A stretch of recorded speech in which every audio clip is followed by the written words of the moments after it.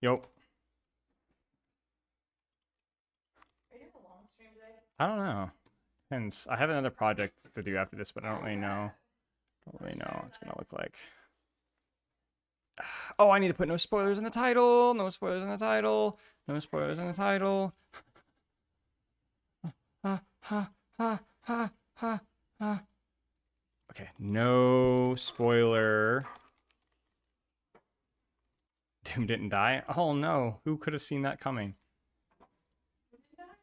Doomfist. Obviously.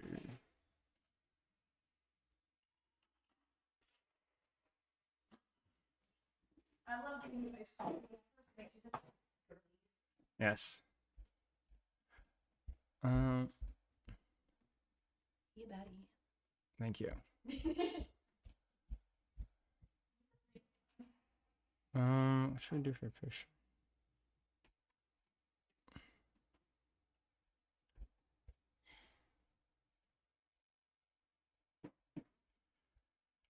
Whatever. I'm slowly slipping. I need to update my thing.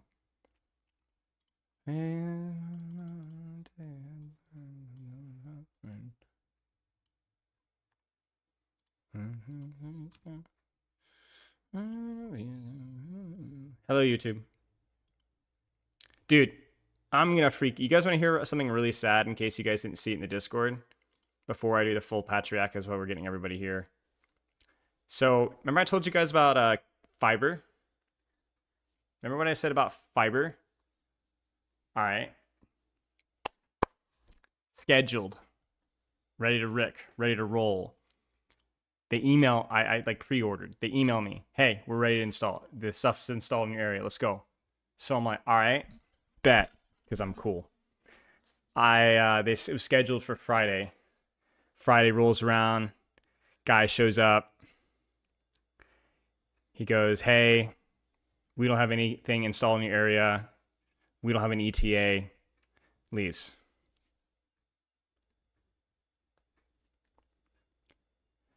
That was that. I was like, are you freaking kidding me? You emailed me. You called. You told me, yes, for real. Yes, for real. So these frickers on pre-order have been waiting 6 months on pre-order and have the audacity to email me, call me to set up a session and say, oh yeah, well, we actually just don't have it installed in your area.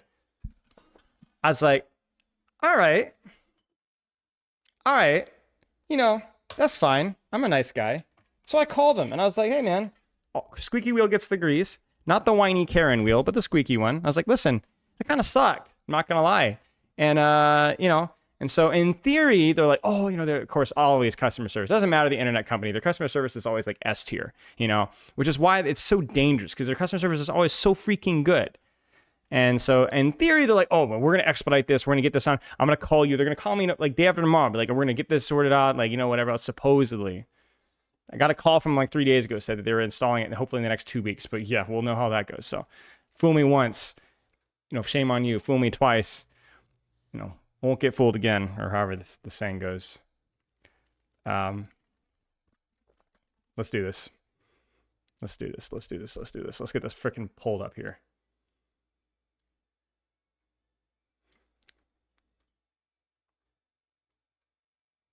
All right. Oh! Wait, before we do anything, I almost goofed here. I almost spoiled it. We're gonna do expectations. I'm getting really good at this. I'm getting good at this. I've done a much better job of this, like setting expectations. No spoilers, I don't know. Okay. Quick expectations. Let me update the headline. We don't need to update the headline, that's fine. Xion probably needs to get a slap on the wrist. I hope to like maybe her burst fire with her bike combo or burst fire with her alt fire or maybe the cooldown on alt fire. I don't think she needs to get nerfed that much more. I actually think the biggest nerf that Xion got was her projectile size. I think that one was like actually pretty nutty. That one feels like way, way weaker than it used to. So maybe just a slap on the wrist with that. I'm talking about like priorities here. Beyond that, there's a lot of characters that are kind of in the gutter that probably don't deserve to be fully in the gutter, but realistically, I don't really think. Like, I would love to see continued work on Onron, Sierra. You guys know the routine. Freya, would love a 250 Freya, won't happen. Sojourn, the whole 9 yards. Vendetta, I feel like, is back to where she was before, but isn't really a healthier hero. Like her Soritos is still really slow. I don't know. Like besides some Shion slap on the wrist, like I don't really feel like anything really needs any major adjustments unless we're talking like design, you know. So I never really know what to say when I'm talking about like design expectations and a mid-season patch, you know. So I mean, it's not that it's not possible. They have done a lot of little design tweaks to like Onron and Sierra that have made them, I think, more fluid and better. And even did a little bit with Freya too, historically. But I just don't, I try to avoid setting expectations off of just like a random adjustment that I like to see with Freya, you know? Support, I still would love to see an Ana buff. I would love for them to give her something different with her passive. She just desperately lacks self-sustain. Not in terms of like immediate burst self-sustain. I don't think she needs that, but like quality of life with her is so bad in that. Bat probably needs help, but I don't know if he's going to get it. Beyond that, I think Mizuki definitely needs a nerf. Definitely needs a nerf. I would like to see a small nerf to Moira's damage or DPS. I think the heal or HPS is fine. That's probably it. Probably it in terms of like hype. Again, guys, I'm not saying that everything is perfect here, but just talking about like setting our big expectations, you know? Tank, I think Ryan probably needs to lose 100 shield. I think Tank probably Ryan needs to lose 100 shield. I'd like to see a couple other nerfs to characters that are competing with Winston because I think it's about time for Winston to be not mid-table for once. Like the guy deserves to be better, I think. Beyond that, it's fine. I don't think balance is really all that terrible right now. There's a couple of heroes that are pretty bad, so that's probably the biggest thing, but there's no like major outliers besides Ryan and Shion.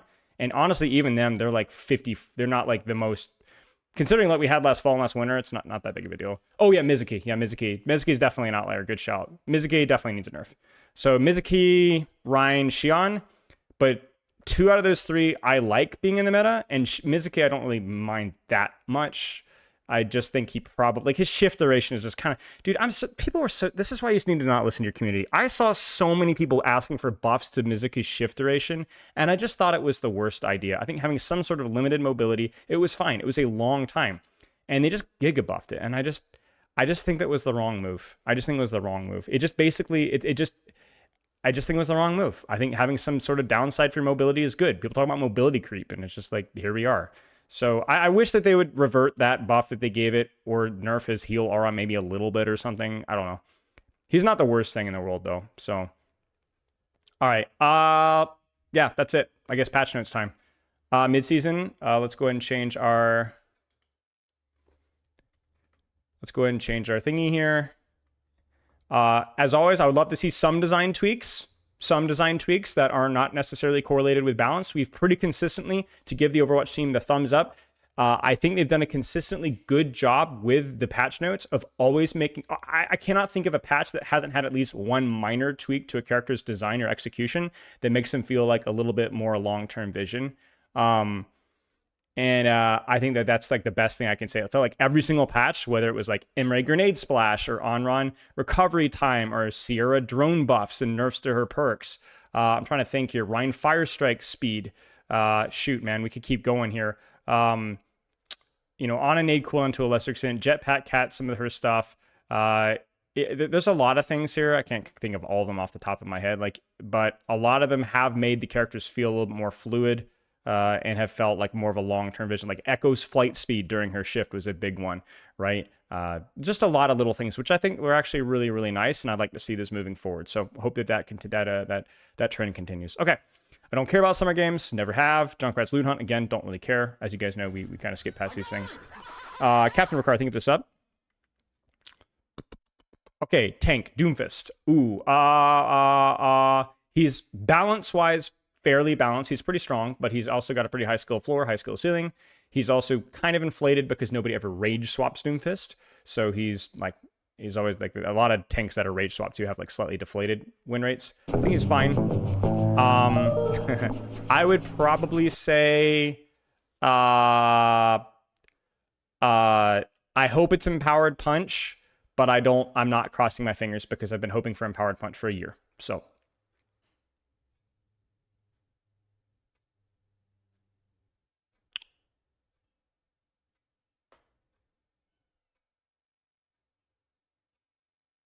whoa. No, I'm not pre-read. Bro, I don't even look at yeah. Frick off. That's huge.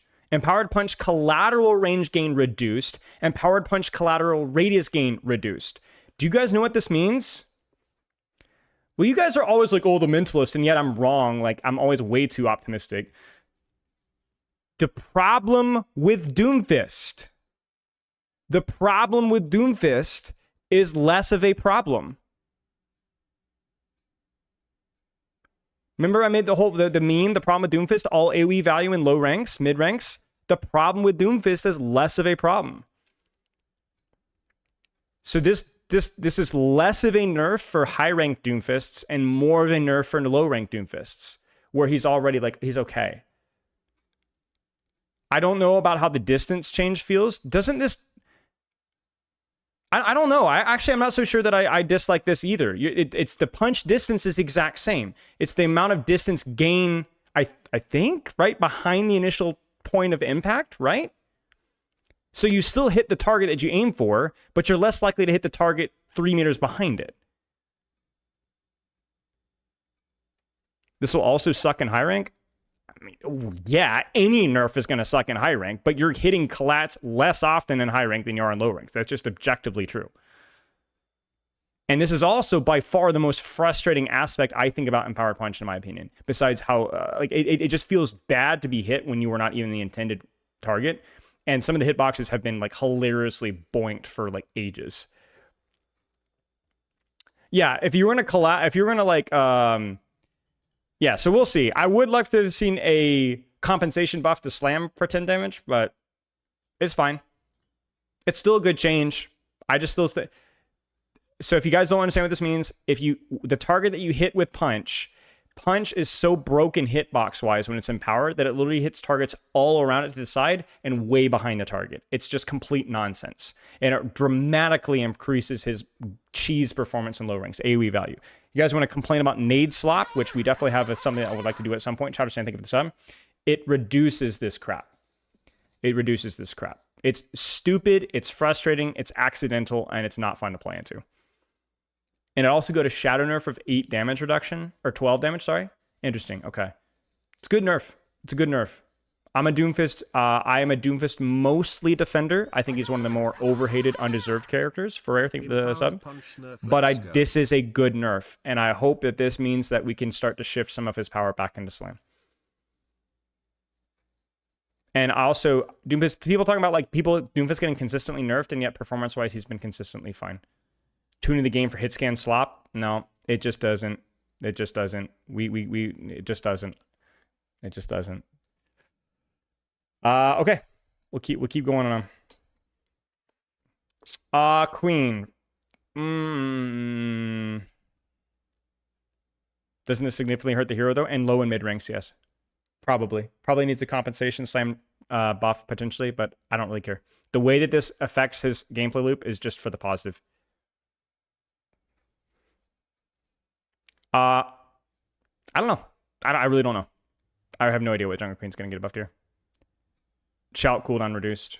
And both 66 and 5v5.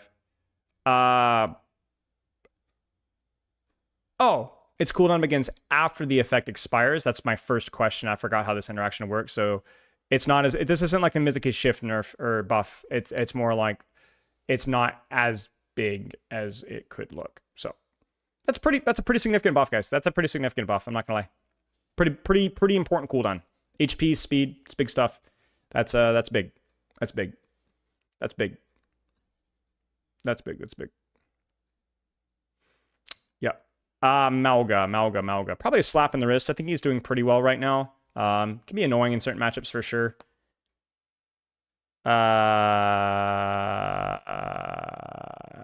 For other buffs, this is a win rate buff. Could be right, McRae. You're basically saying that it doesn't help her in some bad matchups? Maybe. I mean, it's better that than a Carnage buff. Most useless cooldown in her bad matchups, you know what I'm saying? So, I mean, this is not the worst buff they could give her, right? Maybe a Gracie buff would be slightly more consistent, or a gun buff or something like that. But it's better than Carnage. Better than Carnage.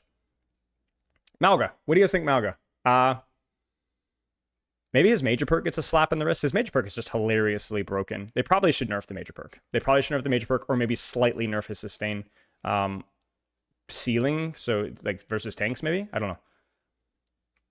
Malga can maintain high accuracy when firing a single chain gun for extended periods. Adding dynamic spread to individual chain guns, switching between and managed spread.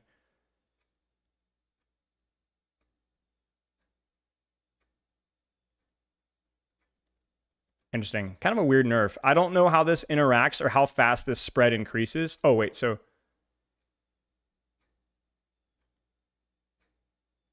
Oh, wait, timeout. It feels awful in game. Okay, so let's screw what it feels like in game, because I need to go and test this. On paper, he develops more spread from 0 to 30.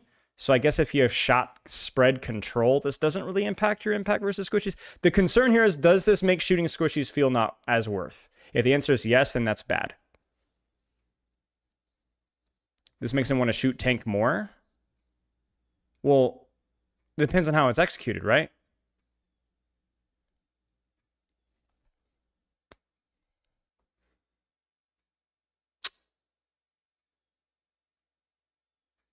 So if it's executed poorly, like you guys are saying, then this is pretty bad.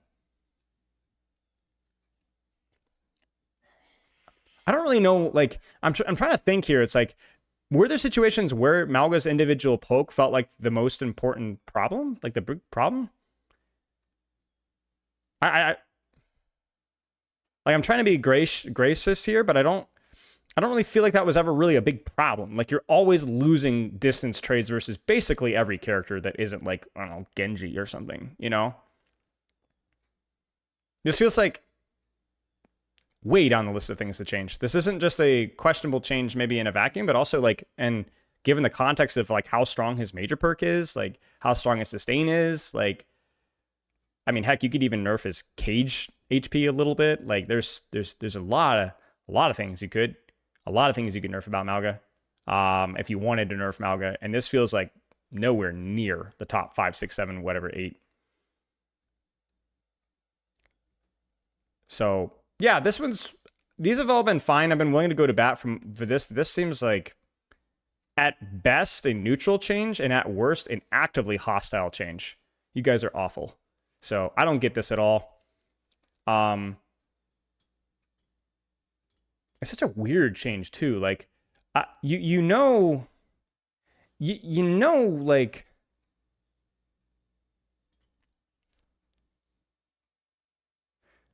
they had to know. Like they've demonstrated an understanding of like what's good and healthy for Malga historically.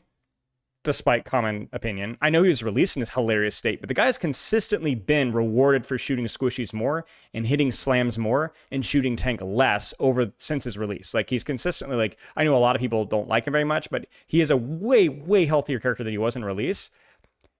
And then now we're just like moving in the opposite direction. You know what this reminds me of? This reminds me a little bit of the Lifeweaver nerf to 250, where I question whether you actually understood the character, if that's the case. It's like, you guys, the reason why it's so weird to me, it's like, you guys made so many good changes, and then this one seems like completely tone deaf. And again, because it is opportunity cost, right? I'm not saying that having 0 spread with Malga isn't something that's potentially exploitable, but of all the things to nerf, why this one? You know? Why? There's so many other things that you could keep going with this character, and this is like nowhere near. Nobody ever goes, oh, you can set me on fire from 35 meters away. It's the most broken thing ever. Nobody cares about this crap, man. I think you misunderstood. It should be a buff. So you're saying, if that's the case, then he immediately... So you're saying he's more accurate for the first 30 bullets than it was before? So hang on. If this is a buff, it's because he's more accurate, because you don't immediately start with 0 spread. It just scales from 0 to 30.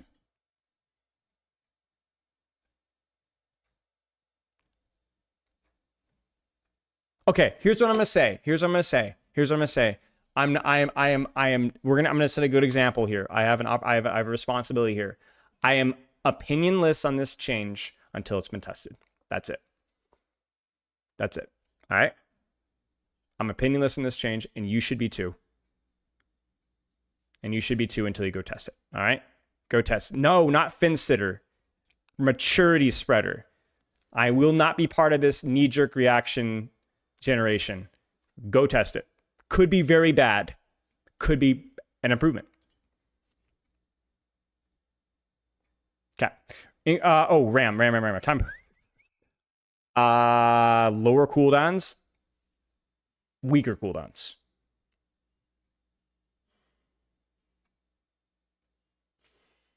I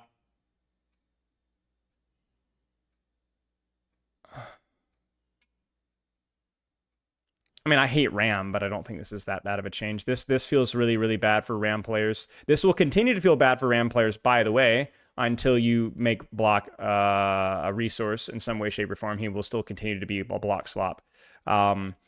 This is not that bad. I mean, I hate RAM. I really, really despise RAM, but if you were going to buff RAM, these are fine. Sure. This feels really bad for RAM players that I empathize with that. Like, I hate RAM players, but I empathize. It feels wrong given the way that the character is currently executed. So, yeah, I get it. I understand. And yeah, they desperately need to change RAM's perks. But yeah, I hate RAM, but yeah, I'm not going to sit here and be contrarian. I get it. Sure. Sigma. I don't know. What do you change about Sigma, man? Maybe he's a little overtuned for a while, but I don't hate Sigma. Still feels like a pretty high skill floor character. Some reasonable management with CDs. Shield health reduced. Wait. Sigma remains durable when successfully reducing his shield health lowers. What? What does this mean? What? Oh, his HP. Oh. Okay, I'm done. Okay. I mean, whatever. It's a slap on the wrist. Who cares?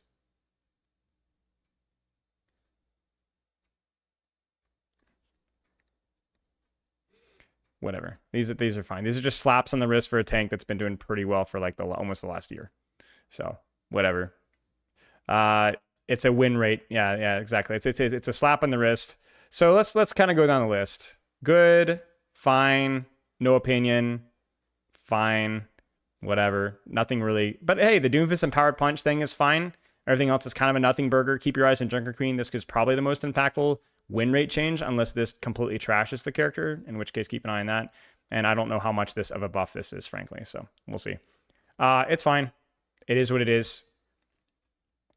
Rein Untouched is definitely a choice, but to be clear, I wanted a slap on the wrist for Rein, not a punch in the face. I've been having fun. I mean, I know Rein is not Winston, like he's not in the same level for fun as Winston, but hey, man, could be worse.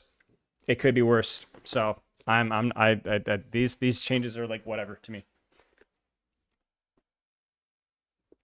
Whatever. I know everyone's gonna be like, I'm literally reading to the chat. No Zarya nerf, no D.Va nerf, no Zoma nerf, no this nerf, no that nerf, no Domino. No. Like, yeah, that's true. That's true. You got it. All right. Damage. Oh, Cassidy. Is it Silver Bullet nerf? Yes. Okay. Thank you. Dang, man, that projectile was huge. All right. Sure, that's fine. It's a good nerf. It's definitely what needed to be nerfed. It's definitely Silver Bullet is like such a massive power spike for Silver Bullet. And I'm gonna be smug. I'm gonna be smug just once and be like, there were people in my community that told me that I was crazy for thinking Silver Bullet was OP. This thing has now received 2 significant nerfs. So frick off. You were wrong. Again, wrong. I hope I'm never wrong. Ever. Freya, I mean, just give her 250, man. Just give her 250. Or like, I swear if they buff her burst damage, I'm gonna go crazy. I'm gonna go insane.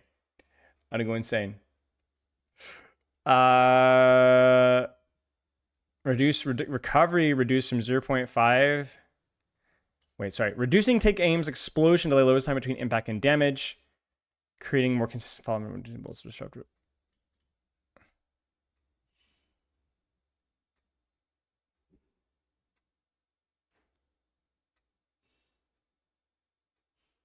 Sorry, what does this mean? Like you get hit by it and it's 0.8 seconds later explodes, right? But what does this mean?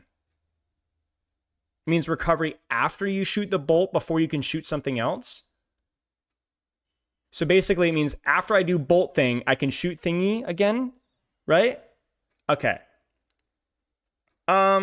This amuses me for obvious reasons. This seems reasonable though.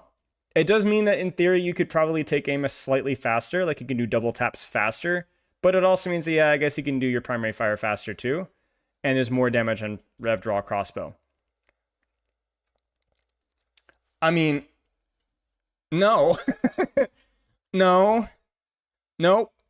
Nope. Nope. Nope. Nope. Nope. Nope. Nope. No. This isn't really burst, and this isn't really burst exactly. It could be construed as it, but it is more damage per second output objectively, and this is burst.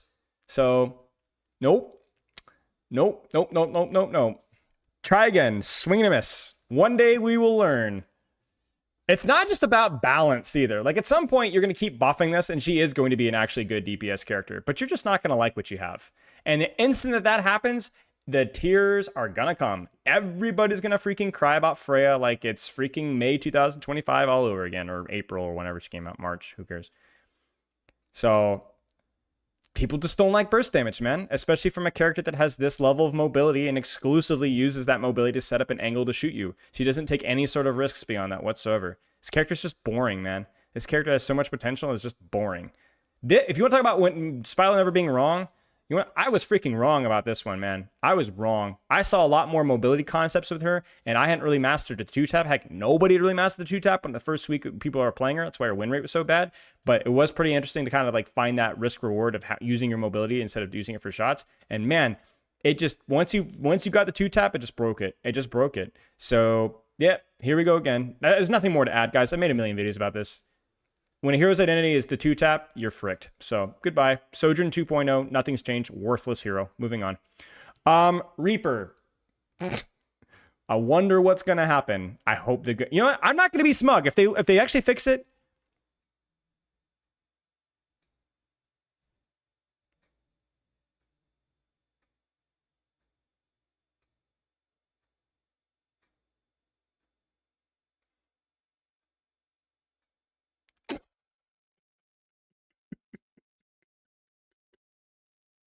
What's the plan?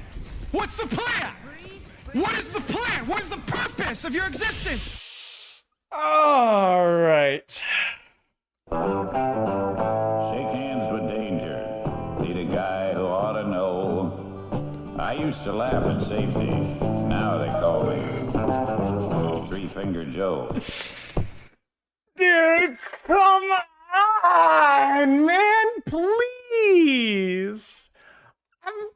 I'm trying to be professional here, whether it's with like the Ramatra and the Malga, the things I don't understand about Malga.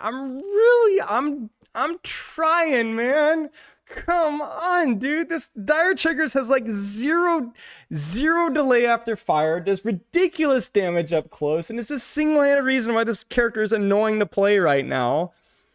And you buff Soul Reaving, which, by the way, this should have happened ages ago. Like, I'm talking, this should have happened the day the minor perk was released, because this is the worst perk, has to be one of the worst perks in the entire game, with the exception of Death Blossoms and Gold, okay? All right? This is fine, okay? Sure. If you want to keep the meme, then let the meme live. But are we kidding, bro? Are we kidding? Are we kidding, bro? Like, there's no way. There's no way. There's no way. There's no way. Like, how the total lack of awareness on this change is crazy. They have to know. Like, they must know. They must know. Like, Dire Triggers is absurd. I like the concept of Dire Triggers, but it doesn't do what it was supposed to be. A risk reward, like higher ammo consumption, but for better damage. It's just better. It's just better in every single way, shape, or form. There was no choice or risk reward or dynamics. It's like, and then they're just like, yeah, we're gonna give them some lifesteal back, dude. What are we doing, man? What are we doing? Oh my gosh. And he's still 275 HP. So his ability to sustain through extended engagements. Oh man. I don't know, man. It's just a total whiff. It's again, it's not like this is going to be that big of a deal. Like, this is like one of those things where it's like, you guys know me. I'm very rarely super critical of things that are going to break balance necessarily. I'm not really concerned about short-term balance unless it's egregiously bad, right? That's why I wasn't crying over Ryan not losing any shield or whatever else, right? It's like, whatever, you know, like, it's fine. I'm more of like the like long-term, like, what's our vision with these characters? That's why this kind of stuff just freaking ticks me off. You know, it's like, who, like, Reaper's not even that particularly strong right now since it's 25 HP nerf. He's okay. He's definitely deflated a little bit by counter pick rates, but like, he's fine. You know, he's annoying to play into, but it's such a miss. You know, it's why this was a win. You know, right? It's why you know, this was a win. I think, you know, say what you will about Doomfist's strength right now. It's a win for the like people's playing, but no, man, like, what are we doing? You know. All right. I'm not going to be the dead horse. I just don't get it, man. I just don't understand. I really just don't understand. So, yep. Xian. Recovery time reduced. I mean, whatever. Impact damage while riding reduced from 60 to 30. All right. Sure. It's good changes, I think. Reverting some of the recovery time a little bit. And then the one-shot combo noticeably now does what? 160, right? 160? So you're still rewarded for going for it if you want. You can still get it, but it's not going to one-shot tracers anymore. Okay. I mean, this is what I'm talking about, right? Like, you're still rewarded for throwing the bike around. I kind of wonder if I would have preferred nerfing the bike explosion rather than the impact damage. Although that would have been a more significant nerf. But this feels like it doesn't really feel as worth it to go for the tech, but you still can. I don't know. You guys kind of see what I'm saying? Like, maybe a 10 damage nerf to the bike instead would have been okay, but then you're still nerfing. But then you're still one-shotting tracers, so I don't know. This one's a lot more complicated and a lot more nuanced, and I don't think the spirit of these changes are bad. So, yeah, okay. Yeah, it is what it is. And they haven't removed the tech entirely from the game. So, yeah. See, this is like the difference here is like we could sit here and discuss and argue and understand, but this is just a total whiff. Like, just like not even close. Like, just not even close. Nuanced, interesting.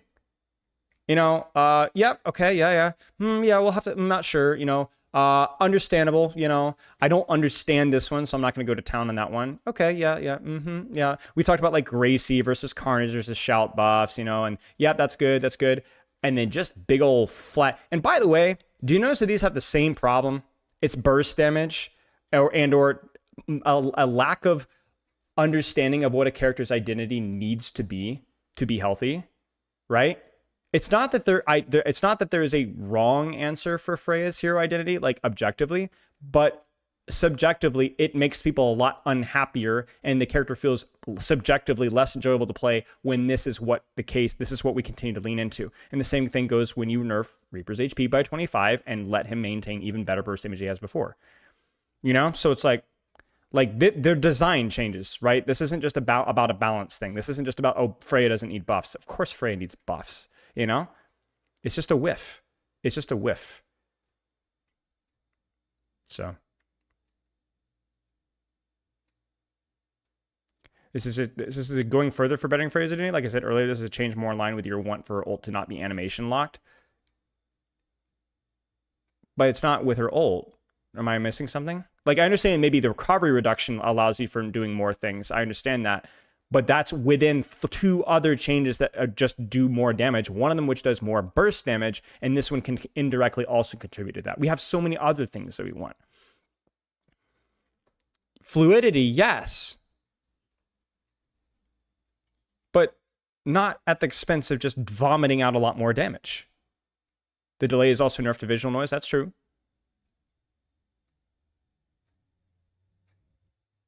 So, This one is okay, fine. This one is not as bad as the Reaper one, but again, it's also the opportunity cost thing of what the other things that are still on the docket, that are still on the table for this character that we just, for whatever reason, we just don't touch. So it is what it is.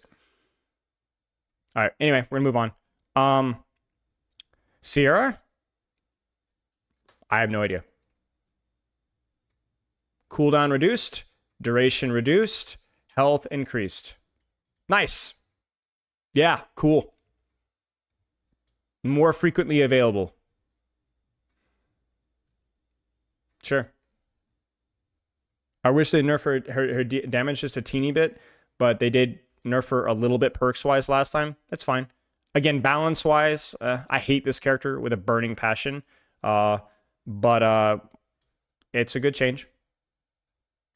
We call balls and strikes, you know, even on characters that I don't like. Same thing with Ramattra. Yeah, I like that.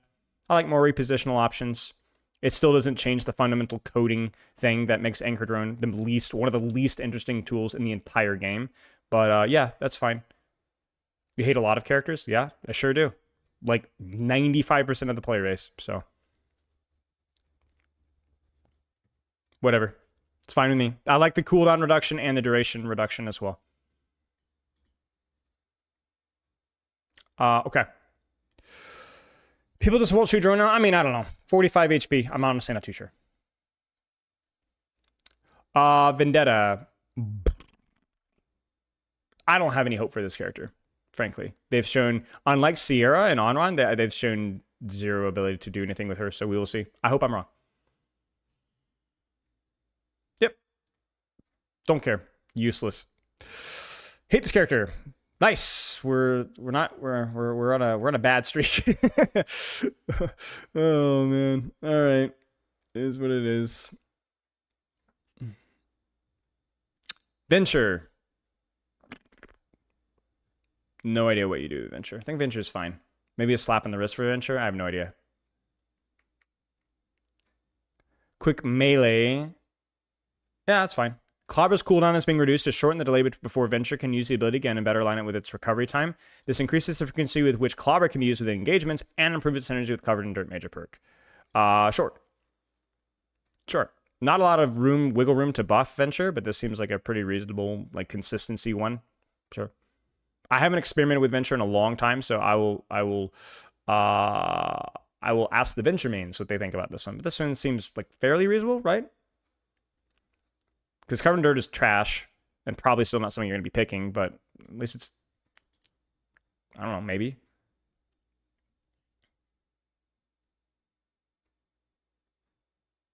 Yeah. We still aren't taking Covered in Dirt? Yeah, trust me, I hear you. Yeah, I mean, the automatic reload and range buff, it is what it is, but, so, okay. Whether it helps the Covered in Dirt or not, I don't know, but okay. Moving on. Okay, don't screw this up. Don't freaking screw this up. Don't you freaking screw this up. Don't you freaking screw this up, man. Don't you freaking screw this up. Look at her. You know what she's saying right now? She's saying, "Don't you freaking screw this up. I'm gonna shoot. I'm gonna kill you and your family. I'm gonna go old school Ana mode on you. I'll lose my other eye for it. I don't care." Ana self-sustains to screw.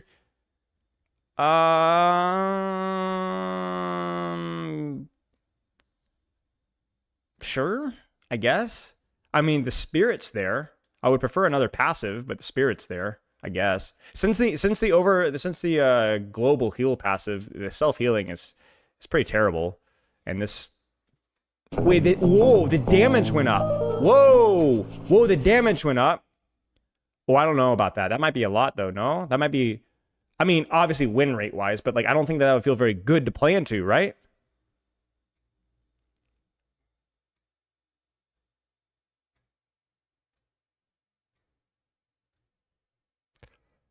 It's really 15 damage is pretty big on 1v1s. Does that change breakpoints? 90, 75, so 165. I don't think it changes any breakpoints particularly, does it? It doesn't change 225 HP breakpoints. It doesn't change 250 breakpoints. Tracer? 170? No, it doesn't change Tracer either. No, it's 5 damage too short.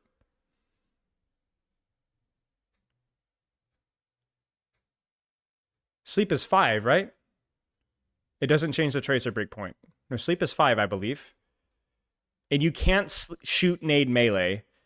That doesn't work anymore. And even if it did, this still wouldn't change it because you'd still one-shot a tracer. So maybe if you're thinking, okay, 90, 165... I don't know. This just doesn't change breakpoints, man. Because even you could 3-shot melee with sleep minor perk. Okay, yeah. So you could be 55, 145, and then you can go. That would. Oh, does it?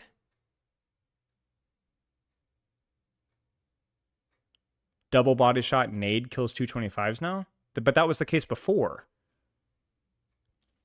The only real important breakpoint that this maybe could change is, let me give you guys an example.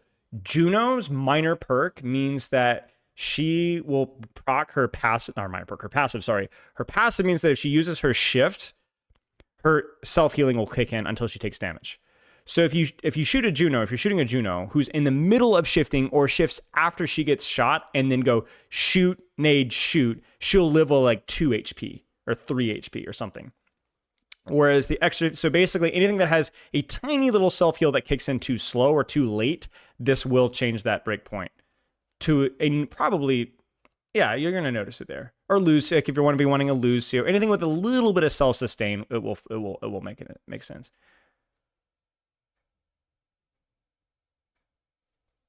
But yeah, this would have more of a change with like bouncing nade or something along those lines.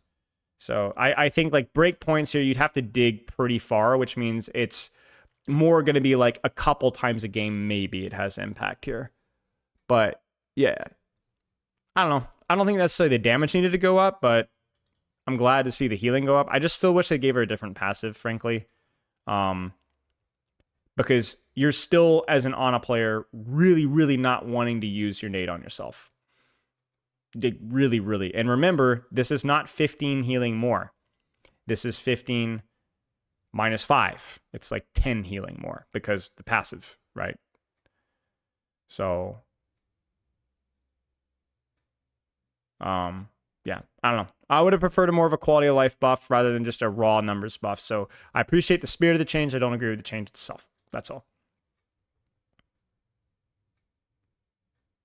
Yeah, right, exactly, Queenie. I hope that we don't go, oh no, nade's OP again. Now nade's going to get nerfed again, and then we just go chasing our tail all over again. So, it is what it is. Brigitte. I mean, I wish the quality of, the number of bugs that Brigitte has, that I would appreciate those. Oh.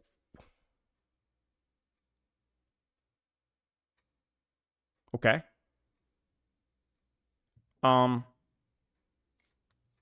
Yeah, we'll wait and see. It's not a lot of healing. I don't, as long as Inspire doesn't move in towards a burst heal, 12 is like nothing. But as long as it doesn't move too much in that direction, I don't really care. Because you're still losing it more healing over a period of time, unless you're like continually reprocking it. But even if you are, right, it's still, this feels like a buff, but maybe not a huge buff. I'm not really sure.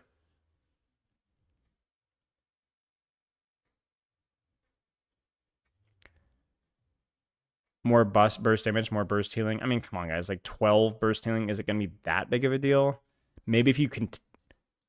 Wait, stop. Hang on, timeout. Does this apply on every application of Inspire that overwrites itself? So then you have 45 healing over time and then 12, 12, 12, 12, 12, 12, 12. Oh. I don't like that. It procs every third hit. So it basically requires a full second then, essentially. So it'd be like 12, 12, 12, 12, 12, like that.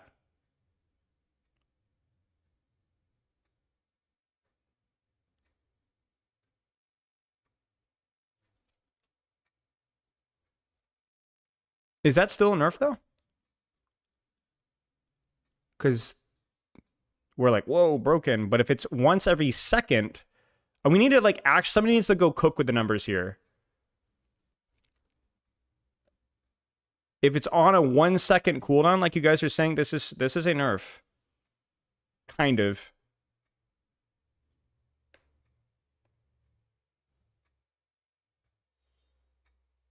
Someone posted the math above. Okay, well, I got buried, so frick me. Because if it's not every swing, then it is not a buff. If it was every swing, then this would be a noticeable buff, probably in the vicinity of around 70 healing per second, I guess, or more.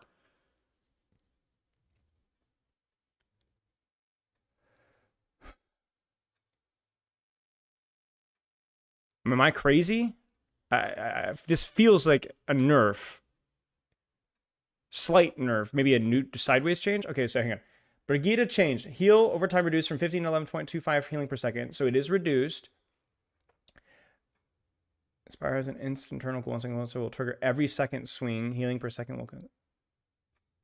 Okay.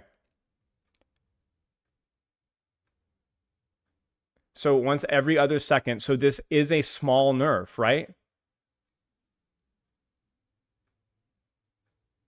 So it's a small nerf. And the danger with this too, it's a small nerf, but it also contextualizes Brigitte to where she needs to continue to do more swinging to get something that's even close to the same amount of HOT. Which, with the way Brigitte's gameplay loop plays out, is not good. Because Brigitte is an attrition duelist, one that takes duels patiently and doesn't really want to rush or uptime. It's why her minor perk is not very good. The one that swings for armor packs, it's not bad. It's just, it's very contextual.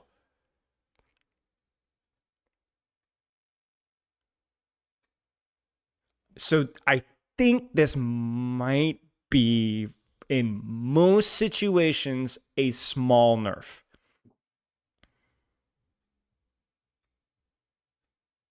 Bash and whip ignore the CD. Okay, right. So if you go bash to overwrite the Inspire 1 second cooldown on swings, and whip shot to overcome, which again is still contextual. Finally got Freya changes right. What's up? Thanks for the sub, dude. I think this might be a small nerf. Melee plus bash plus whip plus perk is like 100. Well, maybe, but you could say that. What would it be like before? So you're saying, oh, that's a lot of healing, but what would it be like before? Because you're only getting 2 more procs of the 12 instant healing with Inspire, minus the DPS passive. I don't see how this would be any more healing than it would be before, at least not significantly so. It has to be like, if it is, it's like less than 10 or 15. If you're comboing, maybe you get 10 more healing. Maybe. And again, the amount of situations where that's the case is not super often. No, it's way more than that. There's how? If your Inspire is lower HPS, unless you're proccing your Shield Bash and Whip Shot, which you could only do twice for 24 instant healing minus the DPS passive, that's at most 24 healing during that cycle.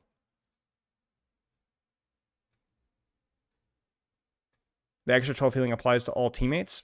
I mean, I guess, sure. But that's still, it doesn't matter whether it applies to all teammates or not, because the 45 healing per second nerf is also applying to all teammates.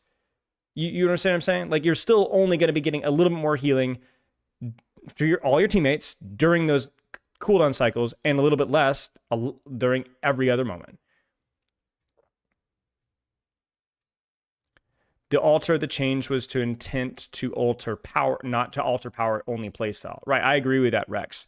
My problem with that is I don't think that playstyle makes sense with the way Brig works.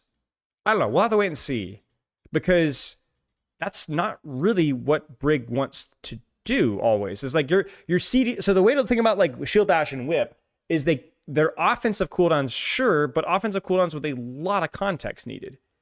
Like you don't always want to use your whip because it drops your shield, or you need to save it to deny it and engage, or you don't always want to bash in. Most of your bashes might be out.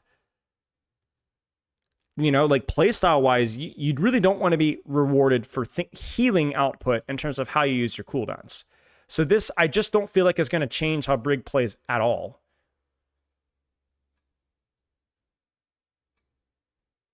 Okay, so I won't, again, like the Malga one, until I've explored this one more in detail, I'm going to avoid having an opinion on it, because I really don't know exactly how this is going to feel. So I don't see how this is enough to change your playstyle. I would be surprised if it did.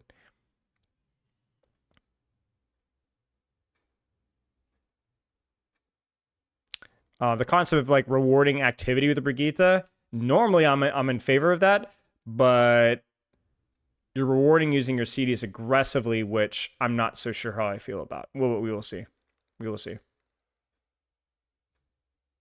Pretty sure this is a buff. We've had everybody on both sides of the fence call me an idiot for not thinking it's a buff or not thinking it's a nerf. I have absolutely no idea. This feels like overall probably a slight nerf. We went through the numbers. If I just, in no way, shape, or form is this a big buff. It can't be, unless I'm doing the math wrong here. It could be a small nerf or a small buff. We don't really know. I've spent the majority of my What's up, people? Cat, thank you for the sub. subscribed. Damn. Okay. Kiriko, the reduced recovery time, just a slight nerf of healing Ofuda, HBS. So she feels at the same speed. Healing projectile reduced, yeah, sure, whatever. Chat doesn't understand Brig, in my opinion. You must be wrong, Sarah. My chat is all big brain. Lucio. I mean, they just need to buff, undo the nerfs to beat, man. Like, or deal with a perk or something, because it's like they hammered the crud out of beat. Beat is such a bad ult now.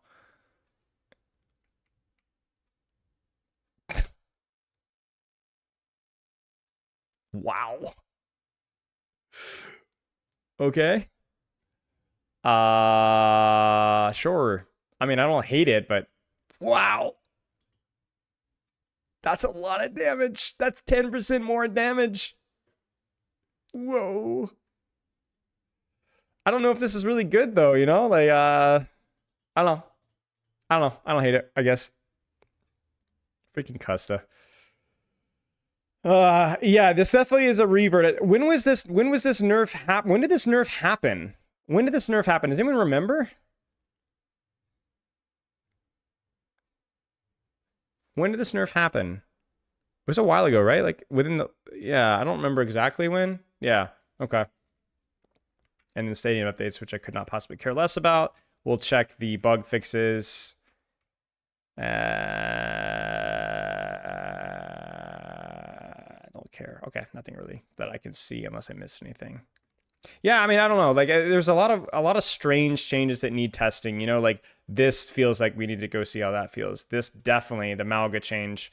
This maybe can, but I guess for me, it's just like this patch would be kind of like a more of an interesting one, and not really that big of a deal. The Malga one we definitely need to change, but holy crap, that Reaper one is like the ugliest thing I've ever seen in my life. Like, yeah, I can like whatever Vendetta. It's like freaking hate that character. It feels kind of like they whiffed with that one again, and you know whatever. And, you know Freya, no, you know whatever. We have to try that. But what the frick are we doing with Reaper, man? What the frick are we doing? So I would give this patch B-. I feel like we've had almost nothing but B-minuses for like the last several patches, where it's like a lot of pretty decent changes, a lot of nothing burgers, and then one or two stinkers basically every patch. Almost, I don't say this lightly, because I as almost objective stinkers, like almost, like there's a lot of like disagreement on some of these things, and rightfully so, because I don't think any, but like, wow, that's one of the worst things I've ever seen in my life, kind of a thing, right? Like in terms of like the opportunity cost, right? Like really, you know, and it just so happens to be the same character patch to patch, which is just bizarre.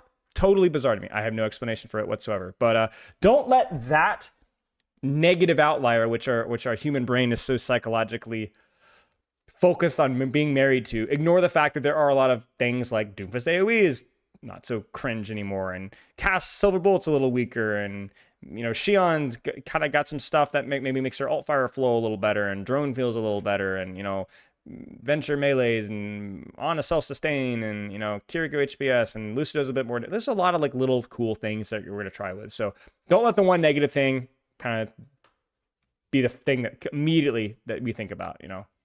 We'll do that for the YouTube, but you know, you gotta break the you gotta red pill it, you know.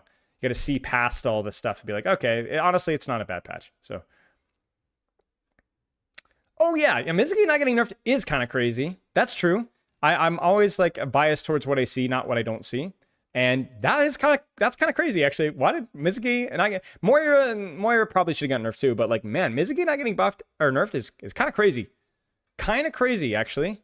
I wouldn't have hammered him. I think let him have his time, but like he's one of the strongest heroes, top 2 or 3 in the entire game right now, and he's not particularly hard to play either, with the way that he gets value in low and mid ranks versus high ranks. So kind of crazy he didn't get nerfed. So, but yeah, B- in my opinion, and that is all. Questions, thoughts, concerns? What is the most negative thing for me? Oh, I told you, it's the Reaper one for sure. It's not going to really affect things that much for the character at all. Like, you're not going to really feel this at all. It's, again, always the spirit of the change. Or the soul of the change, so to speak.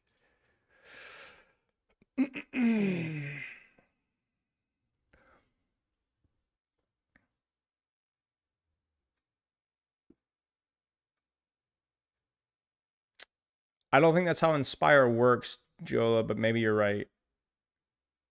But maybe I'm not. Maybe I'm crazy. Explain why Silver Bolt is OP. Can I have a opinion? Because giving Cassidy a sniper weapon's pretty tricky. That's it. DOT equals sniper weapon because it means that there's no fall off on the damage. It's also burst. It does slightly more damage than a normal shot, and it can be chained very quickly into another primary fire.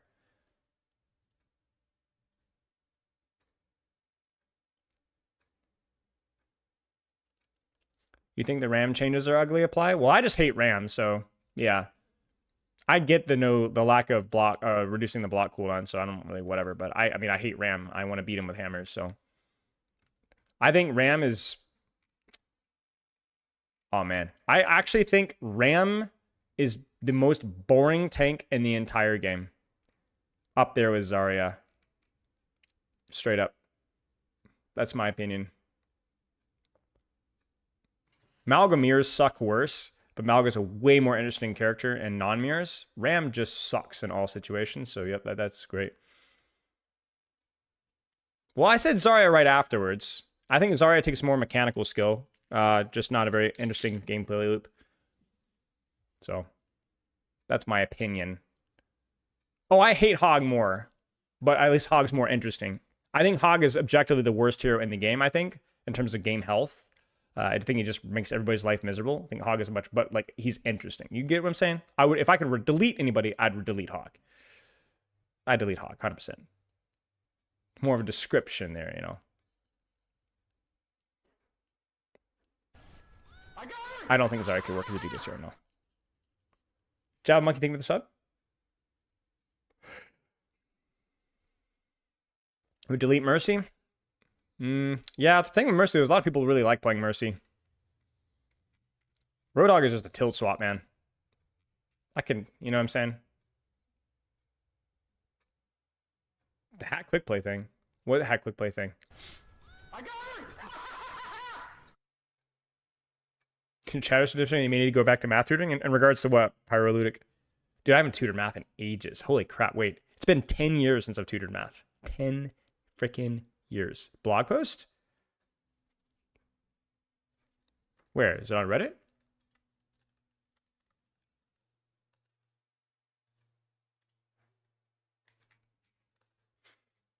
Man, let me pull this up.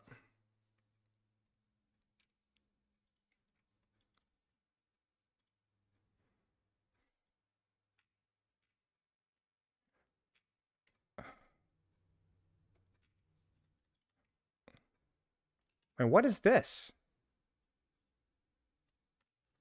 Okay, hang on. We'll go back to the React thing. Hang on.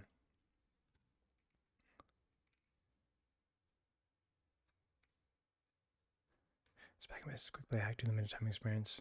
It's been a long time since we've had a quick play hacked.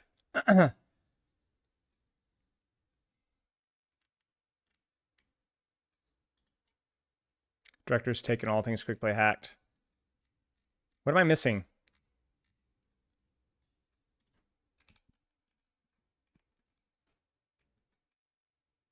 What am I missing?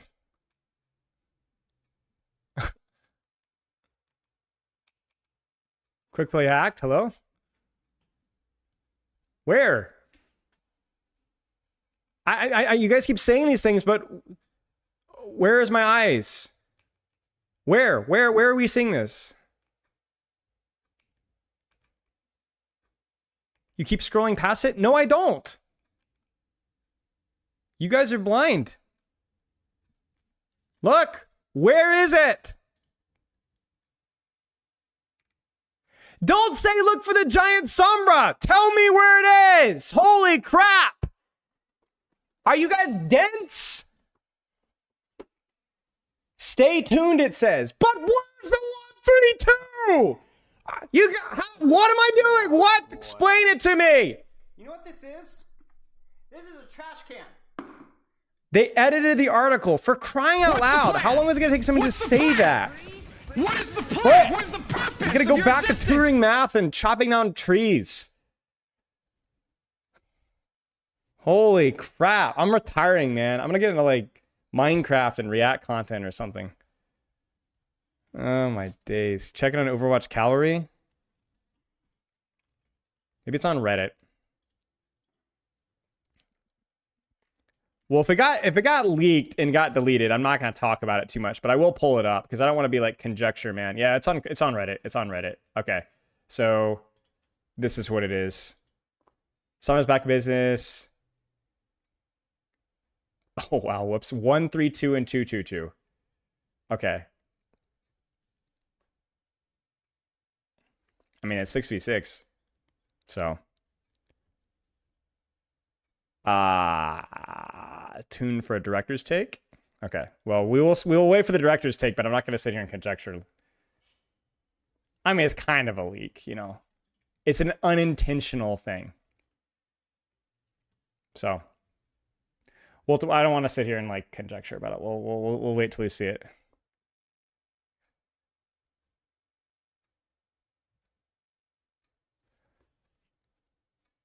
Your chat, you have to multiply the healing per second by the number of seconds to get the total healing. Yeah, what's Waloop? What is Waloop talking about?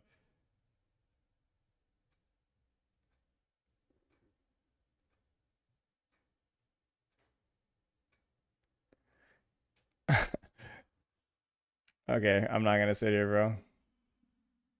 He's trying to tutor him out. Okay. Yeah, no Mizuki nurse. Okay, that's all. And is there? What do I want to play? If I were to play later today, what would I play? Oh boy. Question. Thank you for the raid, mate. We were just admiring the upcoming Sombra rework. I'm sorry. I'm cruel, man. Yeah, maybe we could test them out. Thanks for the raid. I don't know. There's nothing really to really tweak with here. Maybe the Ana one. I don't really know. I got another project I want to do though. Toxic Sora, thank you for the sub. Wait, time out. If it's July 16th, then we're probably going to be doing whatever that quick play hacked is. So, because that's next Thursday, or here this Thursday. So, hear from the Mustache Man? Nice.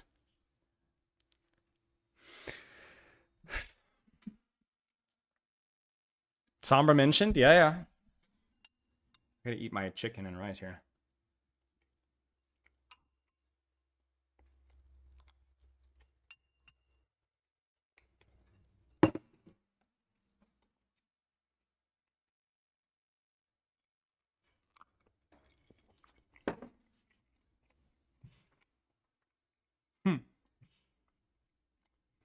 Dude, freaking Abby.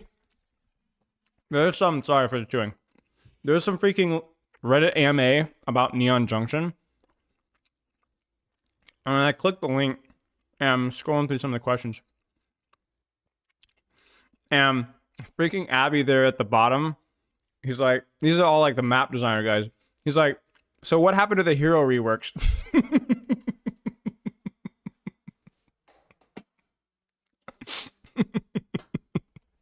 Like, bro, It's not the same guys.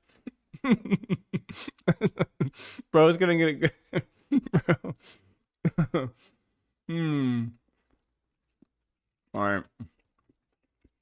I'm gonna chew my food.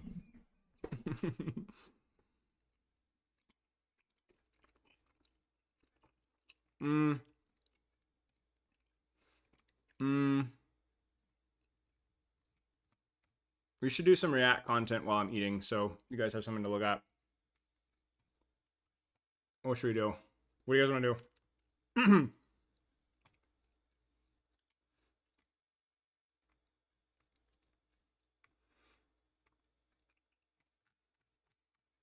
Like 15, 20 minutes. It shouldn't take me too long. Perks kill good hero designs. High rank advice doesn't work in low ranks. All right, see you, Quinny. Nice, King David. Well done. I'm not reacting to your Freya gameplay, Alexa. Dude, honestly, sorry, Ajaxon. This stuff is chewy, man. It's like chicken and rice. It's like, I feel like I'm chewing on like trampoline. No, I didn't see the new Wizard Hyung. Maybe we could look at Wizard Hyung video. They're always worth a watch. Wizard Hyung.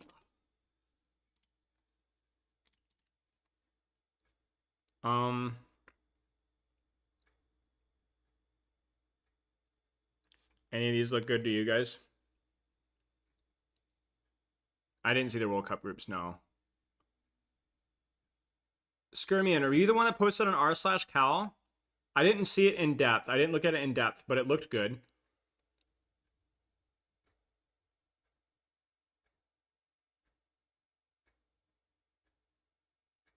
Focus muscle's a good one. All right. All right, I'm gonna mute my mic so I'm not chewing in y'all's ear because I am kind of interested in this video.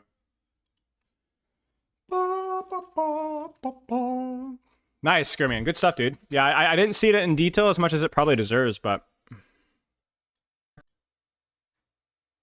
Two types of students that I see Is all the volume the time. okay? Some students under-focus on their learning objective, and some actually over-focus on it. And this video is about the first group, the players who never focus on one thing long enough to actually change their habits or don't even know what to focus on.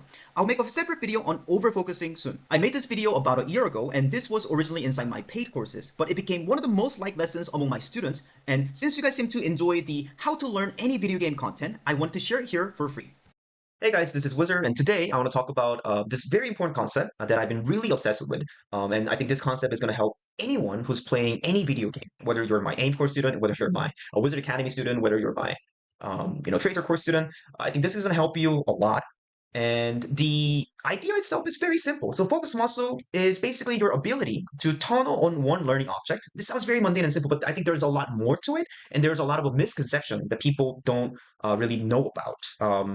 So yeah, I'm going to go a little bit deeper into it. And also, this is a concept that if you ask me, what are like the key number one difference in my successful students and like students who are less successful, like plateauing in the same yellow for like 2 months, despite getting one-on-one coaching from me for like 2 months, because like I said, I don't have a 100% coaching success rate, to be really honest with you.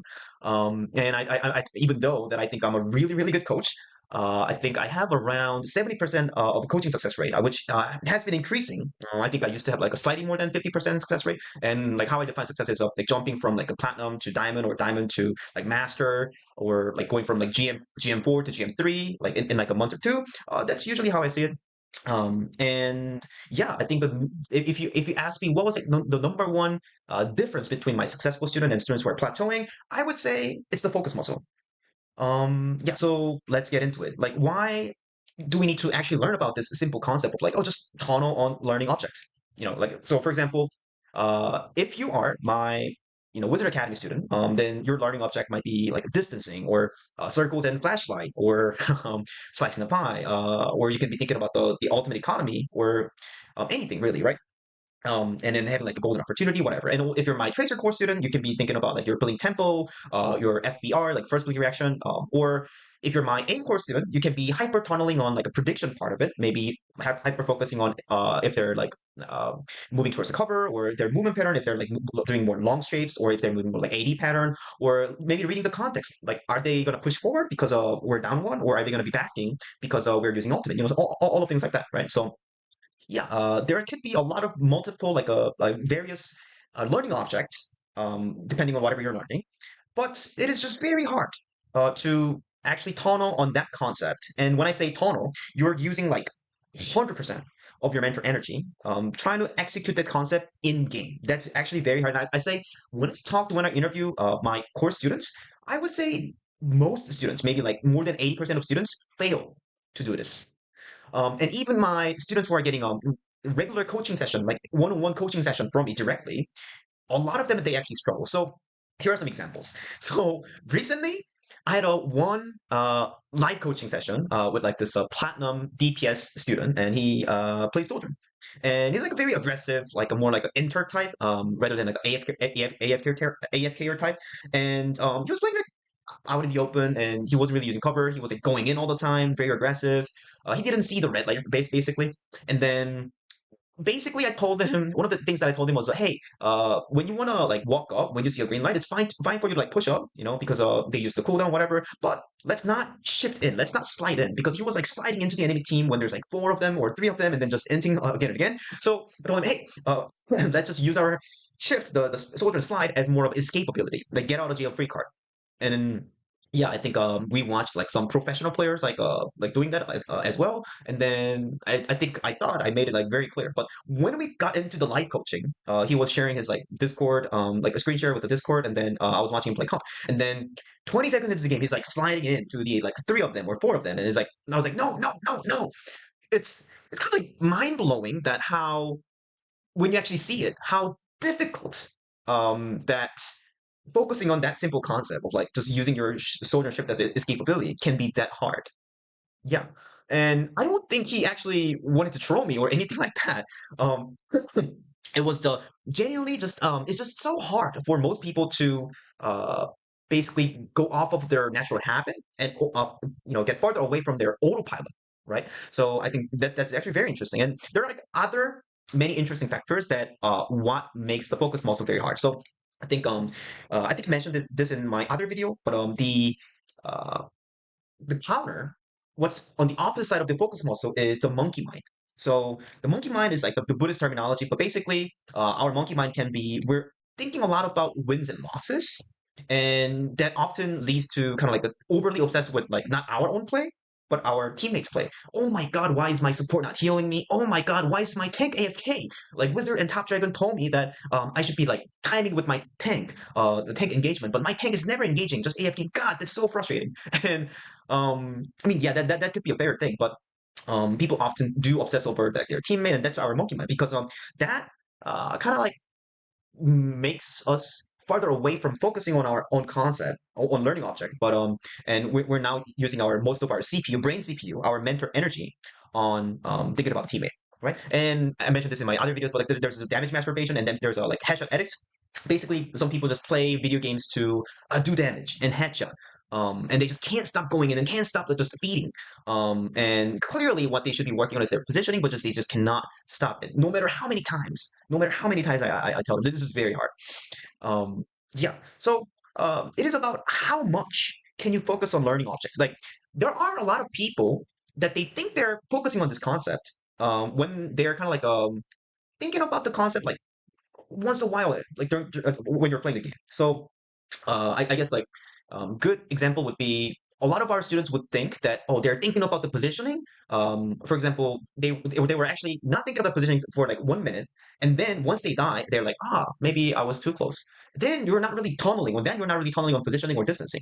How it should be doing, how you should be focusing on is you're using 100% of your mental energy on that concept pretty much like so frequently, every 2 seconds, every 5 seconds, every 10 seconds, every 1 second even, depending on the concept, I guess. But yeah. And when I interview with my high level and successful students, like the student who just hit top 10 on the ladder, or the student who had a like huge success in League of Legends, so it's a very universal amongst all games. And they tell me, I asked them, how much of your mental energy, mental CPU are you using on learning learning object, like focusing on the mastering that one concept in game, and they pretty much all said 100%. And what they're saying is also very interesting because the top 10 student literally told me, hey, I usually expect to play much worse when I get the coaching from you for like the next 3 days. And again, this is actually absolutely natural because once you tunnel on one concept, so let's say usually you have 100% of your CPU or 100% of your mental energy, then maybe you're using 50% for like your aim or mechanic, for example, in like a League of Legends, I guess.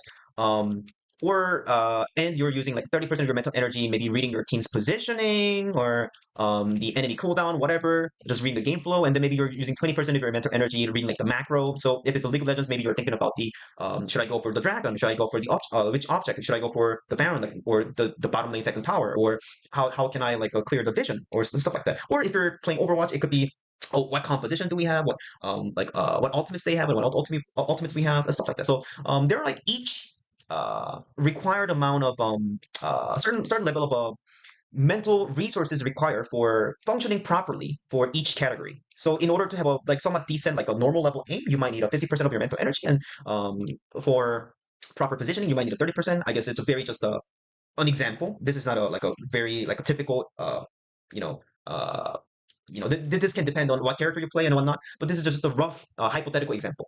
But if you spend 100% of your mental energy, your aim is going to get worse. Your position. Okay, I'm done eating. You guys want to finish? We can finish this. We're basically halfway done. Maybe I can do some pauses here and there and insert some thoughts here. And then when we're done, I've got a project coming up here. I mean, nothing really to add here. I mean, obviously, it's all good stuff.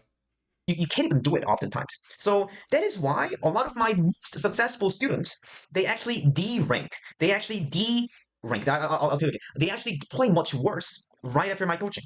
And I even tell my students, I even warn my students often, if you watch The Chosen 10, my YouTube series, like basically my Netflix show, Wizard Hill's Netflix show, you can check it on my YouTube channel. So basically I coach 10 uncoachable people, like a, super old guy or like a 12-year-old guy or players with, 60 Hz monitor or whatever. And then I coach them for 6 days. But basically in one of the episodes, I literally tell them, hey, do expect that you're going to play much worse. Shut the frick up, Broski. And there was like this Zen player, Rainer, and he, after the first coaching session, he actually dropped so much. And there's in the video you'll see he's asking me, should I stop playing Zenyatta and should I just go back to playing Ana because I'm losing so much? I don't think my team is getting actually like healed. They might need more heal. He was actually questioning my coaching actually, or the direction that I'm heading. Basically, my suggestion for him. And I assured him, hey, I think you're getting much closer to like the Violet or Jodak. I think your Zen sniping is actually. The reason there was confusion about the Brigade change is because how the interchangeability of Bash and Whip Shot can proc or inspire faster than the internal 1 second cooldown. That's why. And we weren't sure how often that's going to come up. Getting so much better, so don't worry about it. So he, I think, started like at 3400, which is like high diamond, and then he dropped down to something like low diamond 3100 or like even platinum, something like that. So I did remember he had almost a 17 loss streak or whatever, and then in 3 days, and then a week later, I think he was able to go to 3700, which is his new peak. That's a master tier. And then he dropped down again after, as he was learning a new concept.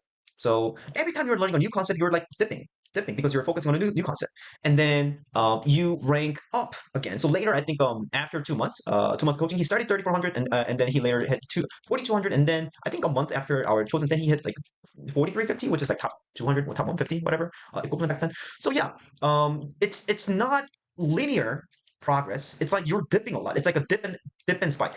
It's like a rebound, and the reason for rebound is that you need to make it your second nature.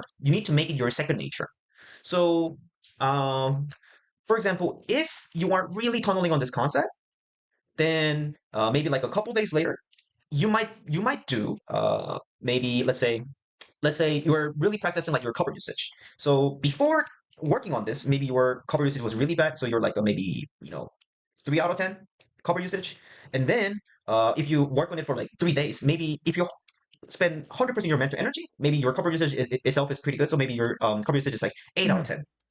I think the reason why people screw this up is because video games historically have never been as hard as they are nowadays. Like the introduction of PvP is definitely like introduced that. Because how many of you guys have played like a Souls-like, right? Or a game with like a significant boss move set to learn? I'm not saying Souls-like has a monopoly on that. That stuff has been around for 30 plus years, you know. But you know, a game where like you learn the boss move set, you spawn with X and you go with Y, right? And even the hardest bosses in any game that you play, you can, over the course of a couple hours, noticeably progress your reaction speed with responding to and learning their move sets, right? And so what happens is people get this expectation of like, oh, well, I should be able to do that in all games and real players, right? It's just not the case at all. Like Souls-like games, boss games are incredibly easy compared to any sort of PvP game. Like incredibly easy compared to PvP games. It's just objectively true. Like you could take the hardest 1987 arcade game that makes you go all the way back in terms of time commitment, not even close. There's not a single game that comes even close to Overwatch, CS, League of Legends, Dota, Deadlock, anything. That's just objectively true. And what happened, we get these expectations of like video gaming culture that, oh, you spend like 100 hours on a game. Wow, you must be pretty good at that game, right? And so then you bring those expectations into like a PvP game, and it's like, no, it's no longer a knowledge check. You have to be instantaneous with your reaction speed, accurately in all situations if you want to be a top level player. And there are so many different types of exposures to circumstances as well. The memorization takes so much longer, you know? Yeah, no, I'm not saying exactly. Like Quake has been around for forever, right? Like what, the late 90s, right? So it's like, yeah, for sure. CS has been around since for 20 years, you know? So I'm saying that those games are just infinitely more difficult here. So like 100 hours, if you play 100 hours of a Souls game, which are considered hard PvE games, right? You're probably at a point in time where you're like, you put 100 hours in Sekiro, you're pretty good at that game. Pretty good. Like, you're going to be night and day with somebody that's put 0. You put 100 hours in Overwatch versus 0 hours in Overwatch. I mean, guess night and day, kind of. But, like, the gap in skill level is just monstrous. Players are way more unpredictable, exactly. And there's just so many more tools at your disposal in PvP games as a concept. Like, there's just so much more to learn. And so, like, I think people think, like most PvP games have more in common with sports than they do with video games. That's just in terms of like learning curve. It's just the case. Like, imagine playing football for 100. I mean, you guys have been watching World Cup, right? Imagine playing football for 100 hours and think that you've mastered football or you're even good at football. You know what I'm saying? Like, bro, you can't even freaking dribble, man. You don't even know. You're not even kicking right, you know? So you spend 100% of your mental energy. But interesting thing is, it's not just collective level of investment, although I do think that's true, Waloob. It's also that, like, in most PvP games, there just is a lot more to track. There just are a lot more variables. So you look at football, like, how many people are just freaking out there in the field? It's technically kick the soccer and the goal, but you're tracking generally more variables than you are in anything but the hardest of PvE games, right? In terms of variables, right? Look at Overwatch. Overwatch is just ridiculous in terms of the number of mechanics and variables you have to be aware of at any point in time. League of Legends, Deadlock, right? There's just so much to think about. It's not just the accuracy of what you're thinking about, too. It's like chess, right? Same thing, right?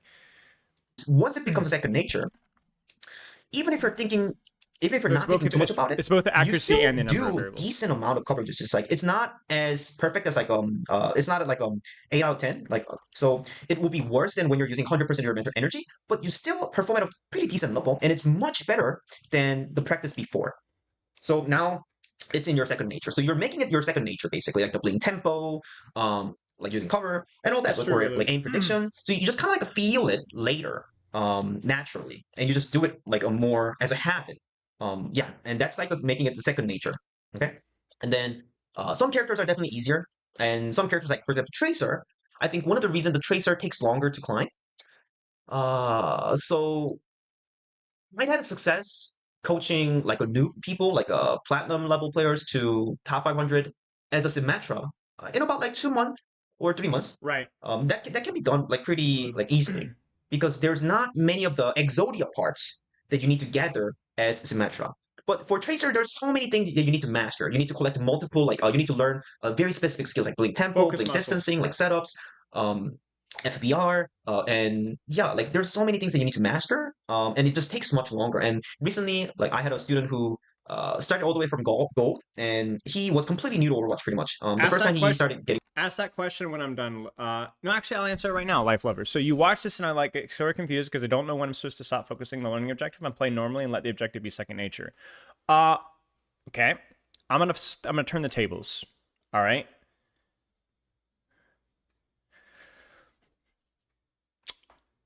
You're teaching a child how to play basketball. Not everyone kind of knows how to play basketball, right? Like that. I think that's like a good middle ground, right? Like you bounce the ball and you put it in the hoop. Okay. Where do you start? Where do you start? Do you let them dribble? Do you force them to dribble the ball for an hour a day? Which hand do you force them to dribble with?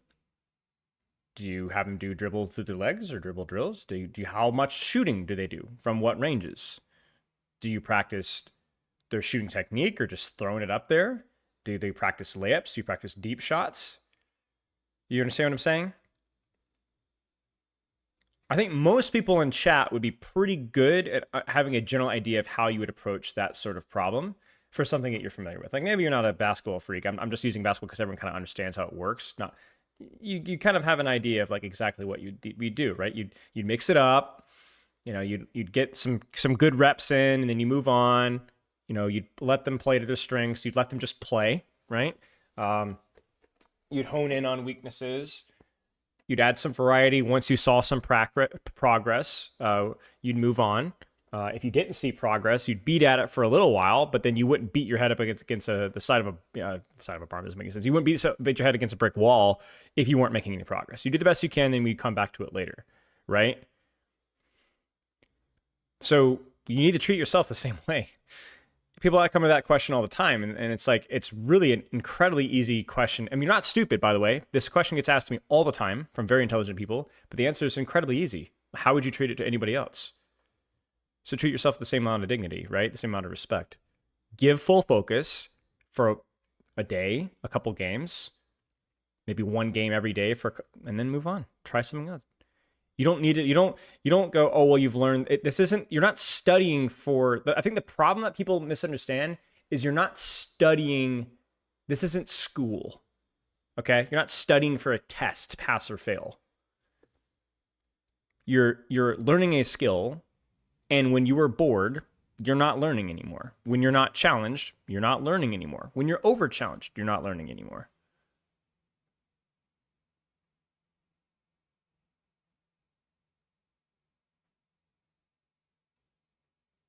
So again, if you're not sure when do I need to move on to the 2 new tasks and let the objective be second nature, it's like, when are you bored? When are you bored of practicing cover usage? I used to coach people to practice the same thing for an entire week. I don't do that anymore. I let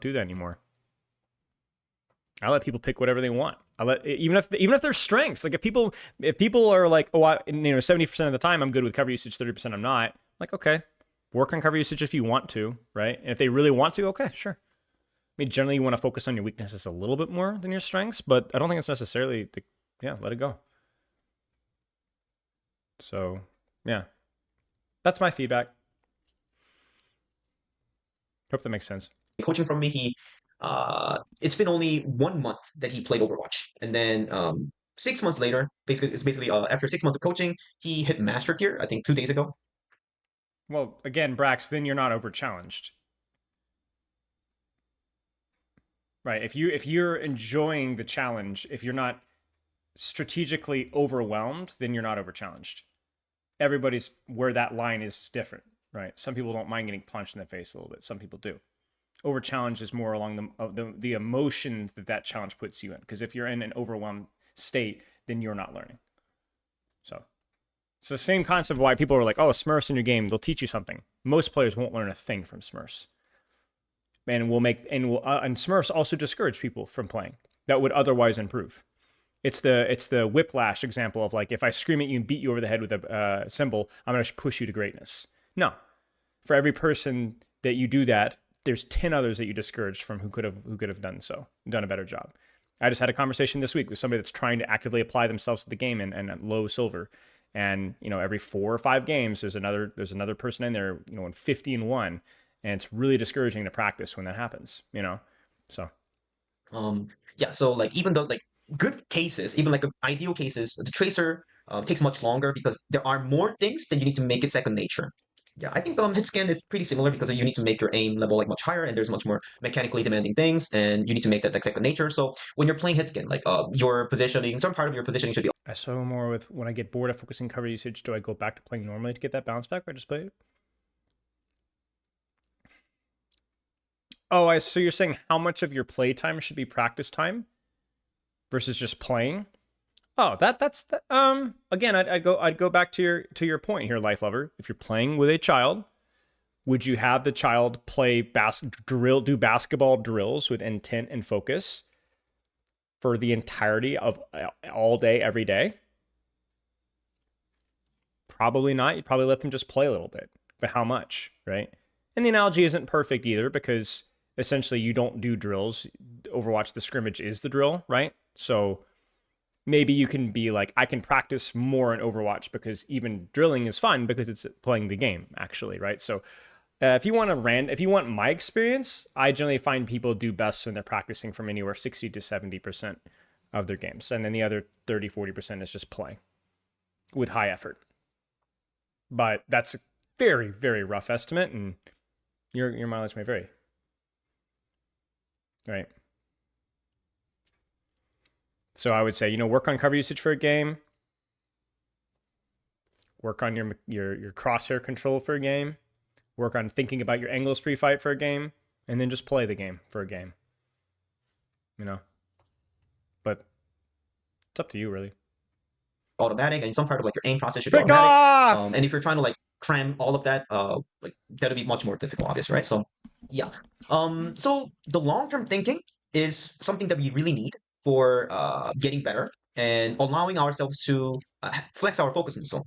So one interesting anecdote that I want to also share is that I think I mentioned my League of Legends student pretty often. So he is someone who is very absolutely crazy about video games, and he spent more than 10,000 US dollars just learning League of Legends. I'm not talking about any like travel fees, like food, whatever, food expenses, whatever. He literally spent more than $10,000 just for League of Legends Academy tuition, literally.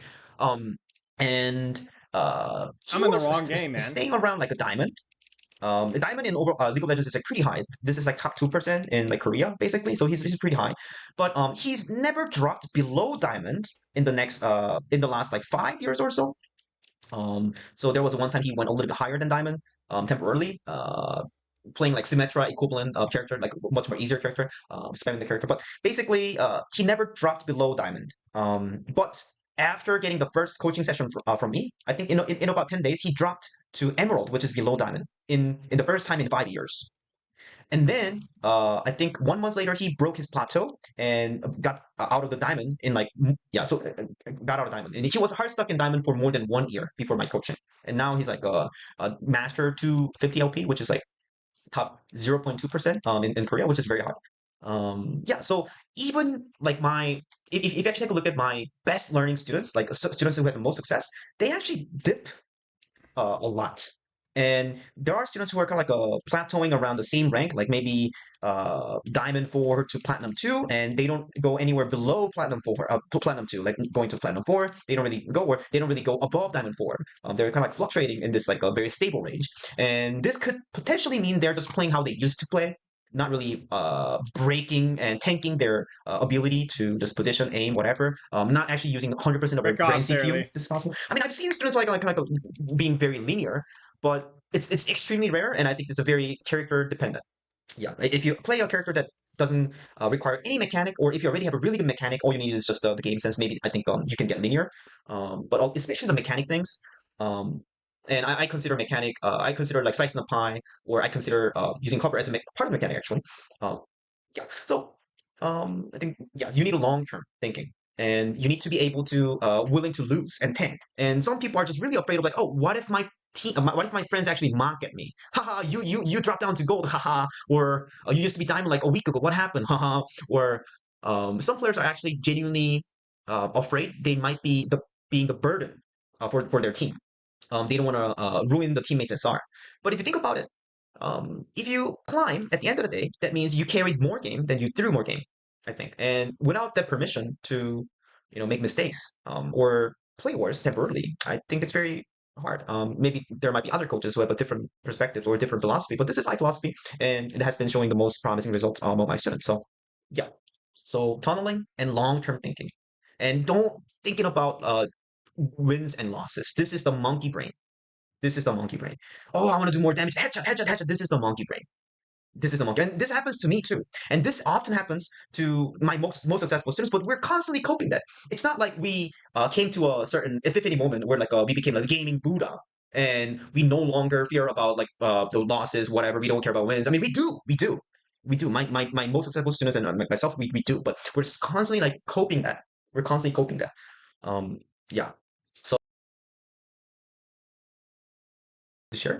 So my question is, are you willing to tank your SR and dip your SR? Are you willing to? And this is actually very painful in game two because of it feels like your brain is gonna expand. It feels like your brain is gonna like explode because you're actually uh fighting your habit. It stresses you out.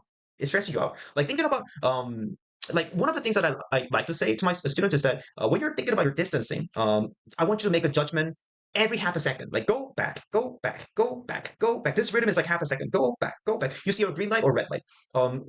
Are they using like cooldown or are you hitting more shots? Go. Or are they like diving onto you? Are they using ultimate? Back. Is your tank like going forward or back? It's like go back, go back. So this is very challenging and it almost hurts your brain actually. So this is never easy, but it's very worthwhile thing to do. And what last thing I want to talk about is uh it's a topic that might be less related. But one of the things that uh helps our focus muscle is being humble. A lot of my students actually do say they get the feeling of like being more humble after getting one-on-one coaching session from me because they used to have like a lot of monkey mind. Oh my god, my team is like blah blah blah blah blah, but they just realized, oh my god, my such a fundamental basic here was so shit. Oh my god, I'm actually taking all the skill shots. I don't actually know how to dodge their skill shot. Oh my god, I'm taking so much damage. Oh my god, compared to this pro player, oh my god, I'm like taking so much damage, and it makes you kind of humble, and because you feel the need to get better, and because you feel the need to improve in that one aspect, I think yeah, like they are more convinced that they actually need to work on that learning object. I think that's a very important concept. Like if you are bad at dodging as tracer, if you're taking too much damage, and I show them, hey, you are literally doing that. And then they're like, oh my god, actually, I'm actually taking so much damage. This is not Tracer. I'm playing like a Reinhardt. Oh my god. Maybe I was playing a Reinhardt Racer, you know? And that sort of like a realization, like being that realizing that I have a lot more to learn, helps you focus on the learning object, flexing your focus muscle, I think. Yeah. So, whereas if you don't have that, you might be thinking like, "Oh my God, what is my team doing?" Which is something that I do often too, to be very fair. But we need to cope with it, and you need to feel that. You need to feel the need of this thing. Like I said, if you're in a classroom that you don't want to be there, or when you don't want to be there, you're not going to be able to focus on what the teachers say. So you got to be genuinely interested in the learning object. I think you got to think and care so much about it. So if you only think the headshot and aim matters, it's going to be very hard for your like brain to actually focus on positioning. You need to convince your brain that this matters and this is the way to get to the GM. You need to actually see that. Otherwise, you're going to be a disinterested student in the classroom. Okay, so yeah, Okay. I hope this was helpful. Okay. Well, good video.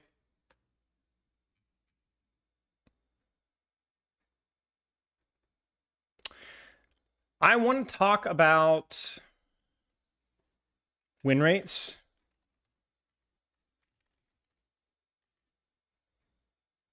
And I need heroes to discuss.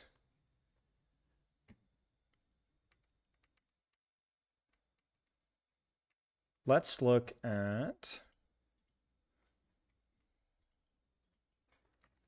So basically, here's the concept of the video we're gonna work on. I'm gonna kind of crank it out here in a second here, where I want to talk about how certain heroes' win rates and performance can be kind of messy.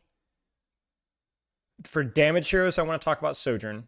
I want to talk about like her fundamental design, how she's picked inappropriately in a lot of situations, the feeling of impact with her, the lack of feeling with impact. Sojourn's going to be the damage hero.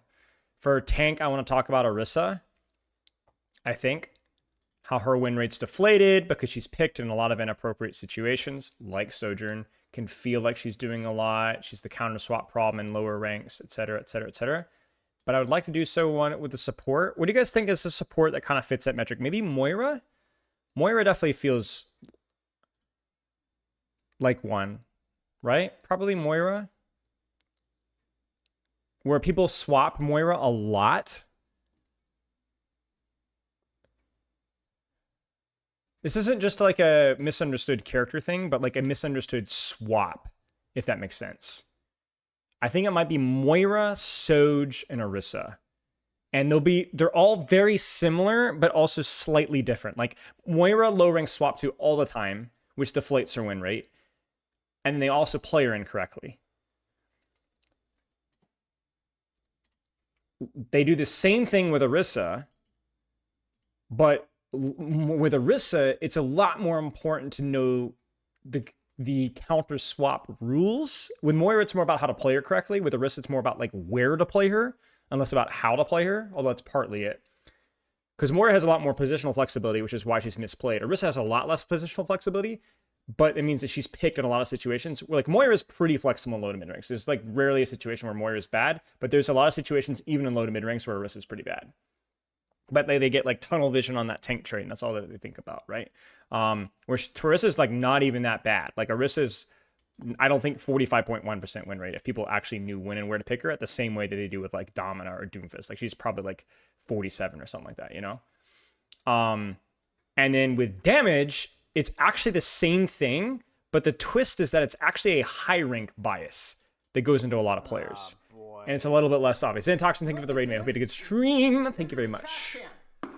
Where Sojourn is overrated by high rank players who play her in a lot of situations where she's inappropriate. She's not really a counter swap pick a lot, but she's actually one of the most...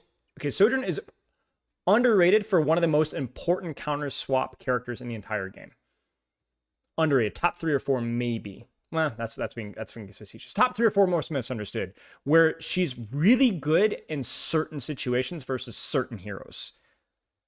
And a lot of people pick her in really bad circumstances. So she's weak, yes, but she's also very, very contextual. And people, even in high ranks, just play her in situations that doesn't make any sense. Kiri is such a Swiss knife. Yeah, Kiriko doesn't have a bad map or matchup. People will play Kiriko wrong, but Kiriko is maybe the most flexible here in the entire game.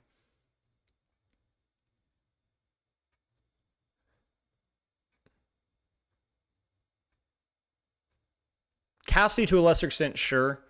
But Cassidy is less of a performance outlier, right? Like, he's not quite as bad as... I mean, this is a pretty noticeable statistical gap here. You know what I'm saying? So I'm talking about Sojourn, Orisa, Moira. The heroes that break win rates. Let's get our notepad out. Let's take some notes. Let's start with tank.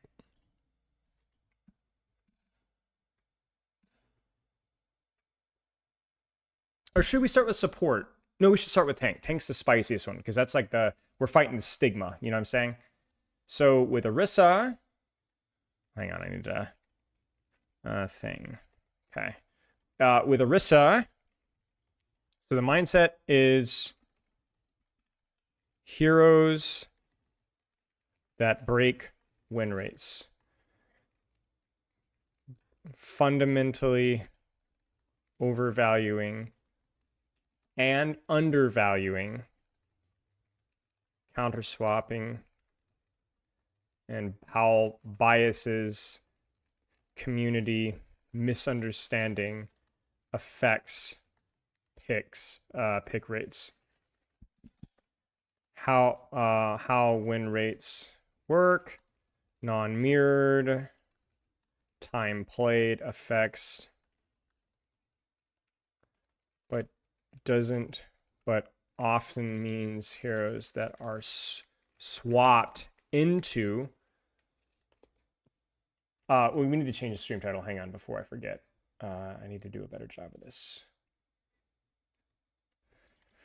Can deflate a hero's win rate when they are seen as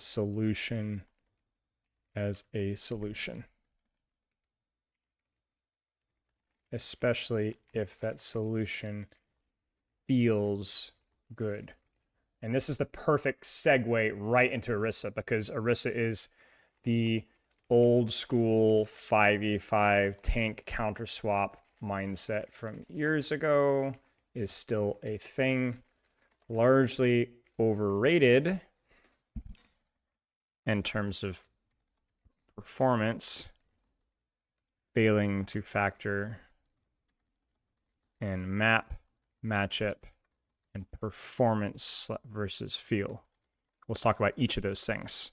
So Orisa has been terribly performing for some time. And even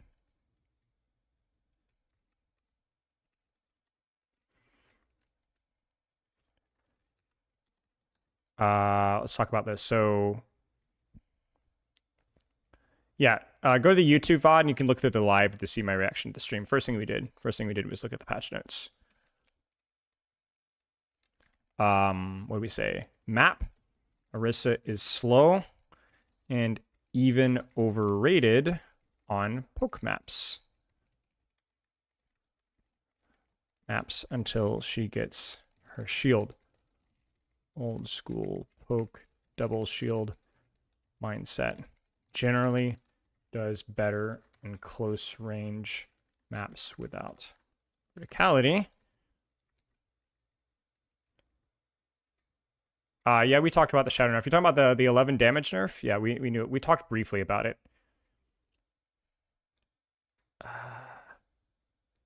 Where's the map tier list pick rates? I would like to discuss that. I don't want to have to be like, take my word for it with her performance on like Havana, which is just abominable.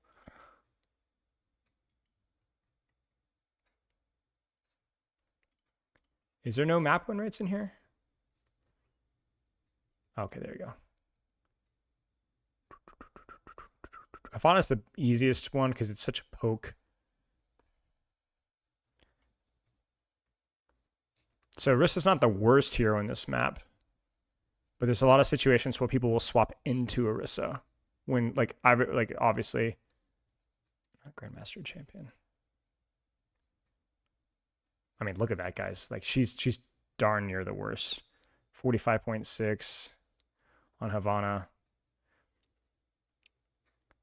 I mean, she doesn't stand out on Havana at all.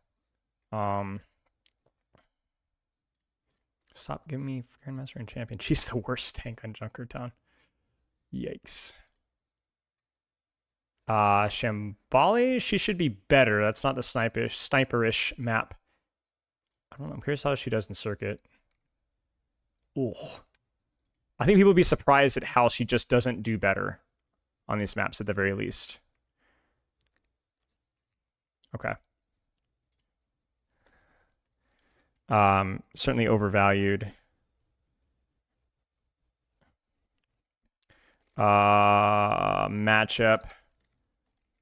Orisa to mirror map. She gets murdered by poke she can't reach and murdered by angles she can't contest. How's she in push? I feel like she's not great on push. Maybe it depends on the map. It's a little bit more compressed, so probably better.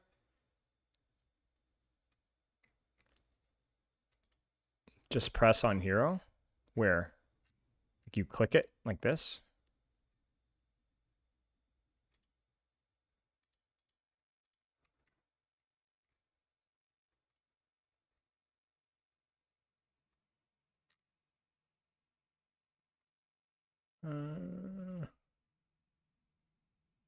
It didn't work. It didn't work. Oh, season 3 mid-season. Maybe that's the problem. Okay, yeah, there you go. Got it. Okay.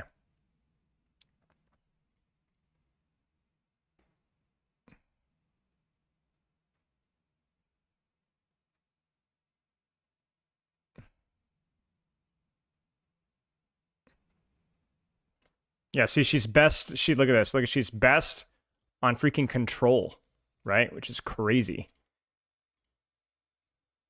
Oh, okay. Well, hang on. Season 3 mid-season is not enough of a sample size. But yeah, she's the best on control. Overrated being the key term. Best map is control, which is no surprise.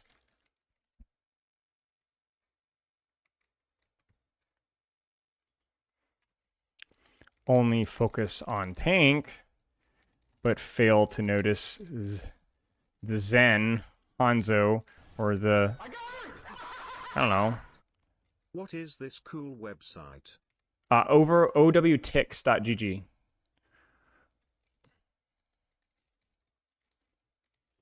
Do people even see her as a counter pick versus Winston?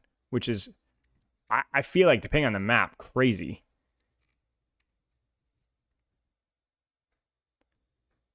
Why is she good in control, not Flashpoint? Flashpoint. Control. Think about it. Nepal, Samoa, Lijiang Tower, right? Certainly most of Lijiang Tower. Heck, even Ilios. Same thing. Much, much more compressed. So you're right that there's need for speed in terms of, but there's still less motion. Whereas Flashpoint, yeah, it's just so much more motion required.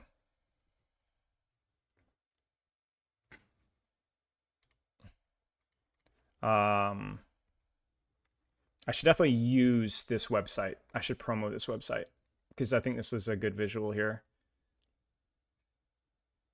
Yeah.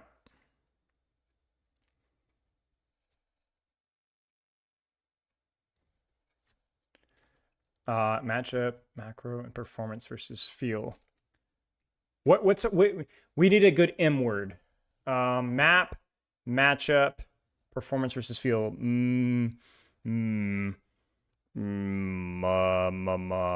the word that kind of feels?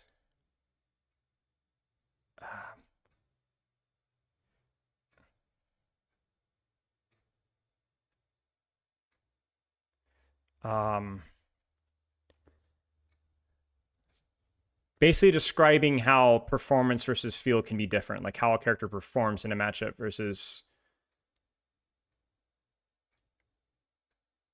how it feels. You know what I'm saying?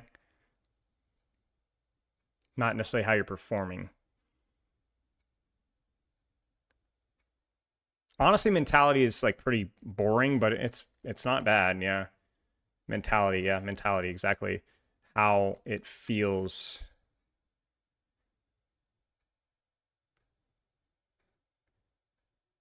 Honestly, motivation might be better. Motivation might be better because people want to play Orisa in that matchup because it feels good. Yeah, motive mismatch, yeah, or mentality, yeah. Motivation. Orisa has often high APM, fewer situation, lots of gunning, but lots of healing needed. So a lot of her most direct duels, tanks, feel good even if inefficient. Resource vacuum, resource black hole, and Ryan just sits there and shields.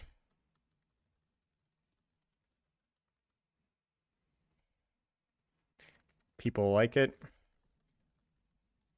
so they'll do it.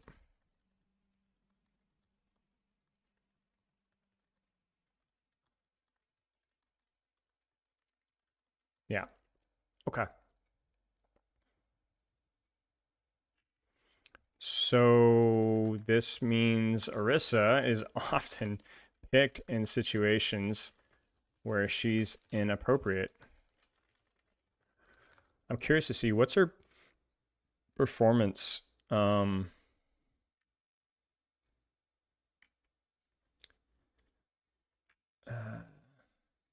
Season 2, let's just say.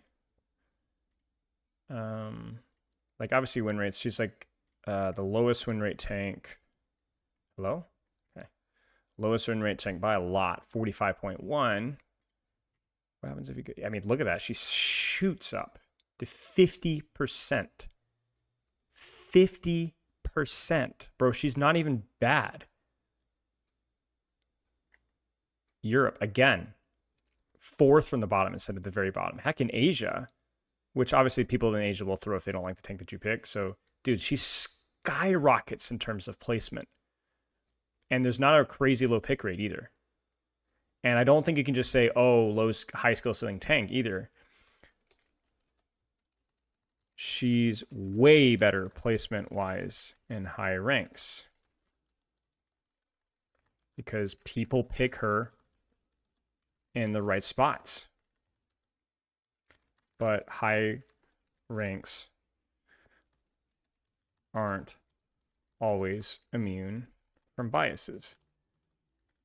Are you able to see map win rates by elo? That's a great question.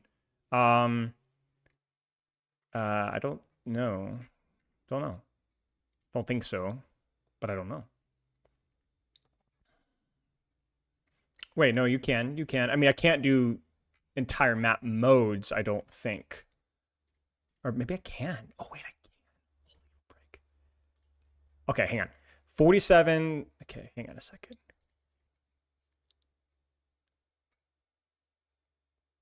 Do you see? Look at this. Look at this. Look at how much more even it is. Look at how much more even. I think this is it much more even or am I crazy? No, it's more even. For sure it's more even. That's what we'd expect, right? Think about it. You're expecting a much more even experience in higher ranks because they know where on Flashpoint to pick her and where not to. You know? Right? She's still better in control for sure. But the gap between us is like a lot smaller. This is in GM champ, right? So people know where to pick her. Kioski, thank you for the sub.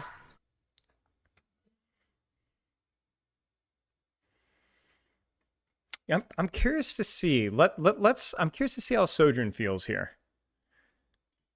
Season 2.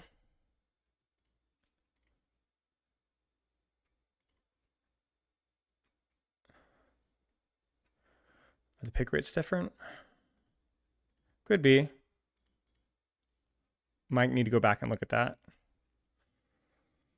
All tiers. Let's look at Sojourn.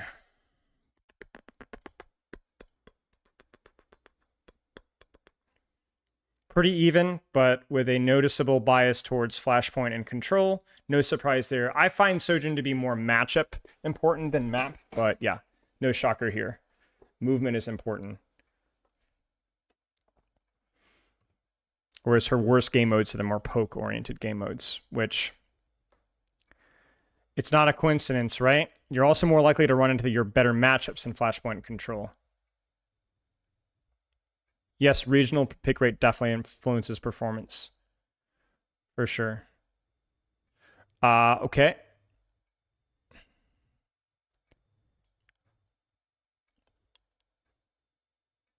Huh. You notice that if anything, the spread gets bigger. Yeah, the spread gets bigger in GM champ.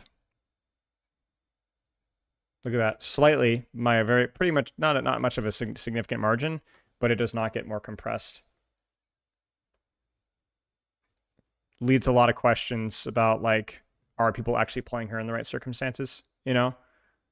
Like Numbani, where it's like Havana, like these raw sniper maps like Havana, Dorado, or sniper maps with verticality that she can't consistently reach.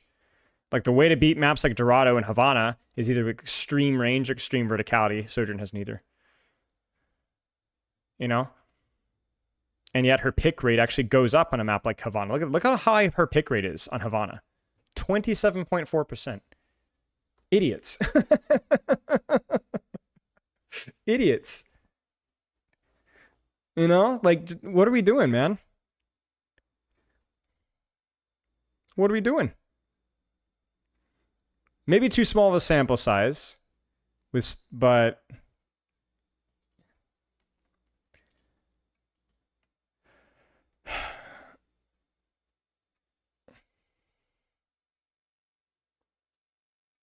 yeah.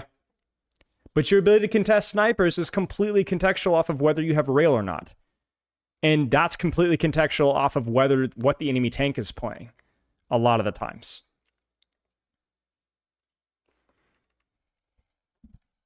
Sojourn, one of the most infamous high rank dominators in pro meta. Her burst, mobility, consistent mobility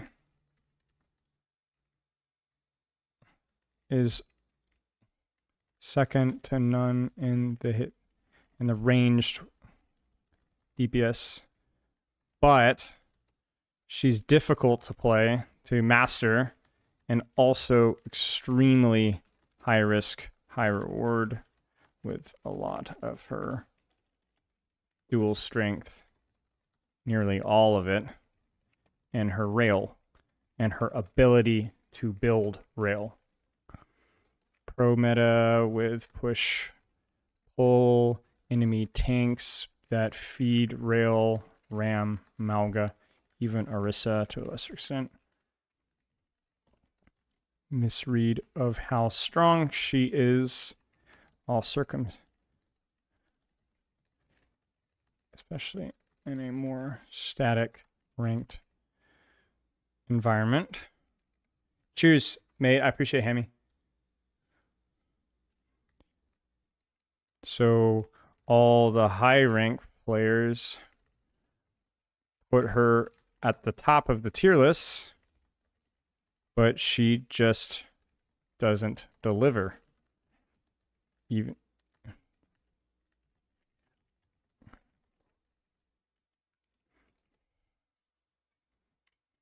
consistently one of the lower, if not the lowest, performing DPS in all ranks, even GM champ.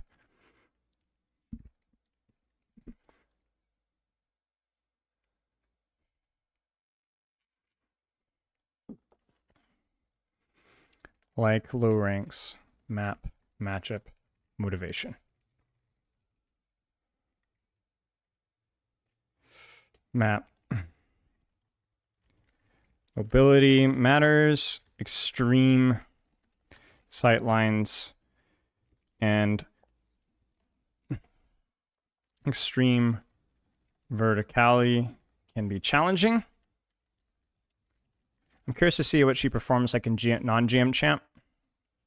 Yeah, Samoa, Oasis, Circuit, Bat, not very good in Ike, Numbani, and Power ESO.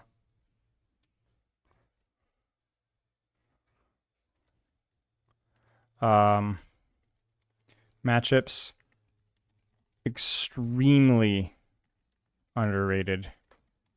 Not used as a counter swap hero that deflates, but undervalued as a counter swap itself versus Roadhog, Malga, Ram, anything that feeds rail.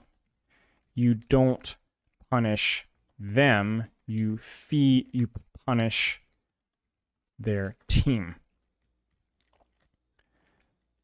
Can struggle immensely versus Hard Dive now.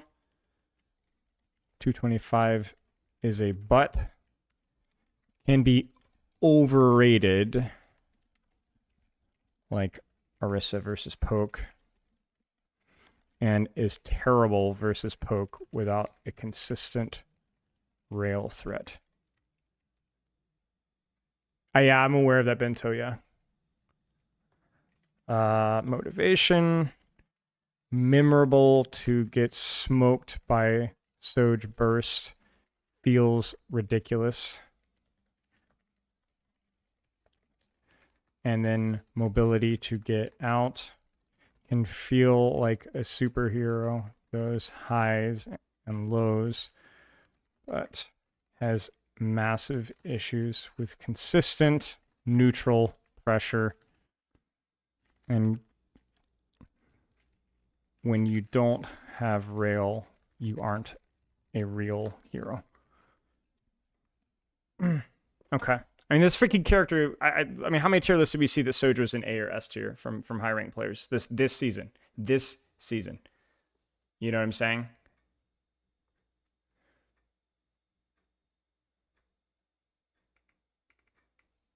You know, it's not that Soj is bad. She's just she's extremely situational, depending on your skill level and matchup, and to a lesser extent, map.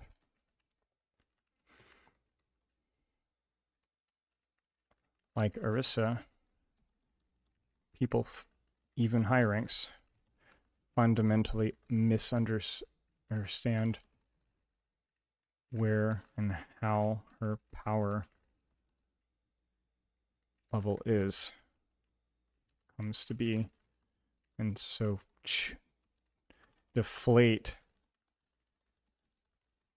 her win rate by choosing her inappropriately.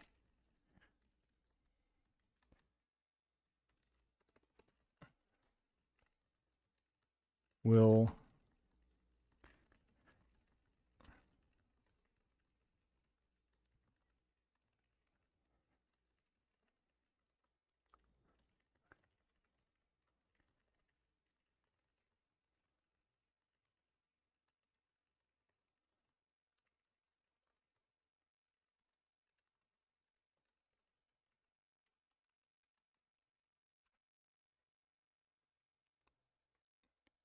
I think Sojourn is more matchup dependent than map dependent, in my opinion. I think Orisa is more map dependent because you can definitely play versus a lot of heroes if you have the close enough sightlines and you don't have to worry about verticality. I mean, she definitely has some bad matchups, right? But like even like a Zarya is like okay if you, but like I think Soj is like really bad versus some matchups. Like you can play if you have a Malga to farm and maybe a dive hero to slide away from occasionally, you can pretty much play Sojourn anywhere.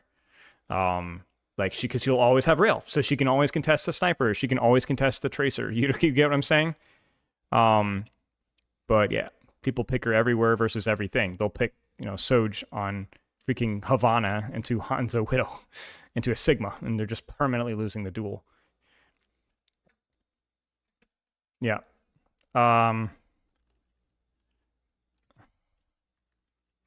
Speaking of inappropriate choice, what about inappropriate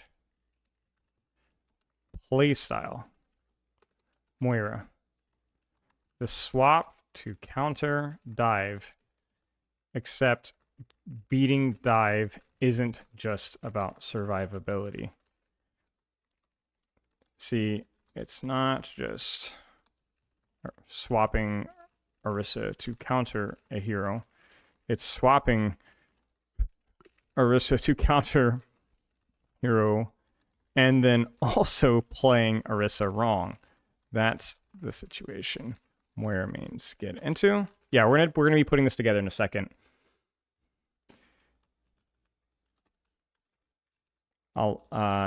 Feeling the enjoyment of living, but contributing nothing of substance. Map. Good news. Obviously, Moira will go up in terms of, like, I don't know about map win rates with Moira, but I do think that on paper, for most people that will watch the video, Moira is more flexible, I think, than the other characters because of her mobility. Now, whether that mobility is leveraged or not, I imagine we'll probably see Control and Flashpoint probably being slightly higher for Moira, but I don't think that she's unplayable in Escort Hybrid by any means. That's a guess. I might be wrong. Season 2. And I think unlike Sojourn Orisa, I think if you're struggling in other maps, it might be more of a skill issue. What's the deal here, Bucko? Right, so you could definitely tell that she's worse on Escort Hybrid objectively, but that's because on Escort Hybrid, you know what you should be doing on Escort Hybrid? Flanking. Straight up DPS flank. Right? Straight up DPS flank. And you can see that compresses just a wee bit about a percentage and a half on higher ranks. So we'll definitely bring up Map. Like obviously she's weaker in Escort Hybrid, like objectively so. But I think there is a little more wiggle room because she has the mobility to play for it. Bit like with Lucio, but even easier than Lucio, frankly. I think Lucio has more inherent limits. Moira struggles on Escort Hybrid, but that's more likely due to the lack of flanking, something we'll get into later. Long sight lines will be problematic, lead to riskier playstyles, and short compressed maps, short flanky maps feel great. Yes, last what we did at the start of stream. You can go back on the YouTube VOD if you want and skip and look at it right now. It's much easier than the Twitch UI. Matchups. Ooh boy, the Moira matchup versus Dive is the main thing. And good news, she really is good versus those heroes. Her sustain and dual potential helps her to live and pressure those heroes consistently, but only if you're doing it proactively, which leads us to motivation. Survival isn't good enough if you aren't holding the space.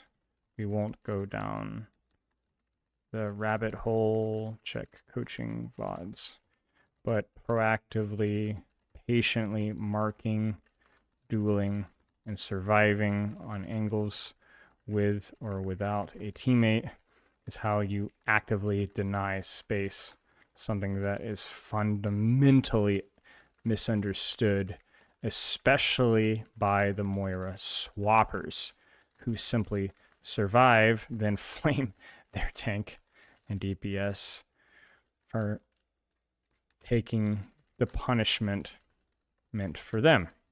Moira doesn't reactively punish enemies like a Zen, Ana, etc. She doesn't. She needs patient duels of attrition to alleviate pressure.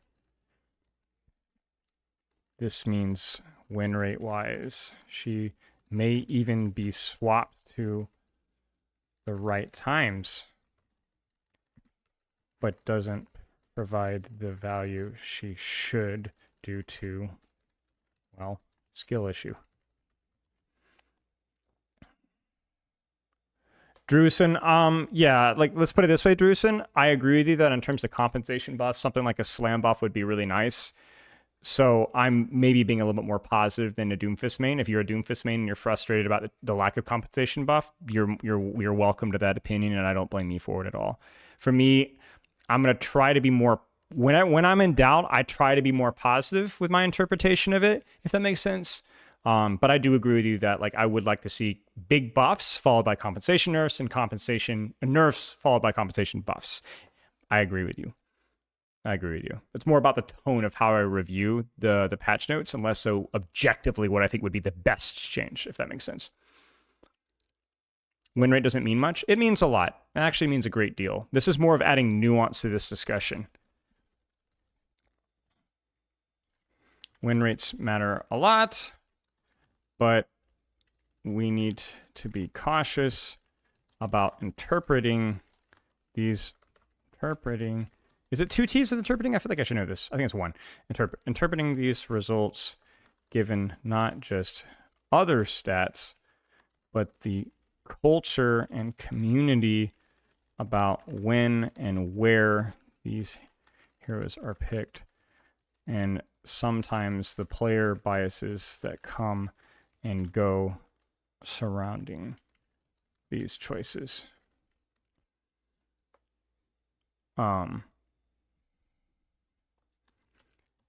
Heck, Orisa being the the counter swap tank mindset being reduced would buff Orisa's performance. High ranked players falling out of favor with Soj over time buffs her performance. Soj Moira players learning better SP fundamentals buffs her performance. Honestly, this one might be better if like Malga, Roadhog, metas buff Soj performance, etc.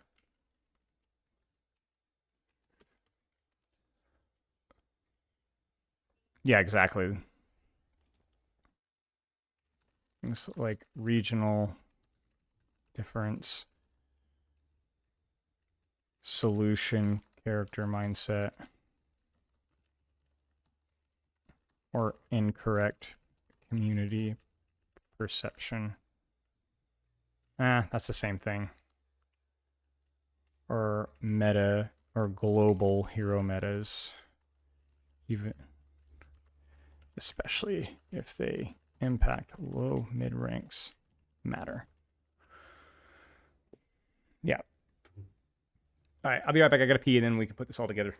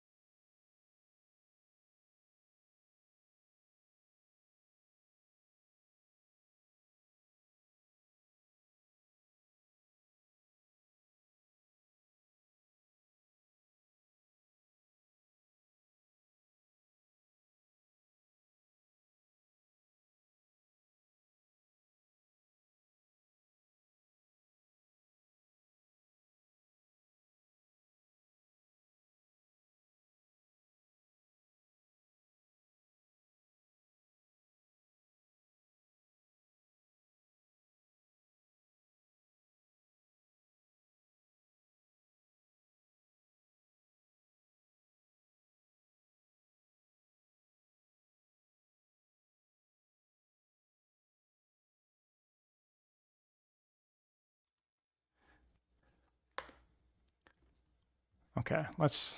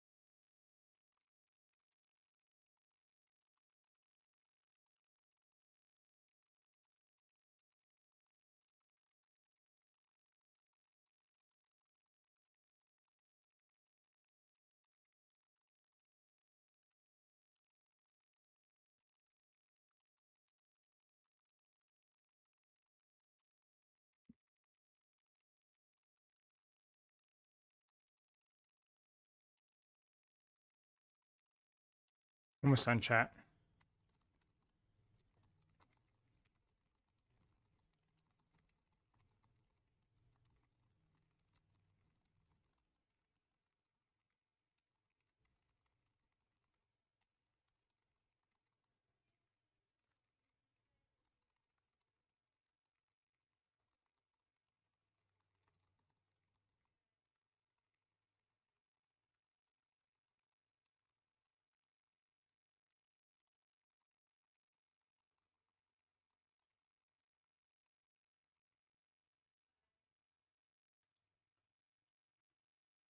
Okay.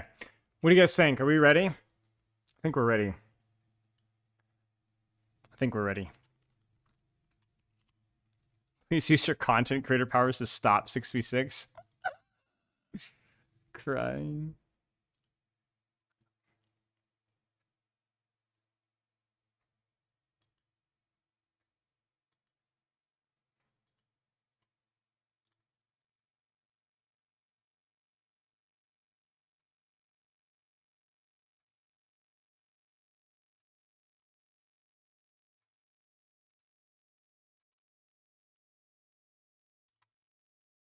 All right, we're launching Overwatch real fast. You guys ready for YouTube mode? And I will be happy to answer questions during this too, because I realize when we go YouTube mode, my editor can always go back and just chop out any irrelevant questions. And I think y'all always have good questions, so I'm always down. Why didn't I ask Gavin Winter any good questions when you interviewed him? Thanks, Nicholas. I remember I had, with no offense, Nicholas, and maybe you mean something else, but there was a comment in the YouTube section about like, oh, I really wish they'd grilled him more about like, and then proceeds to like list some of the most nonsense statements I've ever heard in my life.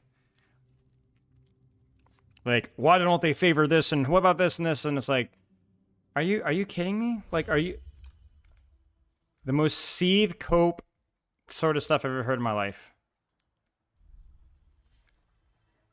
Is it worth going side entrance in Blizzard World Attack as a support? Yes. Solo, yes, absolutely. With a teammate, even more so, yes.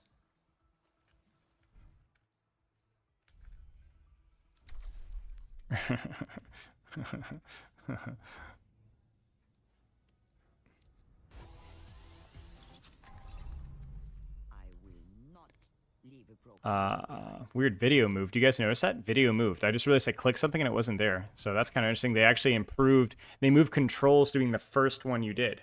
And they moved video down further. Which, I mean, makes logical sense if you think about it. I'm proud of you. Alright. Why don't I ask him how he got hired? I mean, I think we talked about that initially a long time ago. I don't remember. How was it exactly the direction I was expecting your criticism to go? Because I'm genuinely at a loss for that? Okay. There it is. In 4K. This guy. Just put on the clown nose, bro. Just put on the clown nose. This guy went on. This guy lost 3 or 4 games in a row in plat and has now lost his mind. Freaking kidding me.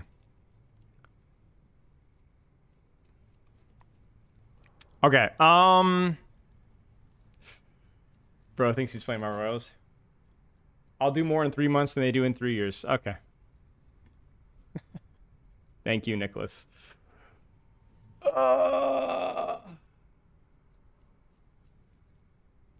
guy is unbelievable.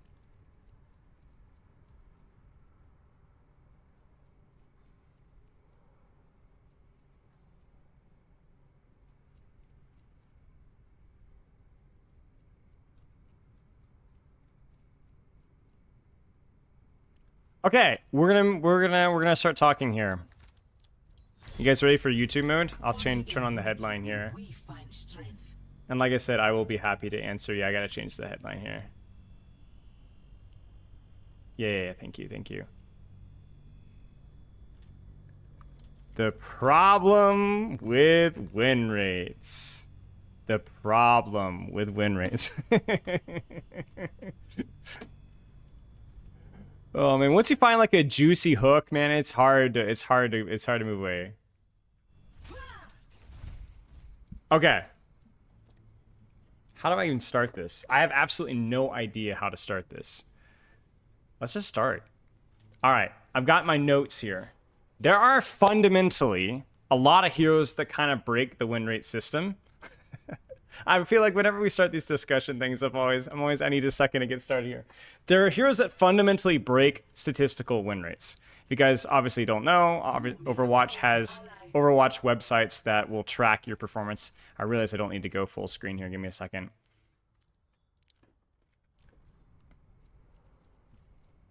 And you can go to these websites and check to see how your characters are performing. And you can go to websites, no subtle self-plug here. This is actually not a subtle self-plug. This is not even me. OWTix.gg, which has historical context, which is this website's absolutely phenomenal. And you can go back and see how your character's performing based off of rank, based off of even certain maps and so on. But one of the challenging things is that a lot of times win rates, like all statistics, can lie, and it can get some misconceit. This can lead to some misconceptions about a character's performance. It can be fundamentally overvalued or undervalued depending on the context. It can explain how certain biases in the community and certain misunderstandings in the community can lead to some pretty damaging results.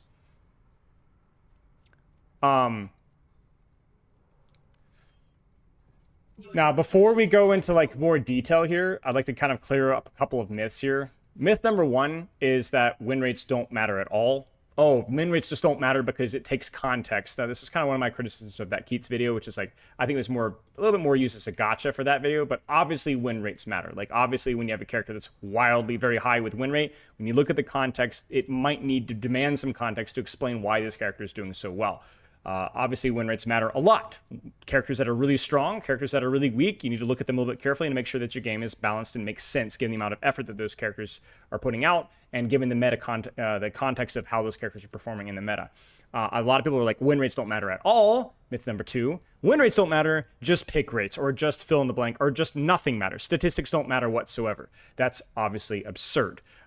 Characters that are overperforming need to be looked at under a microscope. Maybe given the context of certain biases within the community, the win rates are being deflated or overinflated or deflate. Like if you look at pick rates alone, you might go, oh, pick rates are the only thing that matters. That's why Kiriko needs to be nerfed. But that's fundamentally a misunderstanding of why people actually play Kiriko. A lot of people play Kiriko because they just like Kiriko or that they just like Xion, or that the character has a very good game design or is seen as a counter swap solution even when the character is not actually good at that counter swap of solution. Basically, community is vulnerable to the same serious inaccuracies that misreading statistics are. Myth number three, balance is equal to design. A lot of the patch changes can be done with the intent to make the character more fun or engaging to play. When we look at patch notes, as you guys know, that we don't just really look at whether a character needs to be buffed or nerfed because you're endlessly chasing this tail of balance that you may never really achieve. And instead, more along the lines, does that make the character more interesting and more fun, more engaging, more skill-focused, more counterplay-focused to play into? Does it take away some of the more frustrating aspects of the character to play into or add new, fun, and interesting things? Personally, I find those to be a lot more important than just endlessly chasing the balance tail, especially for long-term game health. Obviously, stats demand context and takes effort to interpret them as such, but they are important tools that are wielded by a competent balance and design team. So, how win rates work, just really quickly, we'll give a quick crash course. It's a non-mirrored win rate. In other words, if you're playing Rein versus Rein, Reinhardt doesn't gain win rate because he beat himself. It doesn't count at all. That what it means is it's the amount of playtime spent on the character in a non-mirrored win rate. What this means, though, is that win rates can be deflated or reduced artificially, not artificially, but more than it looks, by characters that are swapped into in matches that are lost. An example of this one, which we won't talk about today, is a character like Bastion, who I don't think is really that bad right now. It's a little bit weaker than he was since the grenade nerf. But Bastion, especially in low to mid ranks, is swapped too frequently to counter enemy tanks. In low ranks, that's a very common strategy that doesn't really have that high of a success rate, even in the lower ranks. And so what happens is in a losing match, swapping Bastion to counter the tank can mean that you've just now officially guaranteed that you're going to lose the match because it's not a great strategy all the time. So that means that Bastion is often swapped into in a situation where the match was already lost. this can contribute towards having a lower win rate than the character actually deserves, because nobody ever goes, oh no, we're losing this match, let me swap Freya. At least I don't see that very often, not in the games that I review. And so more often than not, you'll see characters that are deflated because they're seen as what I like to call solution characters. And that's especially true if that character's gameplay loop as that counter swap solution feels good, feels dopamine. So let's take a look at 3 heroes here that, if you guys haven't guessed, one of them is Orisa, that have what I like to call deflated win rates. And we're going to be using a little bit of statistical depth here. I'm not going to be going into crazy numbers here, but I have a couple of numbers I'm going to pull up here to explain some of my points. But more than just that, I am going to use my experience coaching this game for as long as I have and analyzing these characters' strengths and weaknesses, and then also knowing where the community rates these heroes and where they think that they're good and where they think that they're bad. Now, this is not going to be exclusively an explanation of the community's misunderstanding of these characters as a whole, like how to play them, but more of like where to pick them and why they're good and when they're bad. So let's start with Orisa. We're going to be looking at 3 things particularly. Map, which means where they're played map-wise. Matchup, as in what sort of character that they're supposed to solve or what sort of situation that they're supposed to solve. And then playstyle or motivation. In other words, does picking this character give you a sense of dopamine where you feel like you're doing something even if you're losing the game? This is the old school 5v5 tank counter swap poster child. You guys remember the day back in the day? Do you guys remember this? Like, this was a major problem back in the day where everyone was swapping risks to counter tank, counter tank, counter tank, counter tank. Like, a lot of the bigger content creators were talking about how tank counter swapping in 5v5 was really, really OP. And I definitely think that's definitely true to an extent, but it was just objectively overvalued in a lot of ways, shape, or form, missing the context of what map you're playing, what matchup you're playing. And Orisa was like by far the biggest victim, if you want to call it that, of this mentality. It's still largely overrated in terms of performance, and has been terribly performing since then. Like, you can look at the context of map performance of how she's performing as a whole, and Orisa has been one of the weakest characters and maybe the weakest character out of all heroes in the last year, I think, performance-wise. I wish we could have context about like how characters are performing, but she's probably on average the worst hero, or at least in the bottom 4 or 5 in the entire hero cast in all regions and in all ranks. And does that mean Orisa is the worst hero in Overwatch at all times? No, and we're going to explain why that's the case. But she is overvalued, and this is a big part of the reason why. So let's talk about map. Orisa is slow. Orisa is just really slow. And she is definitely a victim of that slowness. She's oftentimes vastly overrated in poke situations because, oh, old school Overwatch 1, put your double shield down and halt. But she doesn't have shield until major perk. I think her gun operates a little bit differently. I might be wrong with that one. I might be slower. Don't worry. Don't take my word on that one. And most importantly, she lost her halt. Halt was a huge poke cooldown for pulling people out of position from range and setting up combos, even in mid ranks. And right now, if you look at it, people would probably guess that Escort or Hybrid, those poke maps, would be where she's strongest. She's not, actually. In fact, Control is her best game mode. Escort is okay. Hybrid is one of her weakest game modes, one of the more longer sightline maps, and this is the case for basically every season. The thing with Orisa's really strong, more consistently, in close to medium ranges. Not long sightlines, not at least until she gets her major perk. So there's a lot of situations where she's picked where she's actually not very good. In fact, look at some of her weaker maps right now. If you go back to, like, let's say, any of these maps here, she's good in Lijiang, Rialto, and Nepal, but she's actually not as good on maps like Flashpoint, where there's a lot of movement needed, or even longer sightlines like East Bronze. If we kind of look at all these maps here, she's actually quite bad in Hollywood. A lot of verticality along long sightlines. Blizzard World, Numbani, a lot of verticality, a lot of long sightlines. You're noticing a pattern here. Dorado, a lot of verticality along the long sightlines. She's okay on maps like Havana, but she's actually not that much better on Havana, and probably only does better when she gets that perk. So a big part of the problem with Orisa is that she's seen as like the best poke tank, and she's nowhere even close to that. In addition to that, not only does she struggle with verticality, but she also struggles with movement a lot. That's why Flashpoint is her worst game mode. Anything that involves a lot of movement from point A to point B to point C to point D to point F, she's too freaking slow. She's bad versus dive, ironically. We'll talk more about that in a little bit. And she's really bad versus dive maps. So let's talk a little bit about matchup. Now, unfortunately, I don't have statistics for this, so we're just going to have to kind of yap over gameplay here. Orisa can be kind of bad versus certain poke characters. Characters like Zenyatta, where Discord can chunk right through her Fortify. Characters like Hanzo, Ashe, Cassidy, anything that can chunk her head down at a range to where she can't poke them. And she's also kind of bad versus a lot of flyer and highly mobile characters. Characters like Winston that can actually completely avoid her. On a map where Winston's good with a lot of verticality, Winston can just straight up avoid Orisa, even though she can be seen as a counter swap literally in low ranks. Obviously, flyers just completely avoid her entirely. A lot of flankers avoid her entirely. She's just too slow and doesn't have the poke forward here. She gets murdered by poke if she can't reach it. And then she also gets murdered by dive if she can't reach it either. So there's a lot of heroes that Orisa's used to counter swap to tank-wise, right? Failing to consider the fact that maybe they have a Zenyatta in the backline and you're playing a sniper map. Or maybe they have a Hans in the backline and you're playing a sniper map. Or maybe you've counter swapped the Rein, sure, but they've got all these flankers and anglers that are taking all the map around you and surrounding you and murdering your backline here. Finally, maybe the most important problem with Orisa is the motivation, like what it feels like to play Orisa. So there are some exceptions. We brought up Hanzo, Zen, Discord, things like that can be a bit problematic. But the problem with that is that if Orisa has a lot of things going on here. Orisa has a lot of things going on. In other words, you can kind of always be shooting your gun. You can always be throwing your javelin and running it down and punishing the enemy tank. So ironically, the problem with Orisa is that she feels kind of too good. There's situations where you're actively getting countered map or matchup wise, and yet it still feels like I'm helping, like I'm doing things, I'm doing damage, while you're just completely getting smoked and not really dealing with the map in the way that you should. You have a lot of APM, you have a lot of gunning, you might need a lot of healing, but a lot of your direct duels, especially versus tanks, feel pretty good. Like there aren't really very many Orisa counters in the tank 1v1. You could argue that D.Va sometimes can have an okay matchup versus Orisa. Maoka has a better matchup versus...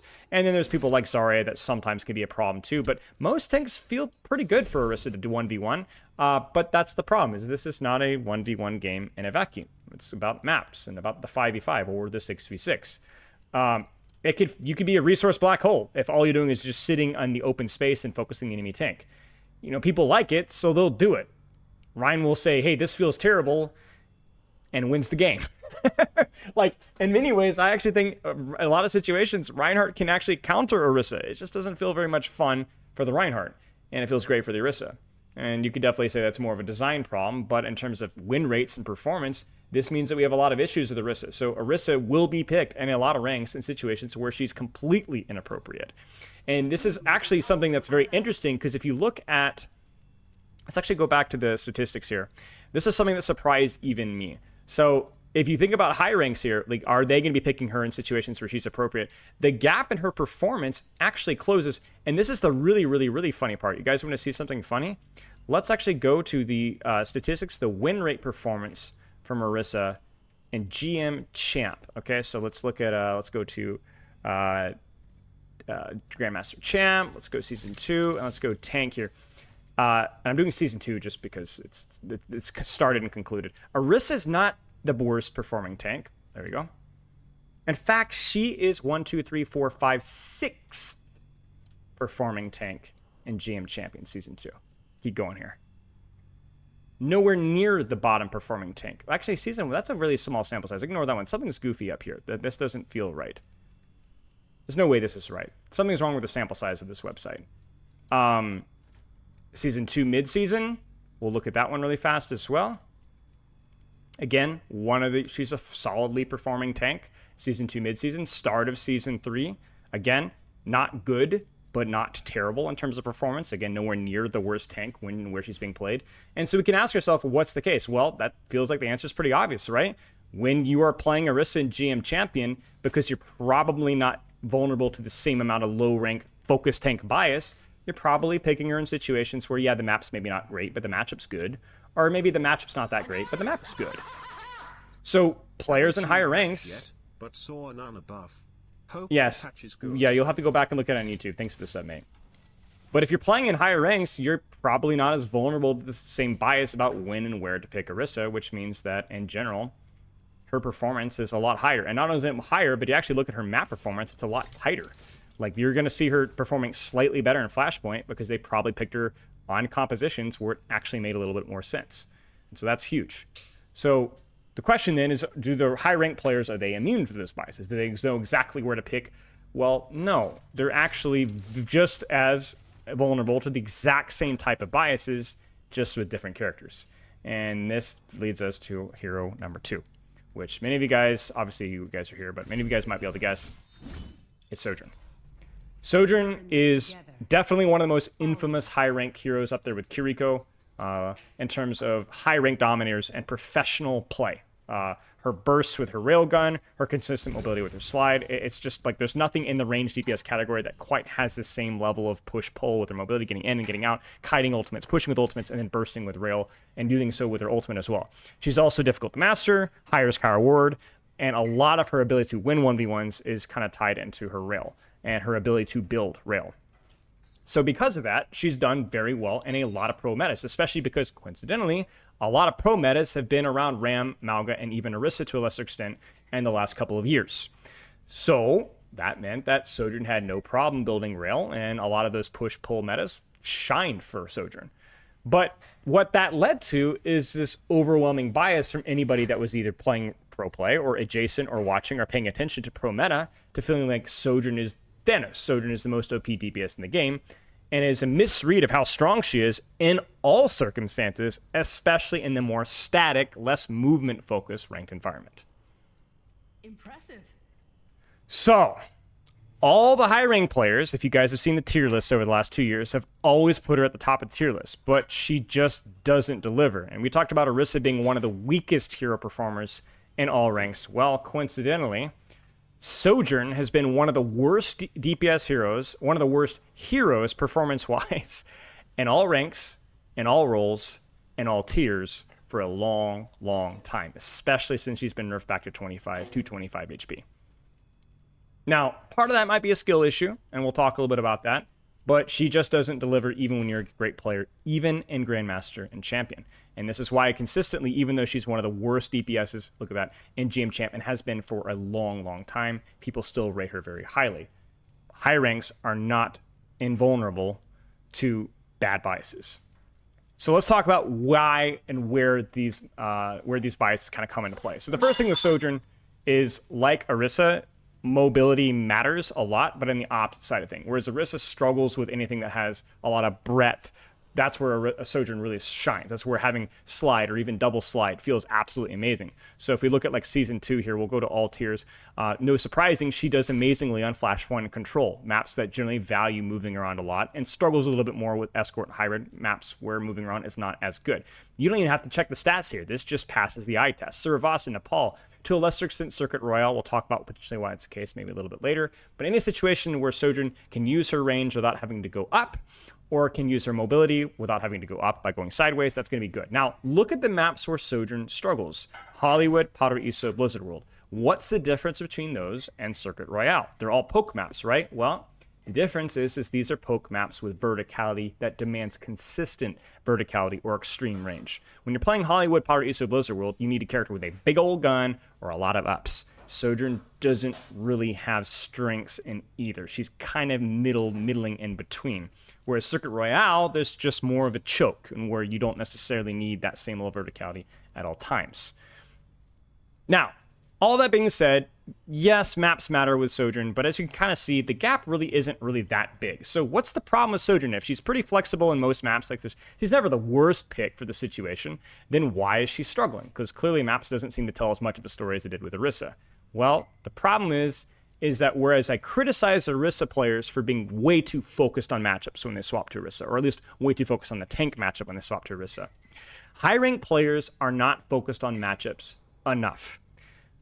Matchups are extremely underrated with Sojourn. And unfortunately, we don't have data to prove this with this particular website, but conjecture, again, you're going to bear with me. Sojourn is reliant off of rail to win duels. If you don't build rail, you don't win duels. And the only way, and certainly the most consistent way to build rail pre-fight is by using it on a tank. Whether that's Roadhog, Mauga, and shields feed a lot less rail charge. Sojourn is one of the weakest heroes, one of the weakest duelists in the entire game without rail, and one of the strongest with. If you are a Sojourn player, and you are not using the enemy tank, or the enemy backline or DPS, your ease of building rail as a deciding factor about when and where you should be playing Sojourn, you are probably playing Sojourn wrong. It doesn't mean you can't play Sojourn, but you are playing at a disadvantage. Anything that feeds you rail, Roadhog, Malga, Ram, whatever, that means your ability as a DPS player to contest and control space dramatically spikes up. But the problem is that high-ranked players do not value this enough. They don't value enough. They'll pick her in sniper maps versus sniper heroes. They'll pick her in brawl maps versus a shield, in situations where the mobility isn't enough to compensate.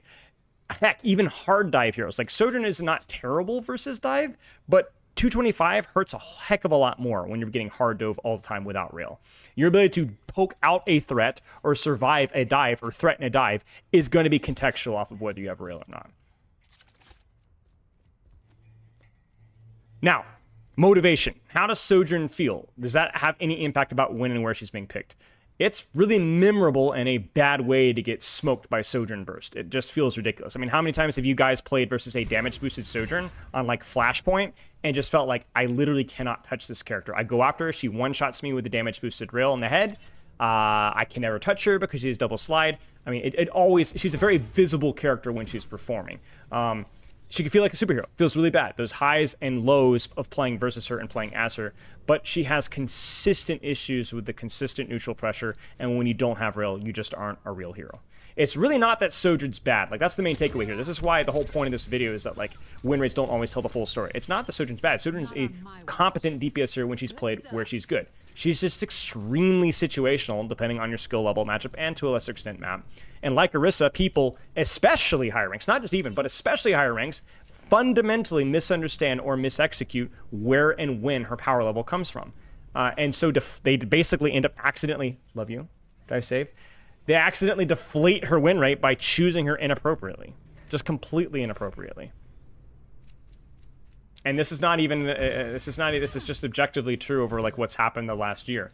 Heck, we even see this occasionally in pro matches in situations where you're unable to build rail. They'll still, on a sniper map, they'll still pick Sojourn, and they're getting outvalued by all sorts of different characters.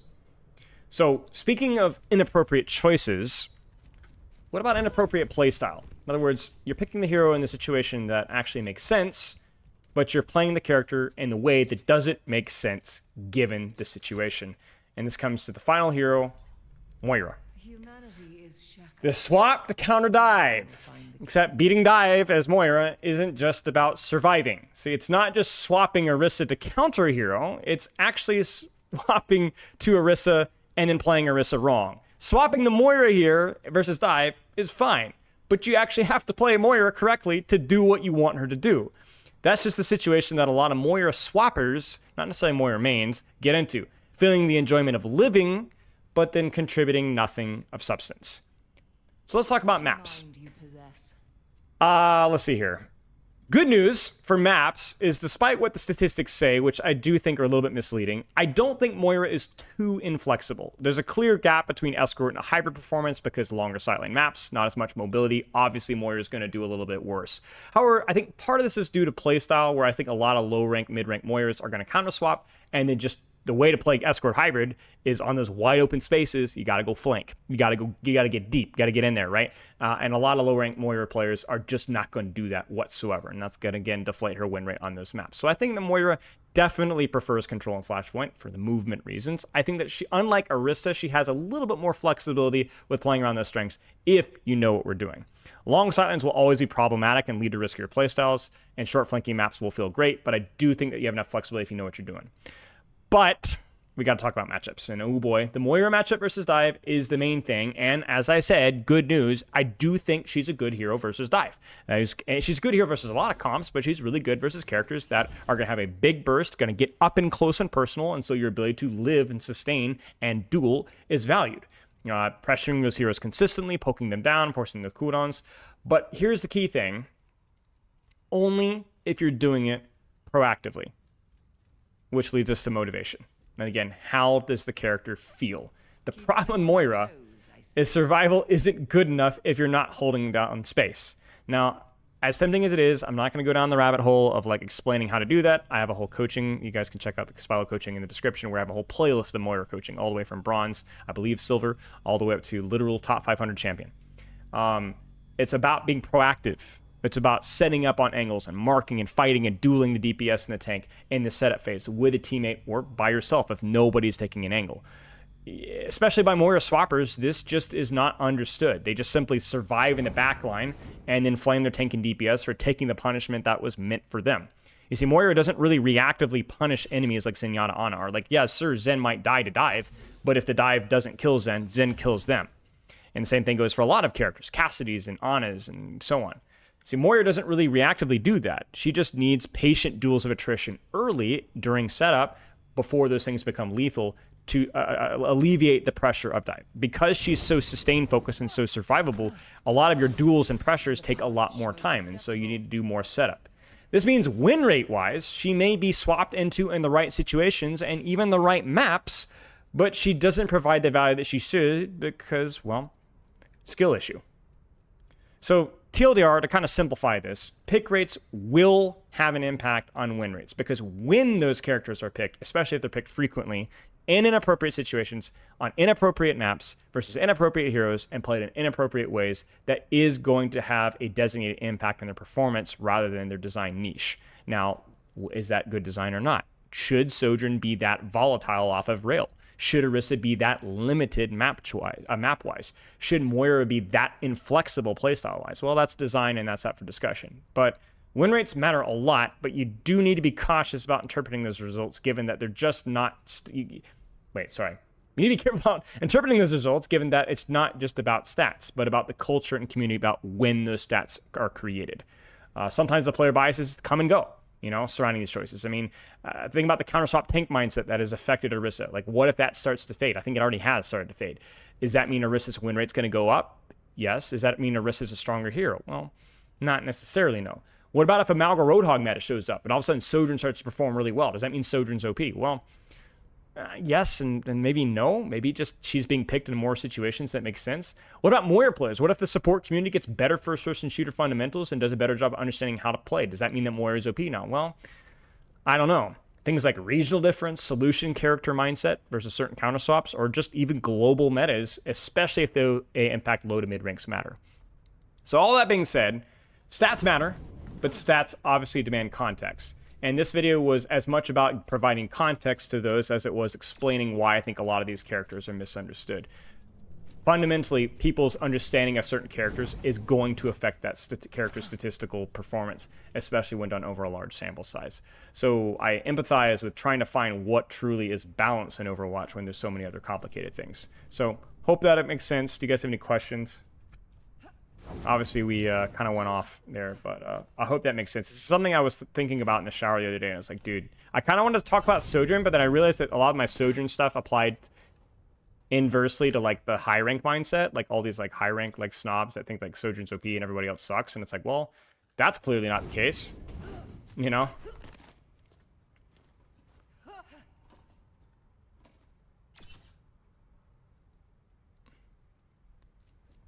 Is the sliding rail perk major but most beneficial choice?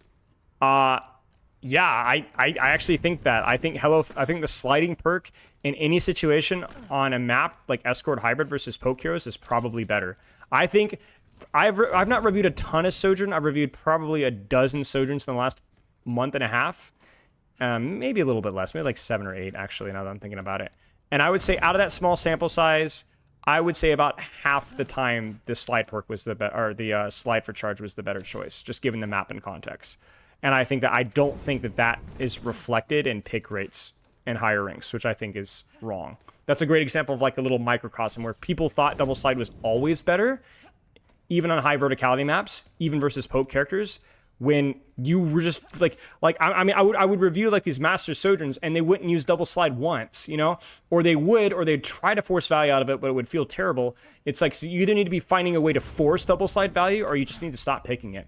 Heck, I had a really funny situation where this guy didn't use double slide once, and the only time he used it was because he couldn't get to a high ground with normal slide because of the verticality compression. It was like the delicious demonstration of irony. And it's just permanent 75 rail charge, so yeah.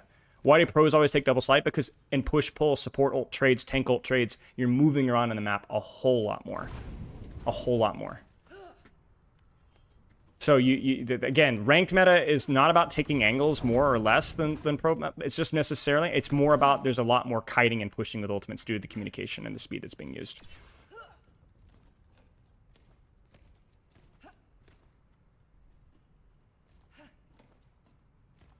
It's also a lot worse to pick a perk and be like, oh man, I wish I had double slide there, and people don't always necessarily haven't experimented enough with the slide for charge perk to realize that, like, oh my gosh, every single time I use slide, I would just have full rail, basically.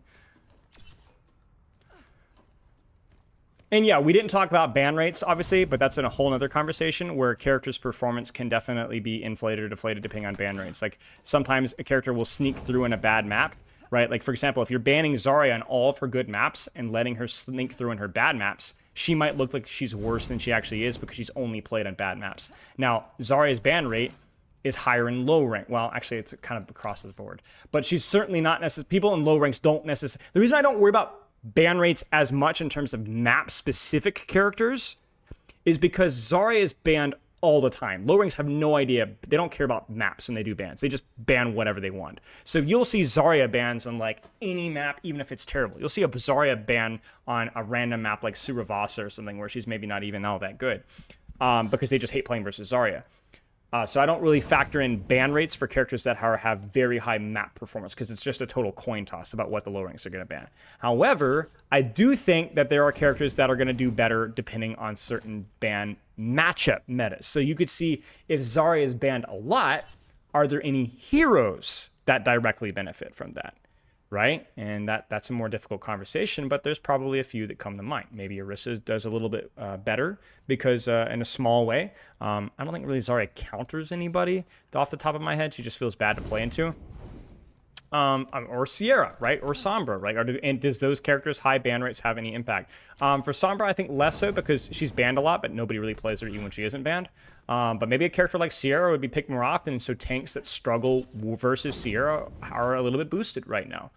So I definitely think ban rates definitely have an impact, especially when they're matchup focused, because I don't think low ranks really ban intelligently. Now, if you want to look at high rank metas and be like, ban rate on high ranks, that one probably is more map contextual, because I don't think high ranks are way smarter about map bans.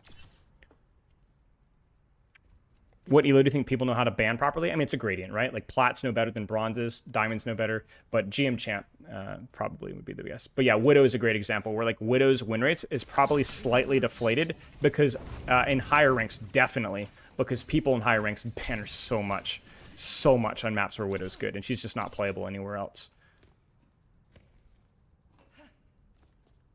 But that's a great point. Ban rates absolutely impact performance for sure. Like, I think that's part of the reason why I think D.Va's slightly deflated win rate in higher ranks, because I still think she's, like, not terrible, but she is banned on a lot of maps where she's good, a lot of verticality maps and so on.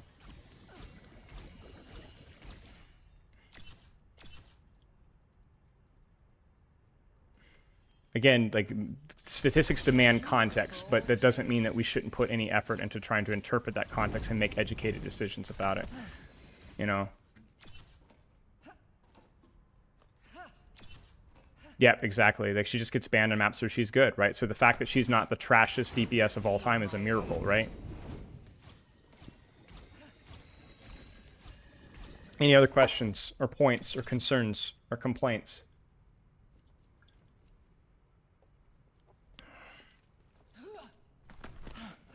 Do pick rates have a significant impact on win rate? Yes, absolutely. A great example of this, let's look at the hero statistics from Season 2.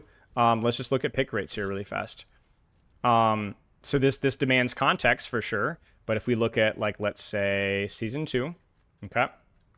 Let's look at the highest pick rate characters in all ranks, okay? So Kiriko, Moira, Sierra, Ana, Juno. Okay, let me ask you guys a question. Do any of these characters have a dramatic impact on other characters' performance? Do they counter other characters when they're played? Not by the highest ranks, but by low and mid ranks. Accidentally would be the great question. These characters accidentally counter other characters. Tricky, right? Maybe you could argue that Ana has is a character that can pretty consistently cause problems for Malga Roadhog. So maybe those characters have slightly deflated win rates because of Ana is a very popular character, even though she's not necessarily super OP. What about Sierra? Bro, Sierra chunks tanks. So any tank that don't avoid Sierra easily or can dive her. Malga can be problematic. Roadhog can even struggle with her. Rein might even be a little bit like, I hate playing Rein into Sierra. I don't think that matchup's very good, but maybe that's just me. It's kind of hard to say, right? We talked about the problem with Doomfist. Doomfist, I think, has an inflated lower rank performance versus high rank because of the amount of area of effect value, right? Kiriko for any JQ that doesn't bait Suzu first. Right, but I ask you a question. At what rank do Kirikos actually consistently Suzu ult? How much of an impact? I think Kiriko definitely counters JQ even in low to mid ranks, but not quite as effectively in high ranks. So it's a factor you have to consider. What about characters that never show up in that, in theory, counter, right? Like Vendetta does very well versus Symmetra, but nobody ever sees her. So nobody really cares. But Symmetra's pick rate, win rate does just fine, right? What about Wrecking Ball? Does Wrecking Ball counter Widowmaker? Sure as heck does, but not a lot of people play Wrecking Ball, so maybe Widow doesn't really deal with the same amount of problems, right? And we could go down the list here as well, right?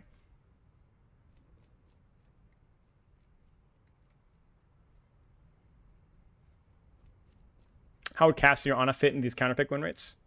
I think Cassie and Ana are slightly more flexible than some of the characters that we talked, than Orisa, for example, for certain, and Sojourn, I think, as well. I think Ana's probably, both are pretty flexible. I think Cassie's more flexible because Cassie has more range and movement flexibility than Sojourn. He's not as matchup dependent. About the same in terms of map.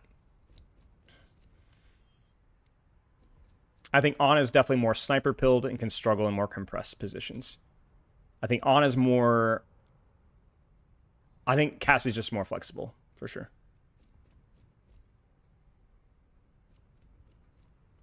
Right, and obviously win rate also does not contextualize the amount of effort it takes to learn a new character, right? So this is not time played to win rate, right? Like, a lot of these heroes are just randomly played or played with very level of intent or effort. You can't really quantify that. How do you interpret someone like Kiriko? Well, think about what we talked about today. In our subjective experience, is Kiriko map reliant? And in my subjective experience, I don't know why this doesn't work sometimes.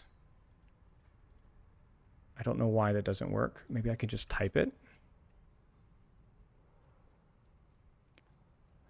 In my subjective experience, and it looks to be backed up with data, Kiriko is the most flexible map performance in all. Look at that. So slightly better on maps with a little bit of motion, but pretty much kind of the same. I mean, look at that, guys, right? Like, her map performance looks fairly even. I mean, that's really tight. That's 1.6 percentage points. That's insanely tight of a spread for map performance.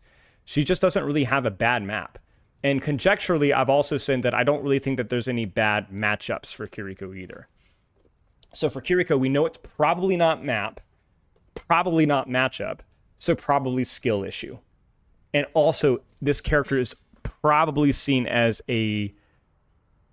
more of a solution character matchup-wise in higher ranks, if that makes sense. I think she's played wrong, like Moira, a lot of the time, and I do think that she's also... and higher ranks a little bit overvalued as a solution character.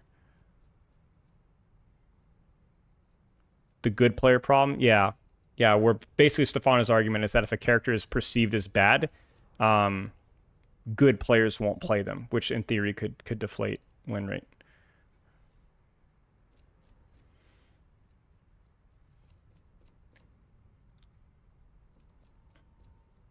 Does Kiriko have any real weaknesses? No. No, Kiriko doesn't have any real weaknesses. But she is also... I think, if anything, her weakness is her over-reliance on Suzu in terms of her dueling potential up close. She's very vulnerable. She could be very vulnerable up close to losing a lot of value if she misplays her Suzu. Certainly in higher ranks. A lot of your utility comes down to Suzu. So she's a little bit more like... She's like the Sojourn. It's top-heavy. But unlike Sojourn, she's not contextual off of...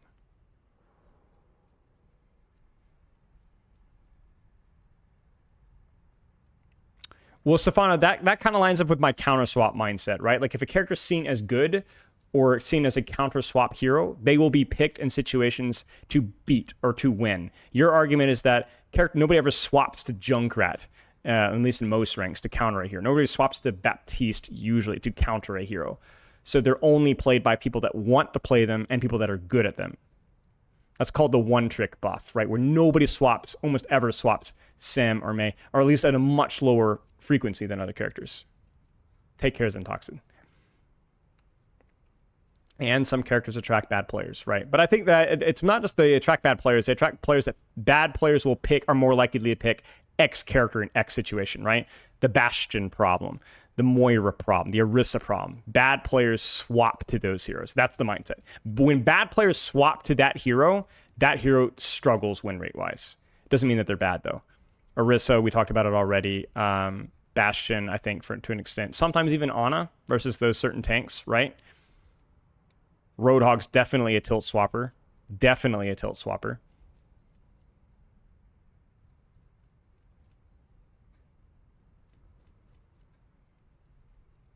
Is Torb win rate inflated or deflated because of OGPs? Great question. I actually don't know. This one is much more up to conjecture, but I don't see Torb used as a counter swap as much as they used to. I don't know why. I have no explanation why. Maybe you guys have something, but like I don't see people swapping to Torb to counter near as much as they used to. No idea. And here's another take as well. My thoughts on Torb is, unironically, I actually think he's quite good versus the things that people swap to. Like in the same way that Moira is actually pretty good versus dive when you know how to play her, I actually think Torb is pretty good versus dive. Like you have to kind of know what you're doing a little bit, but dude, Torb pounds, man. Torb freaking pounds. And I think I don't think Torb is a bad swap. Like he's not like Orisa. You know what I'm saying? There might be better counters than Torb, but there's not a lot of better counters within the DPS cast, right? Like think about it, right? Like maybe depending on your rank, maybe Sierra could be okay. I think Reaper's kind of overvalued as a counter dive swap. Tracer's great, but you have to know how to play Tracer as a counter dive swap. Sim can be okay, Mei can be okay, but there's not a lot of really great options. Cass, I think, is kind of overvalued. Cass is very fragile now that he's 250. So Cass is definitely seen as a solution character versus dive, which is why I think his win rate's deflated a little bit. But like, I think Torb is the easier version of Cass versus dive. He just is, I think.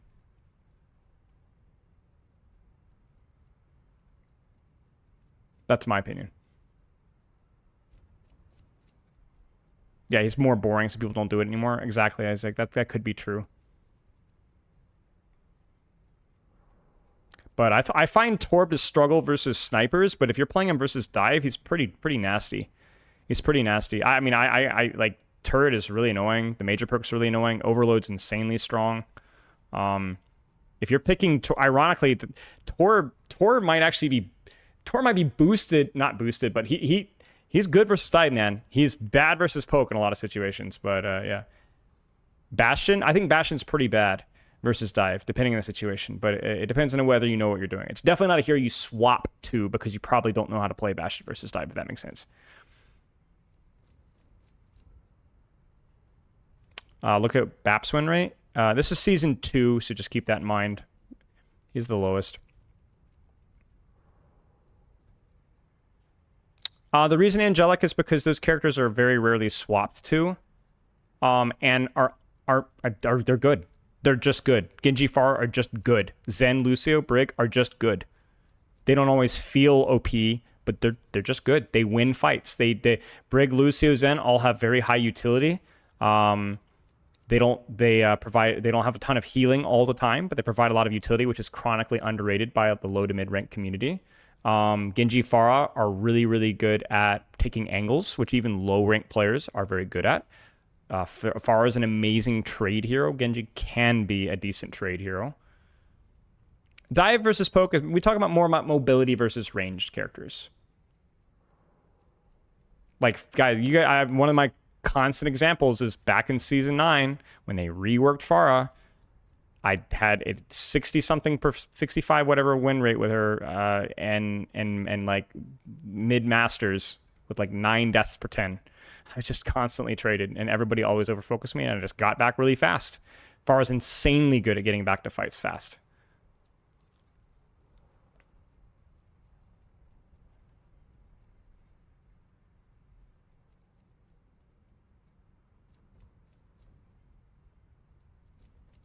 Yeah, I've talked with Gavin. Thinks that Lucio is good in low ranks because of his AoE healing, and then gets good in high ranks because of his speed, which is not a bad theory. But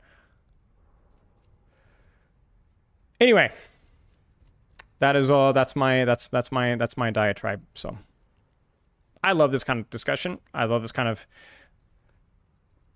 of chats, and I hope you guys do too. So.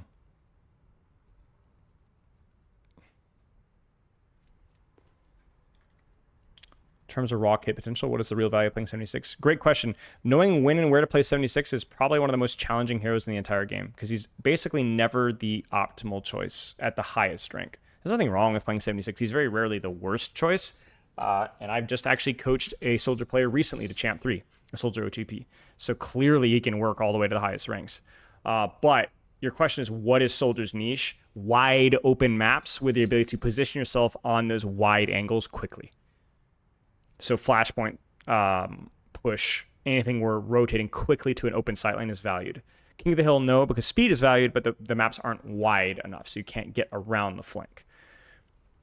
If that makes sense. But it's a couple of maps, right? Like Busan Sanctuary, New Queen Street, Colosseo to a lesser extent, East Bronze is okay. Suravasa can work, stuff like that. But he doesn't really have a favorable matchup versus anybody, soldier in a weird way. He just has he just is able to use the map better. Does Emre fall in the same soldier category? Close, but no cigar. So it's funny that you asked that, because the soldier player I coached to champ, I'm now coaching his Emre to champ. And we had that conversation. Emre is a little like soldier, but has much better beef, but is slower to get to those angles.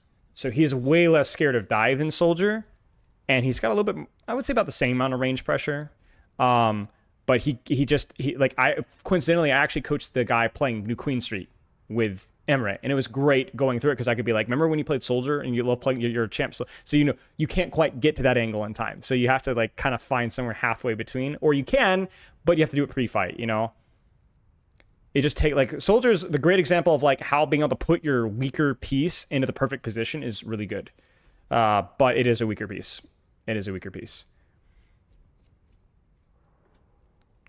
If that makes sense. So with soldier, it's why it's so important, always finding the perfect angle, because if you don't find the perfect angle, you're just worse than basically most DPS.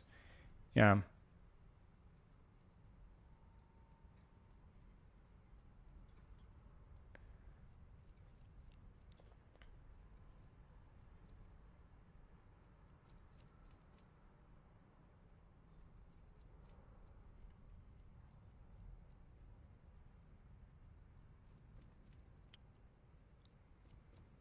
Is Emre's low win rate not just because of the nerfs? Yeah, I mean, range DPS as a whole I think that's a whole other conversation we might need to have some days. Why is range DPS always bad? And yet everybody always freaks about how OP range DPS is. I do think that range DPS is a lot more annoying with how it gets its value. It feels a little bit less interactive. But also, I think a lot of it's due to the fundamental, the skirmish versus poke playstyle, where when we looked at I think we compiled the pick rates at one point, and we looked at the number of hit scan characters pick rates versus the number of skirmish or dive or brawl DPS. And I'm pretty sure the poke pick rates were always it was noticeably higher combined.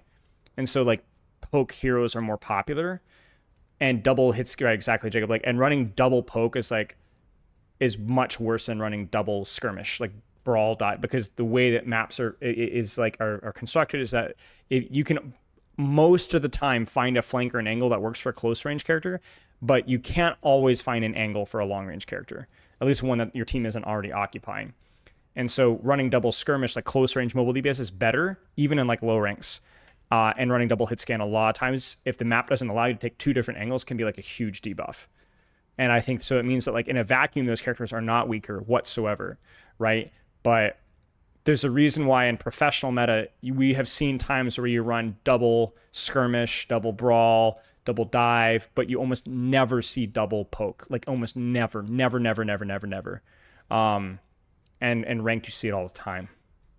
Especially, you see it with supports too, right? And so you'll play freaking Ana, Ana Wu Yang. You play Ana Kiriko sitting in the back, with Cassie sitting in the back, Widow sitting in the back, and the team picks, I don't know, Your team picks Venture, just one hero, one that takes a flank in a small room, and you just like you've increased your chances of winning by like 16% just right there, you know, just instantly, right? That's why a lot of those characters like Reaper, like Venture, like Pharah, like Sam, like Mei, like Genji, like Tracer, Junkrat, even in lower ranks, just being able to control those small rooms. People don't pick those characters enough. I agree with you, Stefan, to an extent. I just think Emre fundamentally, we talked about like pro players. Pro players need burst. Emre doesn't have consistent burst. Not when you compare him to Sojourn. Not when you compare him to Dire Trigger's Reaper in terms of his mobility either. He doesn't have burst mobility or burst damage as much. I don't think Emre is bad in ranked at all. I think Emre is great. I think his burst is more around his ultimate, and that's about it. I was talking with Sarah about this. I think Emre's performance in high rank was more due to his numbers just being really OP. Oh, and ranked win rates? Yeah. I think ranked he's probably undervalued in high ranks for sure. I mean, compared to Soj for sure, right? You're standing still. Emre doesn't rely off of building a rail to do damage. Yeah. Agreed. I would agree with that. I think that's probably objectively true, is that Emre is undervalued in GM Champ. 100%. What about Mercy inflated by pocketing hit scan or not?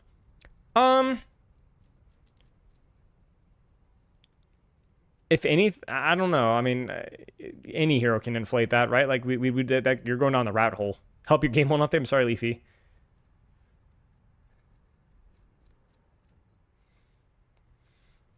When you make opinions like Ryan is the best tank right now, are you talking about just highly or the entire player base? Whenever I try to say like sweeping statements like that, I try to include the entire player base for sure, and I think that's pretty clearly the case. Goodbye, Stefano. How's JQ after the buff? Still buff? No idea. I don't think JQ is terrible. JQ is just more matchup map dependent than most tanks. So she's still going to be bad in the maps where she's bad. She's just going to be a little bit more flexible than before. And the good news is that I was saying this earlier, but if they'd buffed Carnage, that would have like made her like Shout is a more universally useful tool than Carnage. So that in theory could mean that she's not as bad in all situations.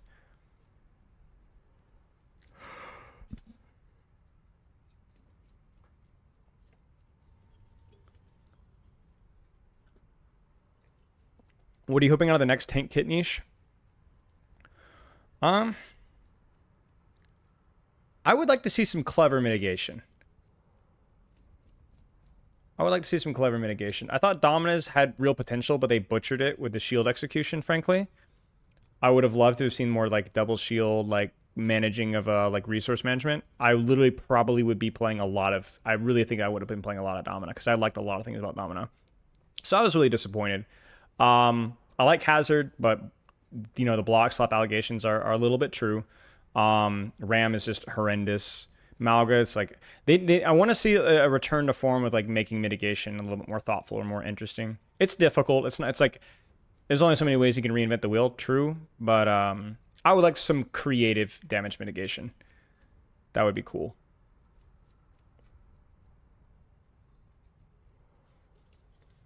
More of a dive tank. Yeah, could be. But looking at like the outlines of that character looks way too big. I'm not like playing coy with you guys. I have not play tested this character. So I gave them some ideas for this character, but I know basically nothing about this character.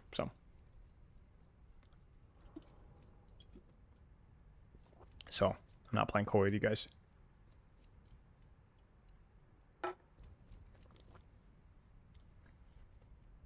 I don't think there's like any damage mitigation that feels entirely like incredibly engaging and fun.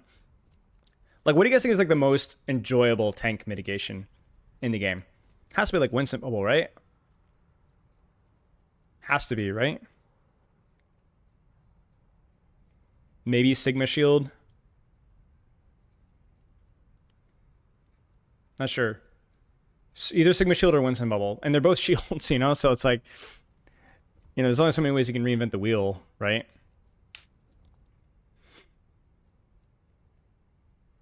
Sigma Grasp is not a bad shout, yeah. So it's hard. It's hard.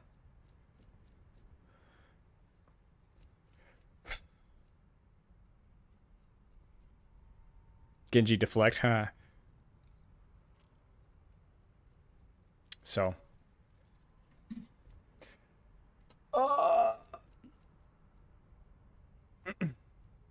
Well, I gotta lift some weights. Hang on, I'm on my third set. I was doing it while I was doing the Wizard Yang video, and I kind of forgot. I'm trying to so I don't really have a lot of time to do arms, you know, because it's like I'm just busy, and so I'm trying to get in the habit of doing either standing up first off my seat because I sit for too long, but also just doing some just 3 or 4 sets of just an arm move, biceps, shoulders, chest. Because I don't really do arms. You don't have time, so I figured, and it's not super hard. Focus wise, it's not the most challenging move set. Arms probably the easiest muscle set. So I figured kill 2 birds with 1 stone, stand up. Oh, could you guys not hear me? I'm just yapping to the world. Sorry. Arista's javelin spin isn't too bad. Yeah, that's true actually. I do like javelin spin. That's a great shout. I drink coffee, yes. I drink caffeinated coffee 3 or 4 days of the week and decaf the other 3. Depending on whether I'm training or have a heavy work day or not. I try to only have caffeine half the days.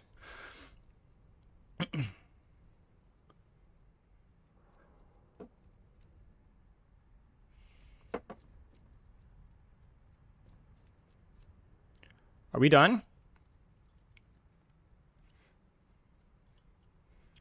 Should we just play? I think we're done. I mean, we did a Patriarch. We got a little project done.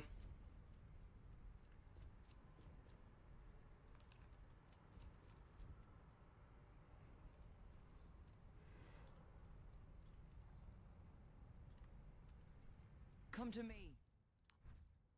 What should we play? Sorry, 2-hour stream.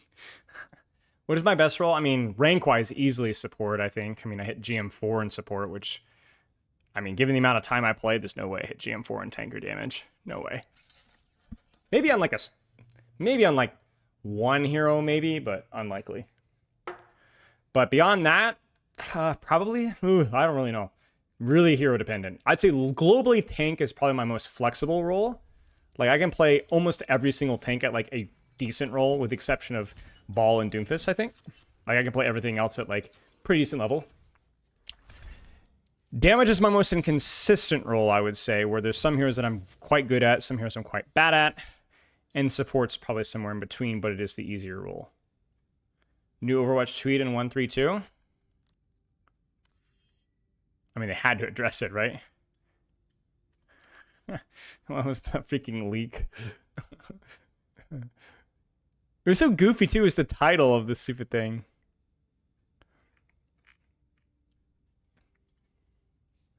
Surely hit GM and Ryan and Winston. I could, yeah. It would take some time, but those would be the best shouts. Ryan this season would be definitely doable, I think. It would just take some time. What is a hero role, and what is the hero you're most competent at coaching micro-wise? Ooh. Well, it's hard because I don't know, man. Spicy take. If we combine micro and macro, I think Tracer might be my best hero in terms of coaching. I have the most experience coaching Tracer than any other hero. I've coached Tracer at the highest level of any character. For context, I've coached, I think, probably the top 3 Western Tracer of all time for quite a while. 2 seasons, worked with him for a long time. I've coached a lot of Tracers to champion, or the equivalent of champion. So even though she's one of my weaker heroes, I have a lot of experience coaching Tracer. I think I'm the best Tracer coach in the world. And then just raw micro though. Maybe Zen. I don't know. Just that's the one we have a little bit more playtime. I'm not really sure. What's your favorite hero role to coach?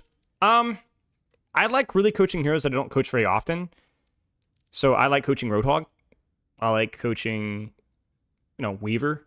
I like coaching Sombra, obviously. But if you were to say you have to coach this hero 100 times now, I would not pick Roadhog. I would pick Tracer. I would pick Tracer. Or maybe, probably Tracer. I straight up would pick Tracer, I think. So I mean, I've coached Tracer so much Tracer that I do enjoy coaching Tracer. I don't think there's a single hero that comes even close to being that enjoyable to coach. But Tracer's like the default character. When somebody wants to get good at Overwatch, they pick Tracer. They get coaching. They want all the Tracer players get coaching. You know, same thing like when I coach support, it's almost always Kiriko or Ana or Lucio. Almost always. Don't coach Moira that often. Don't coach Mizuki that often. Don't coach EDI that often. It's the characters with a little bit of kit complexity, stuff like that. You know.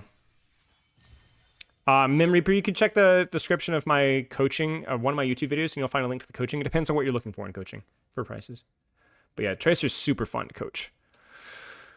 I've done it a ton, but I've had other times where I've spammed coach heroes way more than Tracer, and those characters got really old. Like I spam coach Sojourn for a while years ago, got really old. Kiriko also got really old. Not quite as bad as Sojourn, but also got pretty old. Genji's definitely a good one. I do enjoy coaching Genji. Do you think coaching Genji is similar to Tracer? And it's closer to Tracer than most heroes. Yeah. Has nobody gotten jetpack coaching yet? Not yet. No, that's not true. I've coached it once, I think. I think it was a private VOD a few weeks ago. It wasn't even a full jetpack cat coaching set. It was like half, I think. How often I've coached D.Va? A bunch. Not as much recently, but a bunch. Do I coach Torb at all? Rarely. Very rarely, but yes. Like once every 3 or 4 months. May, more frequently. More frequently. But there's like an inherent bias with who I coach about heroes that attract people that are more serious or heroes that feel complex enough to demand coaching, if that makes sense. Who's the least common to coach? You would have to look at the playlist in Spilo coaching, but if we're including private, Domina very rare to get coaching on. Hazard very rare to get coaching on. Just a very low pick rate character.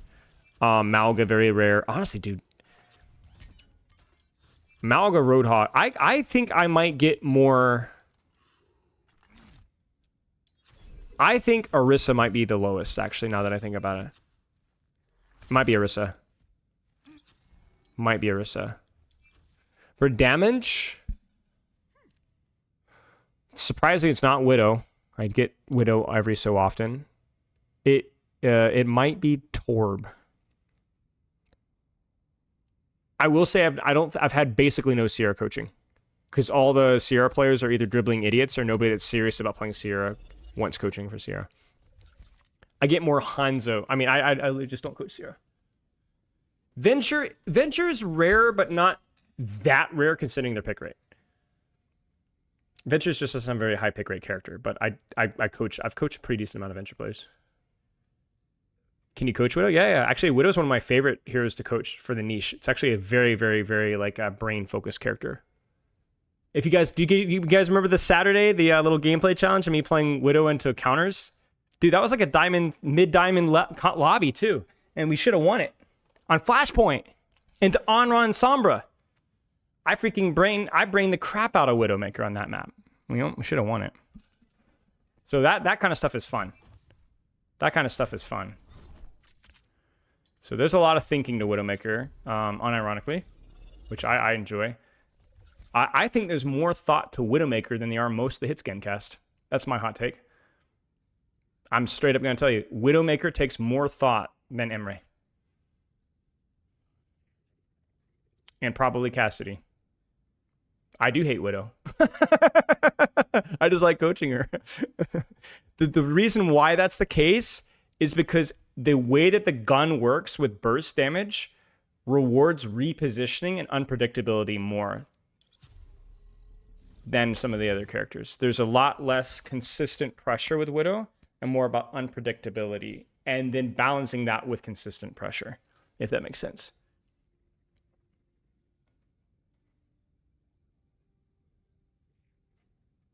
So who's the most all hands, no brain DPS, you think? It might be Cassidy, or it might be Cassidy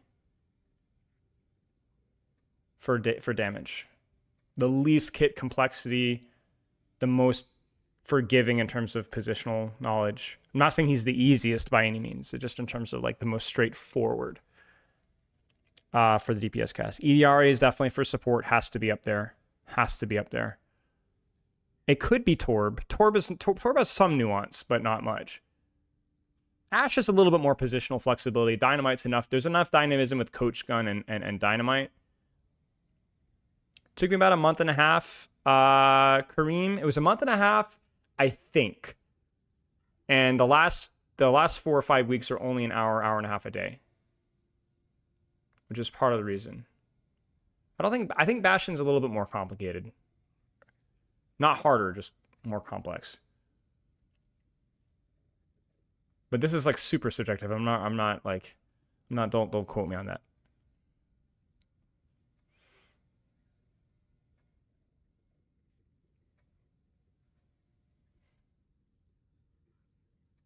Yeah. I don't think Torb is easy though. There are okay, he is easy, but there are some positional nuances. There's also some turret nuances, not just like cool secret turret placements, but there are situations where you don't have a way to set up turret pre-fight, so you have to start thinking about how do I use turret then?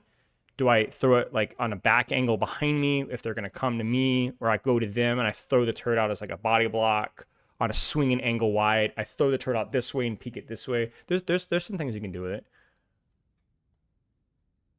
It's interesting. Yeah, playing Torb into like poke maps, so you have to do some pretty fun, silly things. Do I like coaching Sigma? Yeah, I do. It's all right. It's a little repetitive. Sigma has less positional dynamics and is a much more mechanical hero.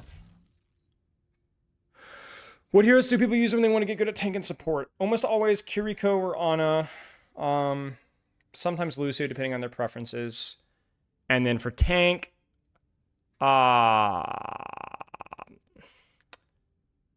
usually people are meta chasers in tank more often than not. Sigma can be. I see Sig. I'll see Rhine. I used to see Diva, stuff like that. Thank you, Sean. I appreciate it. Thank you for all you do. I appreciate the sub, dude. Is there any tank you enjoy coaching more than others?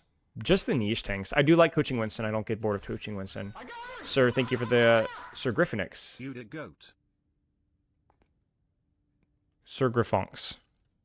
Thanks for the sub, dude. I appreciate it. Yeah. Guys, I kind of feel like playing some Rhine. You know what I'm saying? I've been having too much fun playing Rhine in quick play. Meta abuser? Dude, Rhine's just fun. I'll play Rhine or Winston. How about that? How do you feel about coaching Junkrat? He's fun. He's fun. I like coaching Junkrat.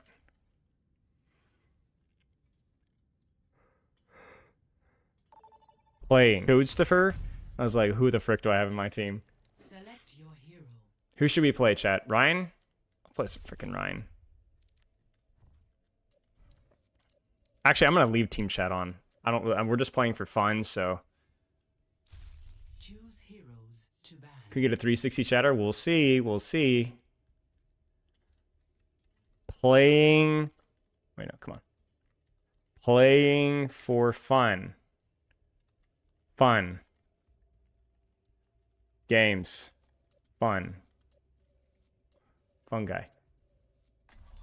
Fungi, or whatever this is.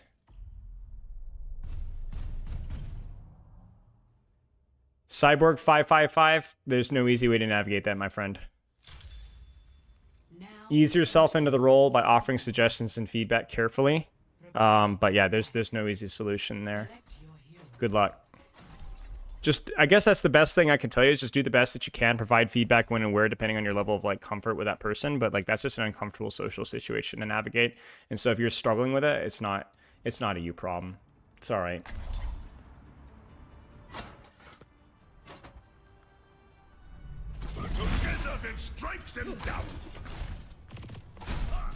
Better get paid after all. Dude, I've done nothing but win on tank Like having my in the time last year, or wasted. few months or so, since it deranked the plat because of the rank reset. It's freaking Masters. Oh, thank you, Kareem. That was very kind of you. I appreciate it.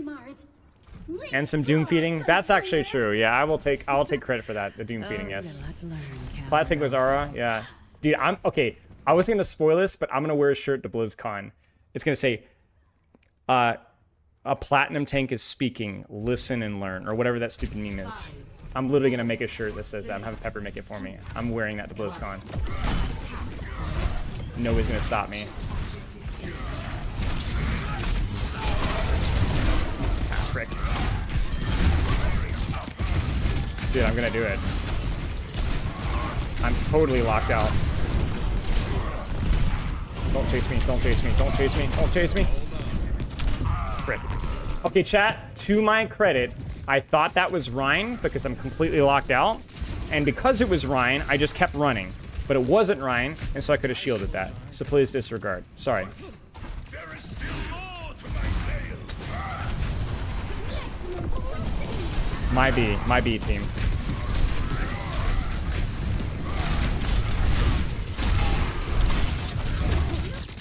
Thank you, sir. Nice. I don't know what I'm doing. I should... I was kind of feeding there. My bad. Once you start to lose the armor trade, you just need to stop rotating and just figure that out.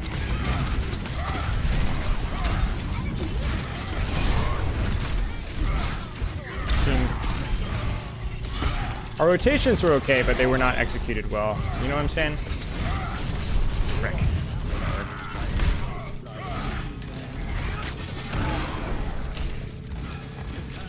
Look at that. I'll try to mirror my Hunter here. Wah! I actually don't know if that's a proper perk in this map. You know what I'm saying? Like, this feels like a pretty compressed situation here in the Rein mirror, you know? Do I? Just gonna kind of chill and see what happens. Okay. Maybe I can. Nice. Is there somebody still on the flank? Or no, that was Kiriko. She got cleared, I think. Let's chill for a second. I need to get out of here. I'm too deep. At the cart position.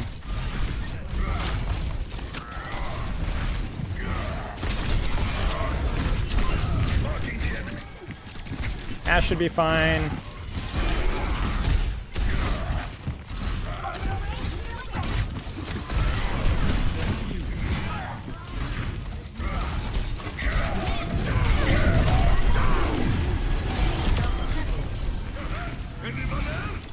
Where's Reaper? Make sure these guys do not get trades. Where is this fricker?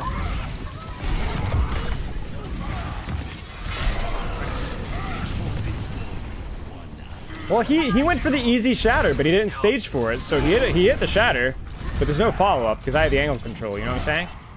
So I mean, I could have blocked the shatter there, maybe, but it's like, it's more, like, that's the thing, there's no follow-up there if I've got that angle control, so I could just return fire and he's fricked.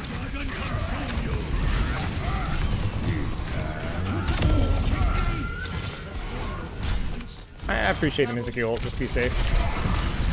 Okay, Freya's gonna be a problem.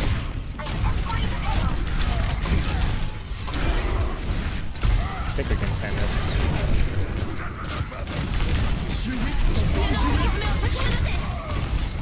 Okay, we take that double support ult.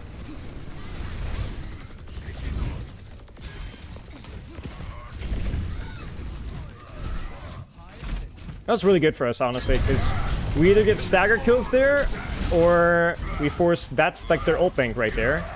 And so we're fighting on neutral ground rather than basically automatically gonna lose. And that happened fast, too.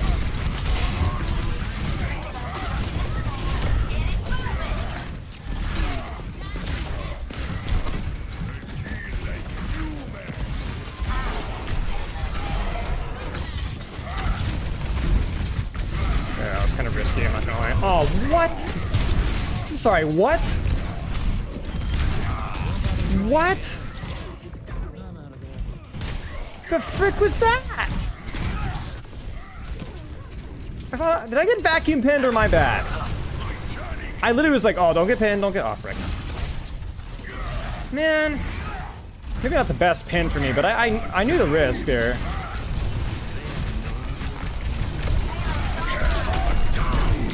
Honestly, PogChamp chat, I don't give a frick.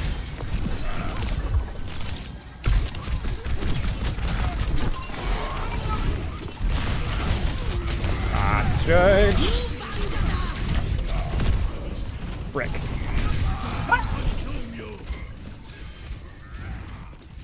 My bad. We should have cleaned that up. We should have cleaned that up.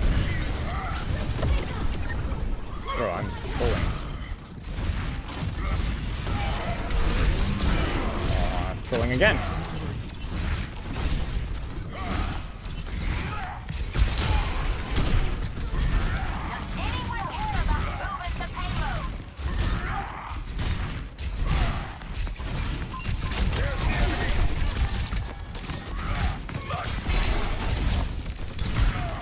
I don't want to get pinned in here. Oh, that's a bummer. That one was my fault. I could have done that. Dude, that one was my bad. That one was my bad. We might still be able to win this. No, my bad. My bad. My bad.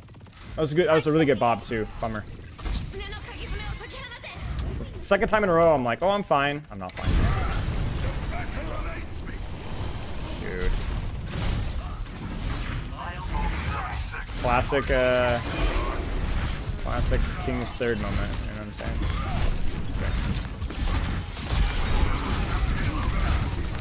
This guy's now addicted to the dopamine though. I baited him.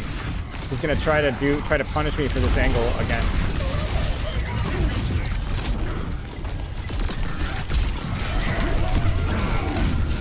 I jumped.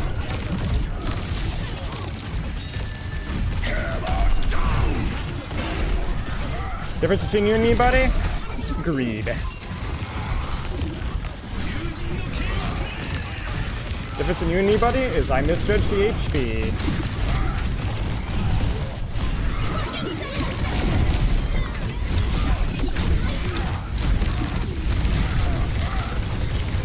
As long as we don't get traded, we're gonna get traded. I suck. Frick.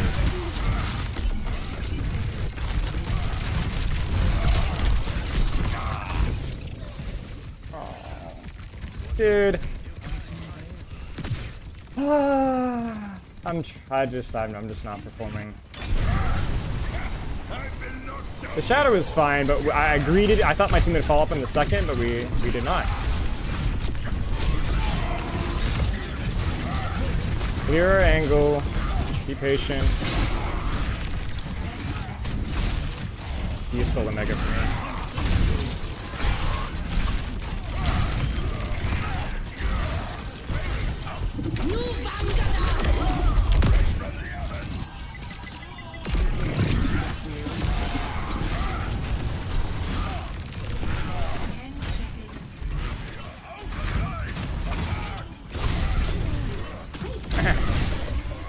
I knew he'd do that. That was funny. There are two wolves inside his Philo? Yeah. Switching sides. When is the chat coach's Philo series? Dude, every time I play, what do you think this series is? That third point was on me. My bad, guys. You played well.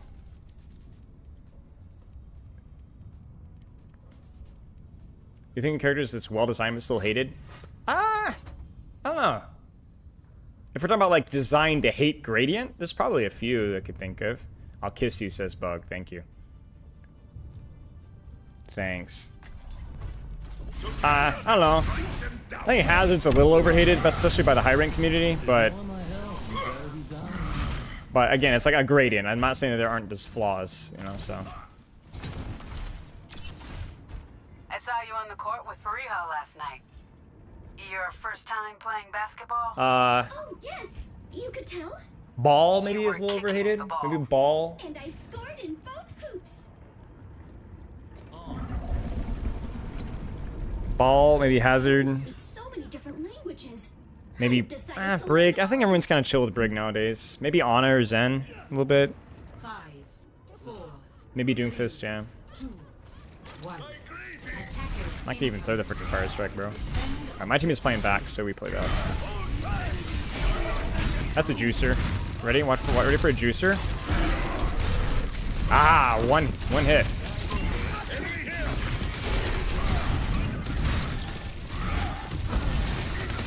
It's alright.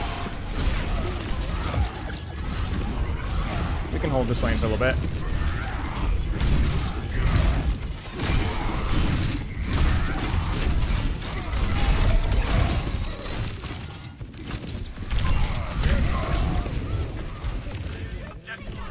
I didn't know we backed off that far. We shouldn't have backed off that far, but I took too much damage prior to them backing off too far, which meant my wiggle room is next to 0. That's 1 kill. We can potentially touch here. That's 2 kills. If my Sojourn Kamikazes, we can definitely touch. If my Sojourn Kamikazes, we can definitely touch!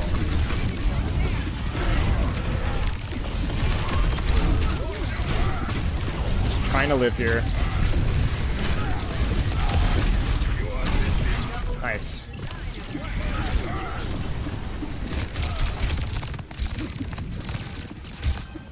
Alright, we gotta back off, bud. We got a person in spawn. Nice. Huge place for my Surge. Might have... Oh, it's unfortunate.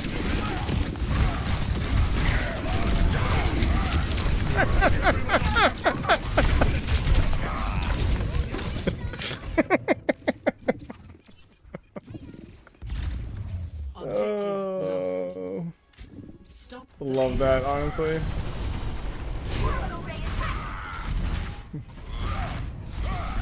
That's great. I really probably should be backing off further when we're down 1, like further to the next corner. You know what I'm saying?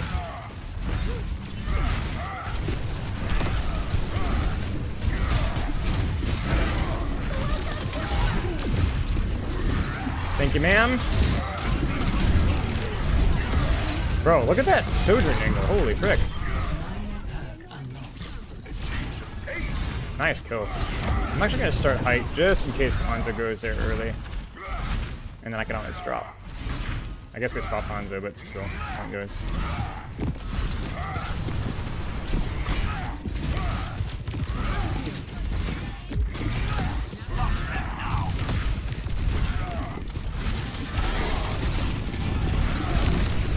Coming.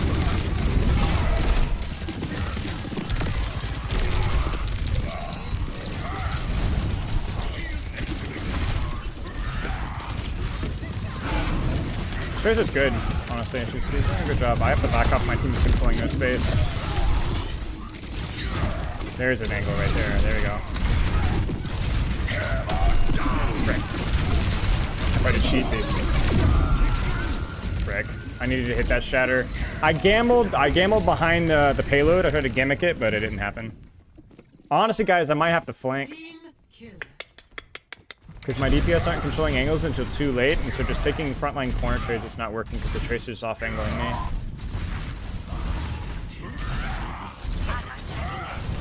Did we get a trade? I guess the answer's no. No, I can't push. Nice root.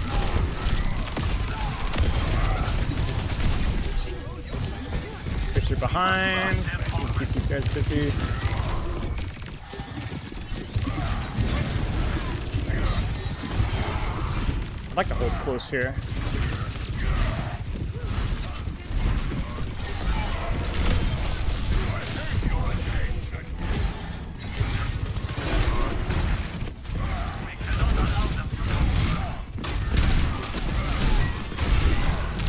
Going for backline there. I'm taking too much damage on these swings. I'm getting greedy on the Ryan swings, and then they're just blowing me up. The angle there was fine. That was sloppy. Probably my biggest problem is this match.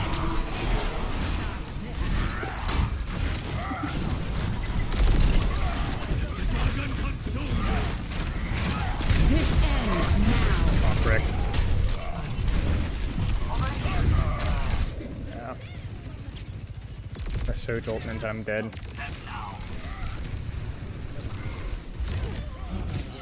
Nice trade. At least I died kind of expensively.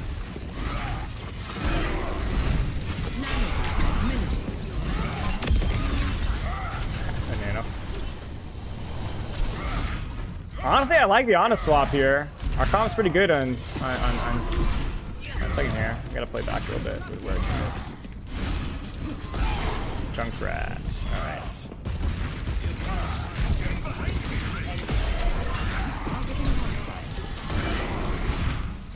Like that.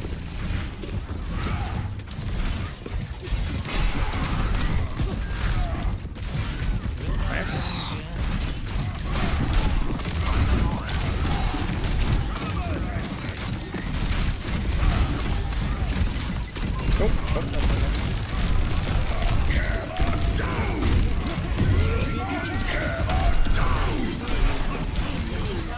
That's a lot.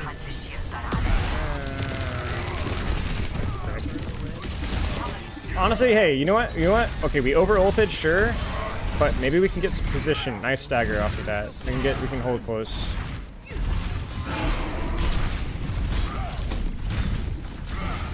Can we hold here? Maybe I can hold here, maybe?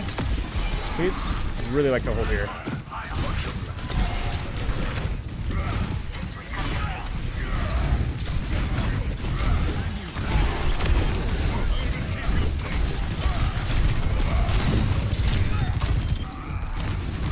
Again, my healing is a little slower, but that's because the lower rank players in the lobby are the supports, so I'm expecting too much burst when I really shouldn't be.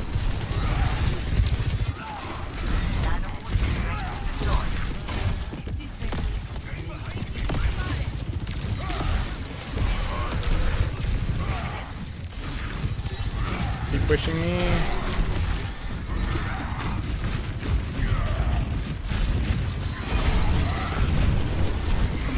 I can't deal with him if he clears me there.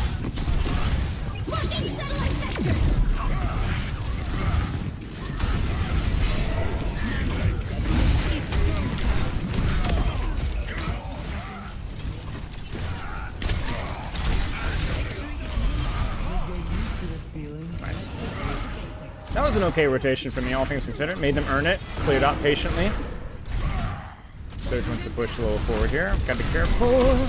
I think this guy might have shattered. I've been eating a lot of fire strikes.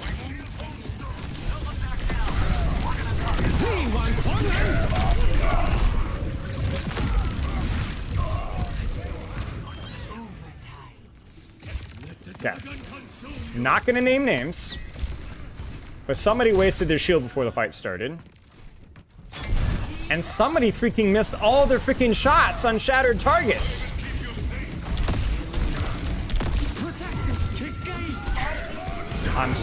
Somebody got shattered.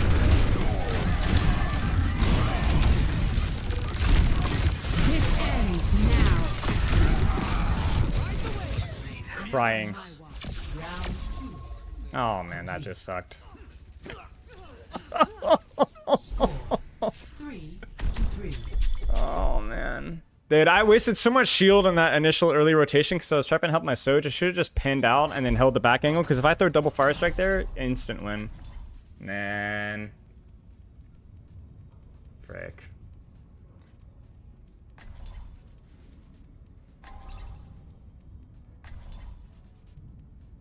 And then the worst part is I died anyway. Like, I hit the shatter and I was like, don't fire strike, you're dead. I died anyway. I could have just gone bam, bam. You know what, frick it. I'm gonna go for the other perk. Reinmir in this map? Why not? I'm not getting any value out of that other perk right now. Not in this map, in this matchup. Why do I think Crazer King can't beat Zed? I don't know. My father his opinion of me. Now he's beyond my reach. I'm sure he was proud. 45 and 7. How would you know? Trust me. I know. Alright, I really don't think I check a fire strike here. Well, I'll check one. I'll check one. I'll check like this. I don't really know why. 5, 4. Is this gonna even hit anybody? No way, right? Ah, frick. I tried to get the perfect pixel. Actually hit somebody though. I'm actually gonna save my fire strike now until they cross. There we go. Bastion. Why are we both on Bastion?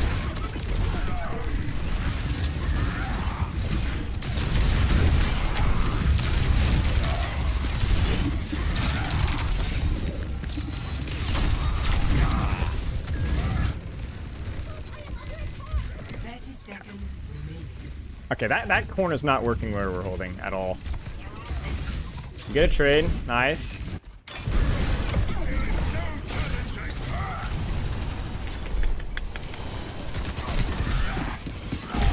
You do realize here that we can just walk here. Are we here? Where are we at? Am I crazy? Is our Hanzo here?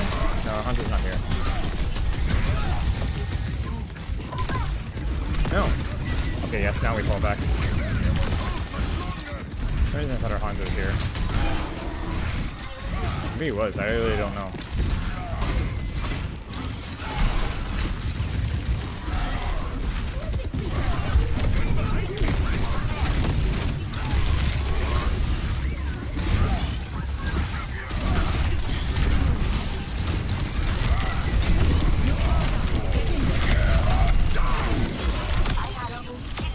Nice.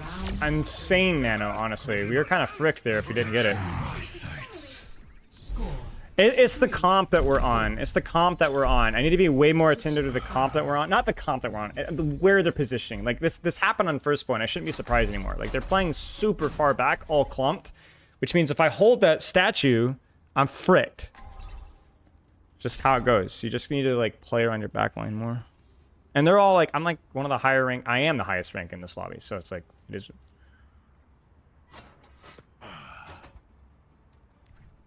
So I either need to be flanking myself, like playing that height and just being more flank style, or I need to play more on their backline, you know?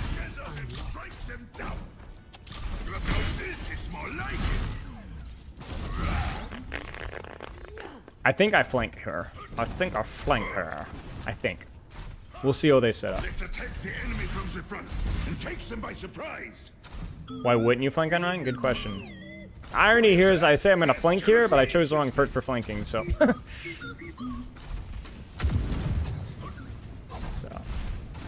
Everything's going according to plan. Just join VC and scream at him? Yeah. Leave rejoin? Yeah, surely.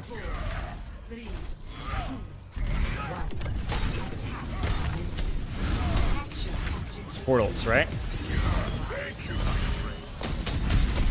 Ash. You know what? Frick it. I'll do it. I don't care if it's the inferior perk.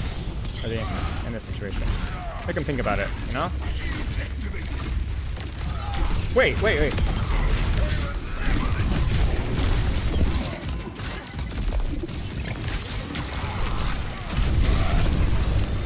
Hold your shield, jackass. Honestly, ooh, if we get trades here, it's over. If we get trades here, it's over. If I get traded here, it's over.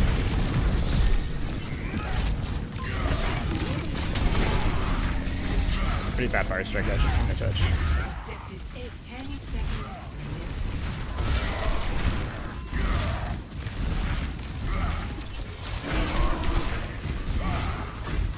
Plays to wait for cart, and then probably go through left side. Getting some pretty fat fire strikes, though.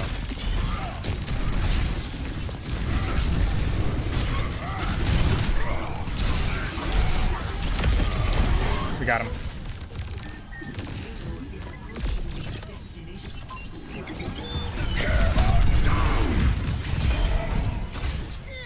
Nice. Outstaged. He either lets me hold that angle, or he pins in, and yeah, GG's. Play of the game. I got play of the game logged.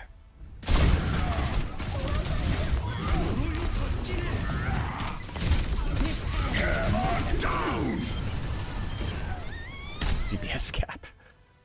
Okay, buddy. I mean, our DPS got picks, but then they also contribute us to a complete inability to hold space on third point, right? Whereas his DPS held space, but just didn't get picks. You know what I'm saying? So that's why he was kind of the main character there.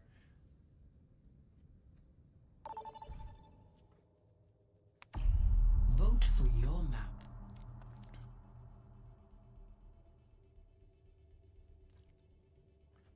I mean, DPS did fine for the rank. Same with the supports. We just did fine. It was fine. Fine. I mean, we could have capped third so much faster. I could have been more creative with my angles in second. I threw first point with where my team was holding. Whatever. I'm just chilling. Play 26k comp points. Well, I just never spend them. Yeah. I mean, those are literally like, I have a lot of competitive hours, I guess. But I mean, but I've just never spent them on anything really.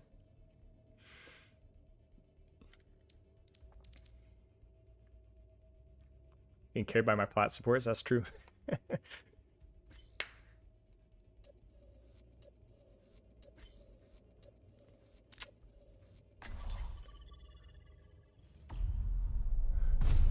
I think I have a golden weapon on Genji, golden weapon on Zen, golden weapon on Ana, and I think that's it. I don't think I've bought another weapon besides that. Traveling to Nepal. I'm playing George W. Bush on tank. Oh, I love that.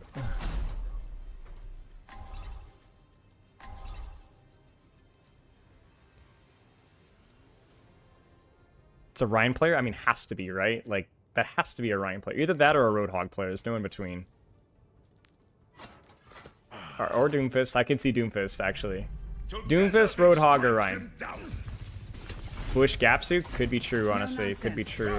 Clean. Copy? Well... Yeah, wait, no, I do have... Is that a gold hammer? You around, man. Maybe it is. I think it is a gold hammer. No, I have a gold hammer. I have a gold hammer. They were useless in my hands. You're the one who made something of them. 3, 1. Round 1. Capture. Let's show them what we got. We're fricked. Our rollout's gonna be so freaking slow.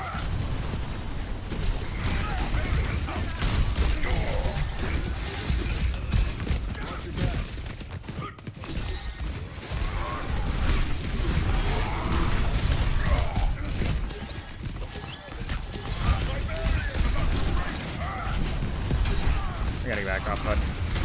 We're down one. I have no resources. We can't do this. Okay, that's flip.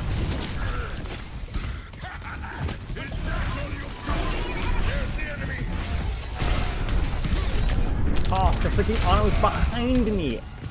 Booty.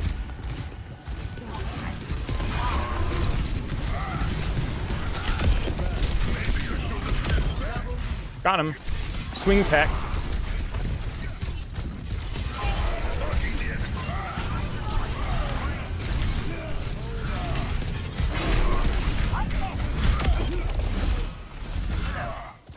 Can you teach me that roll off? Shut the frick up.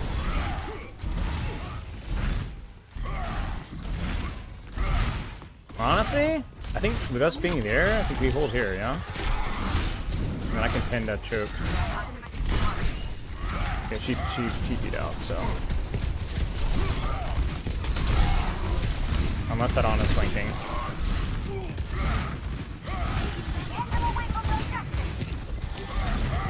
Really don't want to get point for free.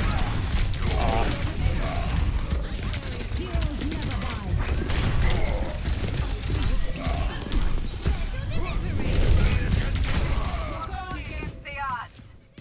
It's just a lost fight either way. I actually wonder if we should have given them point. I don't know. Felt like we got the res, I thought. Did we get the res? Maybe we didn't get the res. We just got pre-fighted and then just, yeah, we can't win like that. Meteor strike.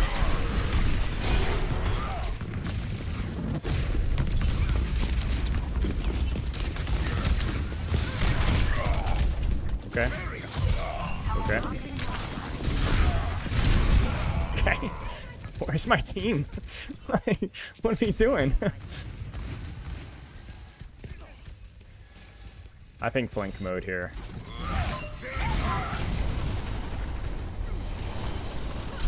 Play queen, you won't? Probably won't, yeah. That's right. Yeah, I think we go straight to point now and just don't get slept. I don't care about nade.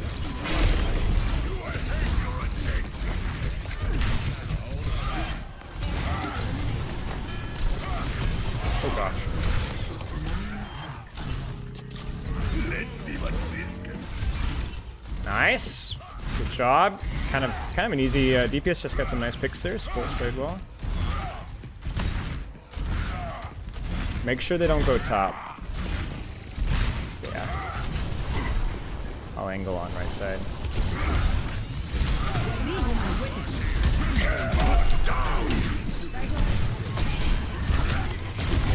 I knew that was gonna happen. I knew that was gonna happen. I knew that was gonna happen. I thought it was worth it. I thought I could get her.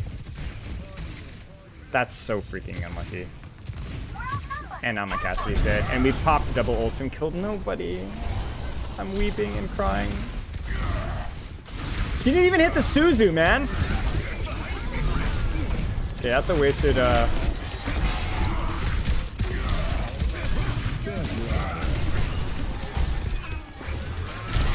God, baited the Ana there. Did you see that? See that? That was funny.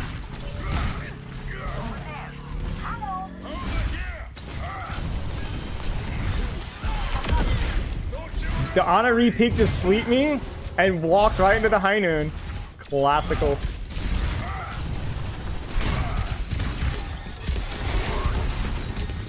Alright. Ah! Nice, that's actually a pretty big. I think we need to chill here for a sec.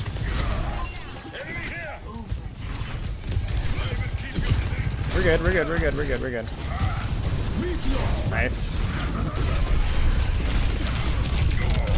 Holy butt cheeks, I got hammered.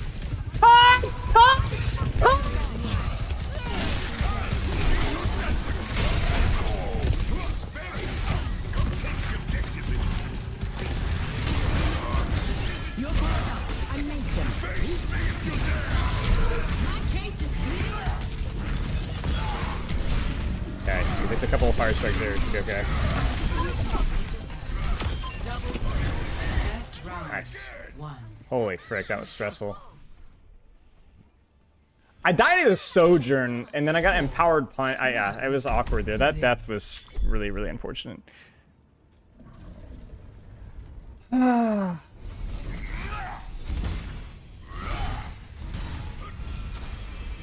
Maybe one day we. That might have been the hardest point for us, I think. I'm not so sure, but I think that's the hardest point. I think that's probably their best point, I think. Stay close. I can't heal you if you stray.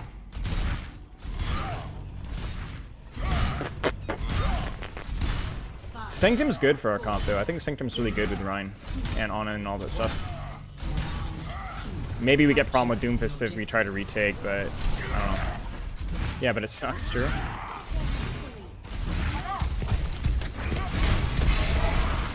I just fed punch like Neanderthal.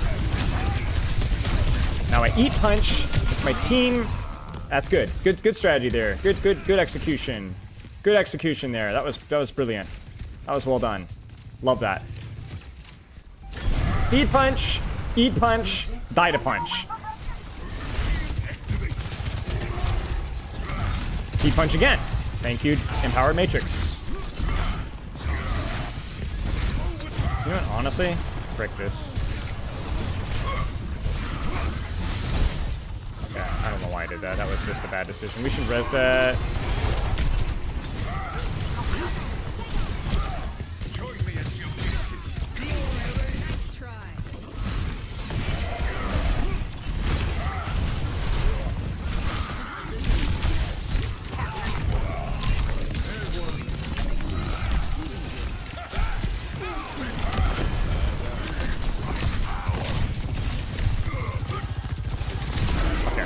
We gotta clean this sucker up, you know what I'm saying? We gotta clean this sucker up. No comment. You guys see nothing. Stand behind me, friend. Keep that punch. Okay.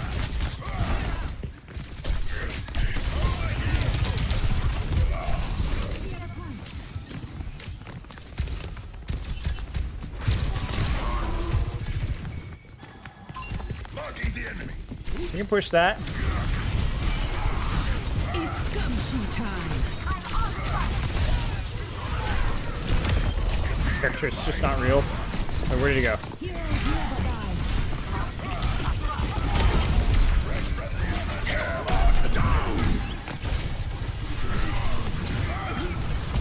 I don't know if that was needed, but it was feeling a little hairy, and I wanted to lock it in. You know what I'm saying?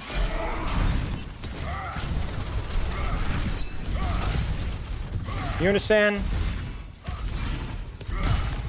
I think I was... That's bad. Why are you so obsessed?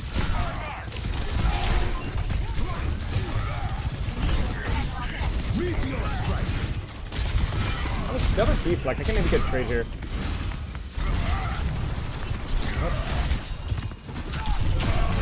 I'm dead.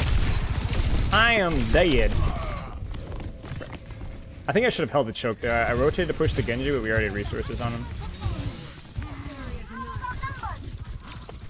Retaking will be challenging here. I don't think I go main. If we wait, we go top left. Honestly, no. We go far right. We go far right. We definitely go far right. We eat rail, and then we don't die to punch.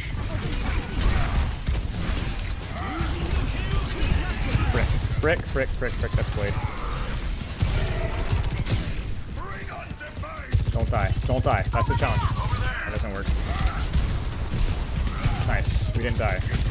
Okay, we did die. Not us. We didn't die, though. This ends now.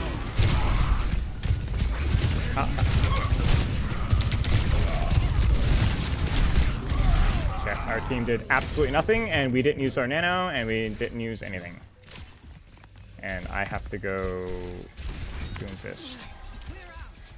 I don't know what we were saving our nano for. Our future will be forged in conflict. Heroes never die.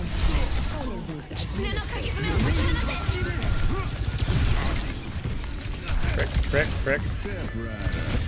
Terrible at this hero.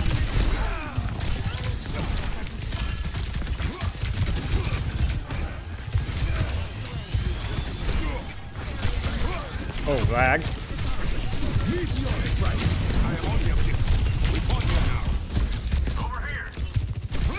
Ah, we had too long. Frick, man, we should have had that.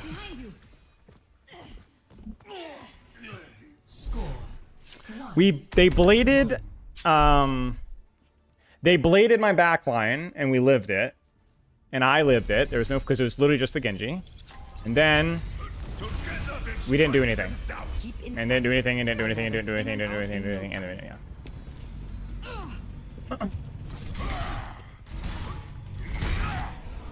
Do your job, it's fine. So separated, don't go Reinhardt.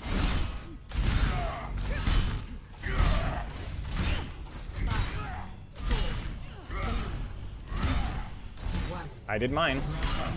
You don't got nothing to worry about, bud. Whoops.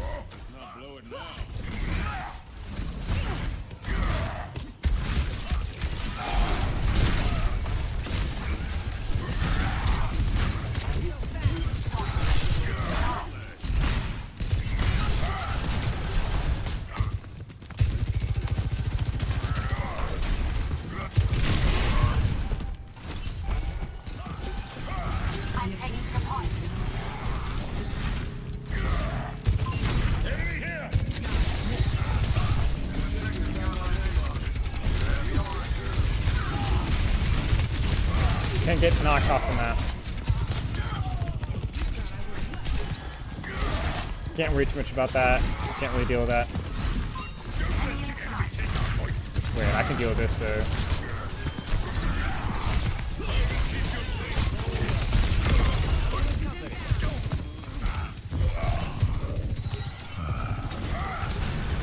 Recharge shield a bit.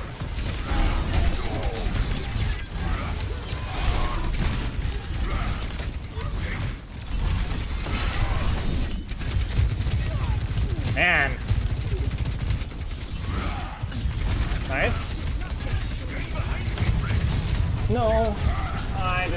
I'm so bad. That's my bad. I think we lose it either way though, because my Mercy got killed off the res. Frick. That's fine.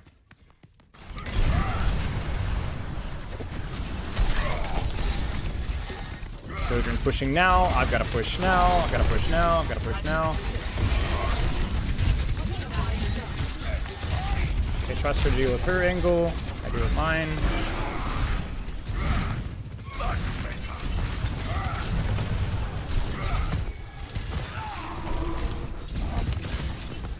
I can just touch bro. Bro. Okay.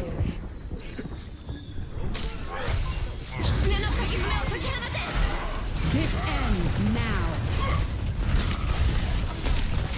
No, hit your shots. Doesn't matter, frick, we're dead either way. Well, it didn't matter necessarily.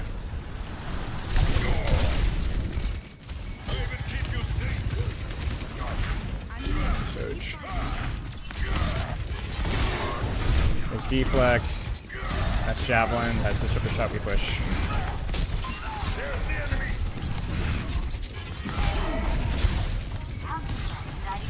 We're good.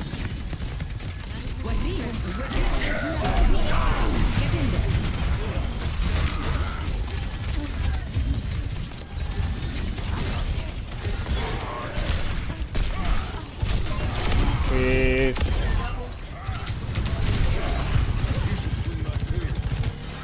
Okay. No, please, I suck at this game. It was a gamble because I knew he'd have to touch the floor for where he bladed. So it was a huge gamble, but I think it's you have to. Come. She's gonna ult, she's gonna ult. Oh my gosh! Wait, she just fell off the map. Dude, how was my Ana dying there? Okay, I get back faster than Orisa. Let's go.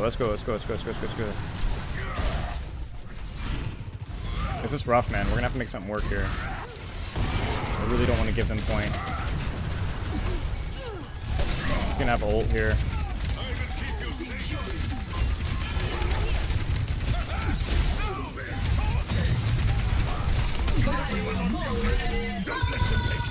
I respect it. Nice, GG's. Oh, rough to play into, especially at my skill level. I'm just not very good at like blocking CDs, guys. I'm not gonna lie. I'm not very good at that.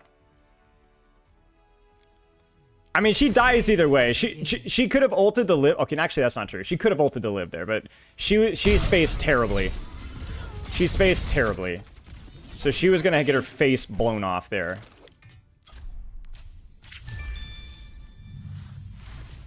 But yeah, I don't know, man. Oh, bro was better at Doom, yeah. Orisa was a fine swap there. I don't know, honestly.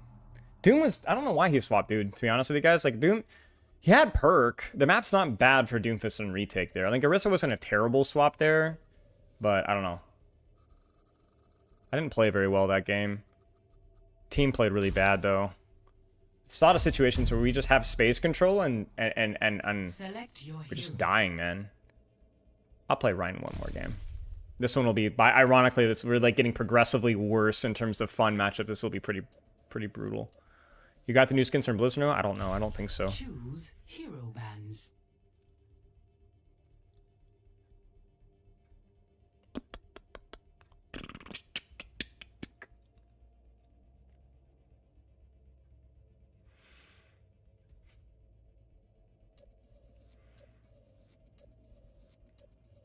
That was definitely a double hit scan King of the Hill moment, though, for sure. Like, one flanker just brutalizes us. At least we were able to retake consistently. The little angle to the right side was working pretty consistently, even though I wasn't hitting a lot of fire strikes. Masters 2, holy frick. I'm the baby in this lobby.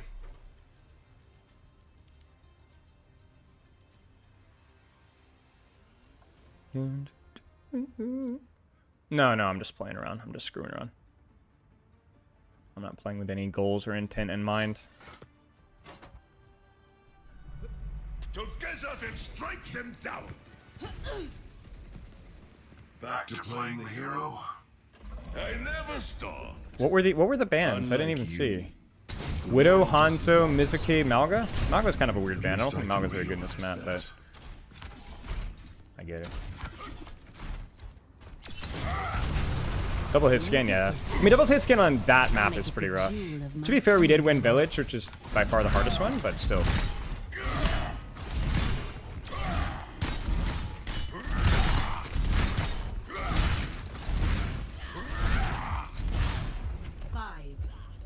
I think I just hold here and just like hold this little plane here. Oh, nice, Reinmere. Hog, honor and glory.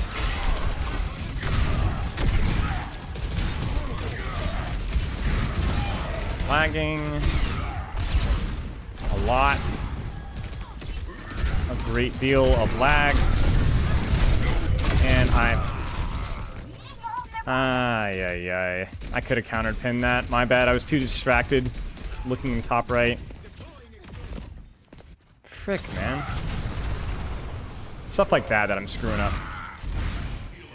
Not bad.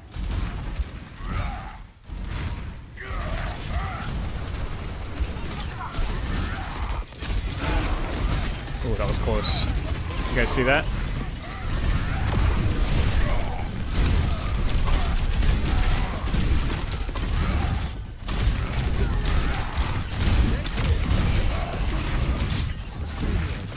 Do we even play for touch? No.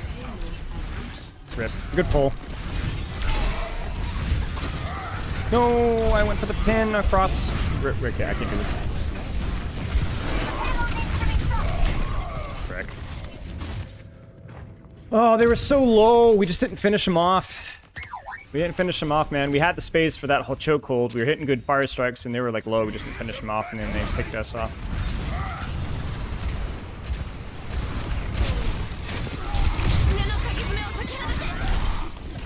Careful, buddy. Careful, buddy. Careful, buddy. They've got...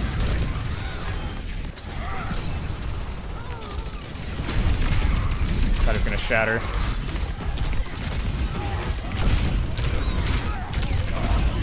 Thank you. What the frick are you doing? I'm actually gonna pick that bird. Wait, Ryan is here? Okay, I'm not gonna lie.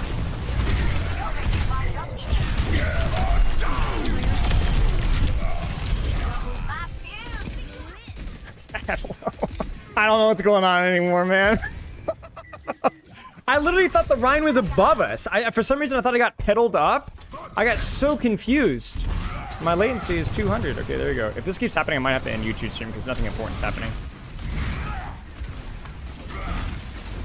My bad. Once again, my bad.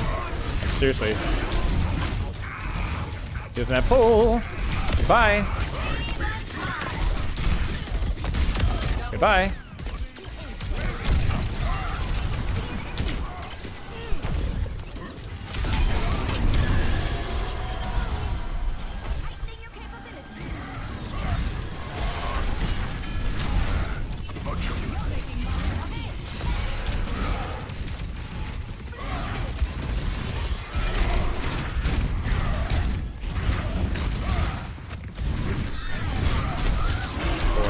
Oh, that was close.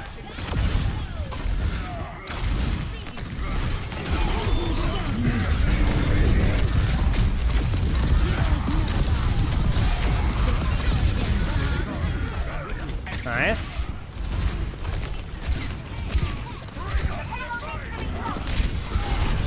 Won't get pinned.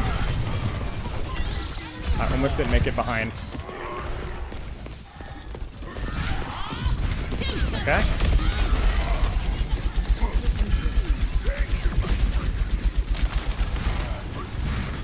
I could have pinned that off, but I didn't want to take any risks.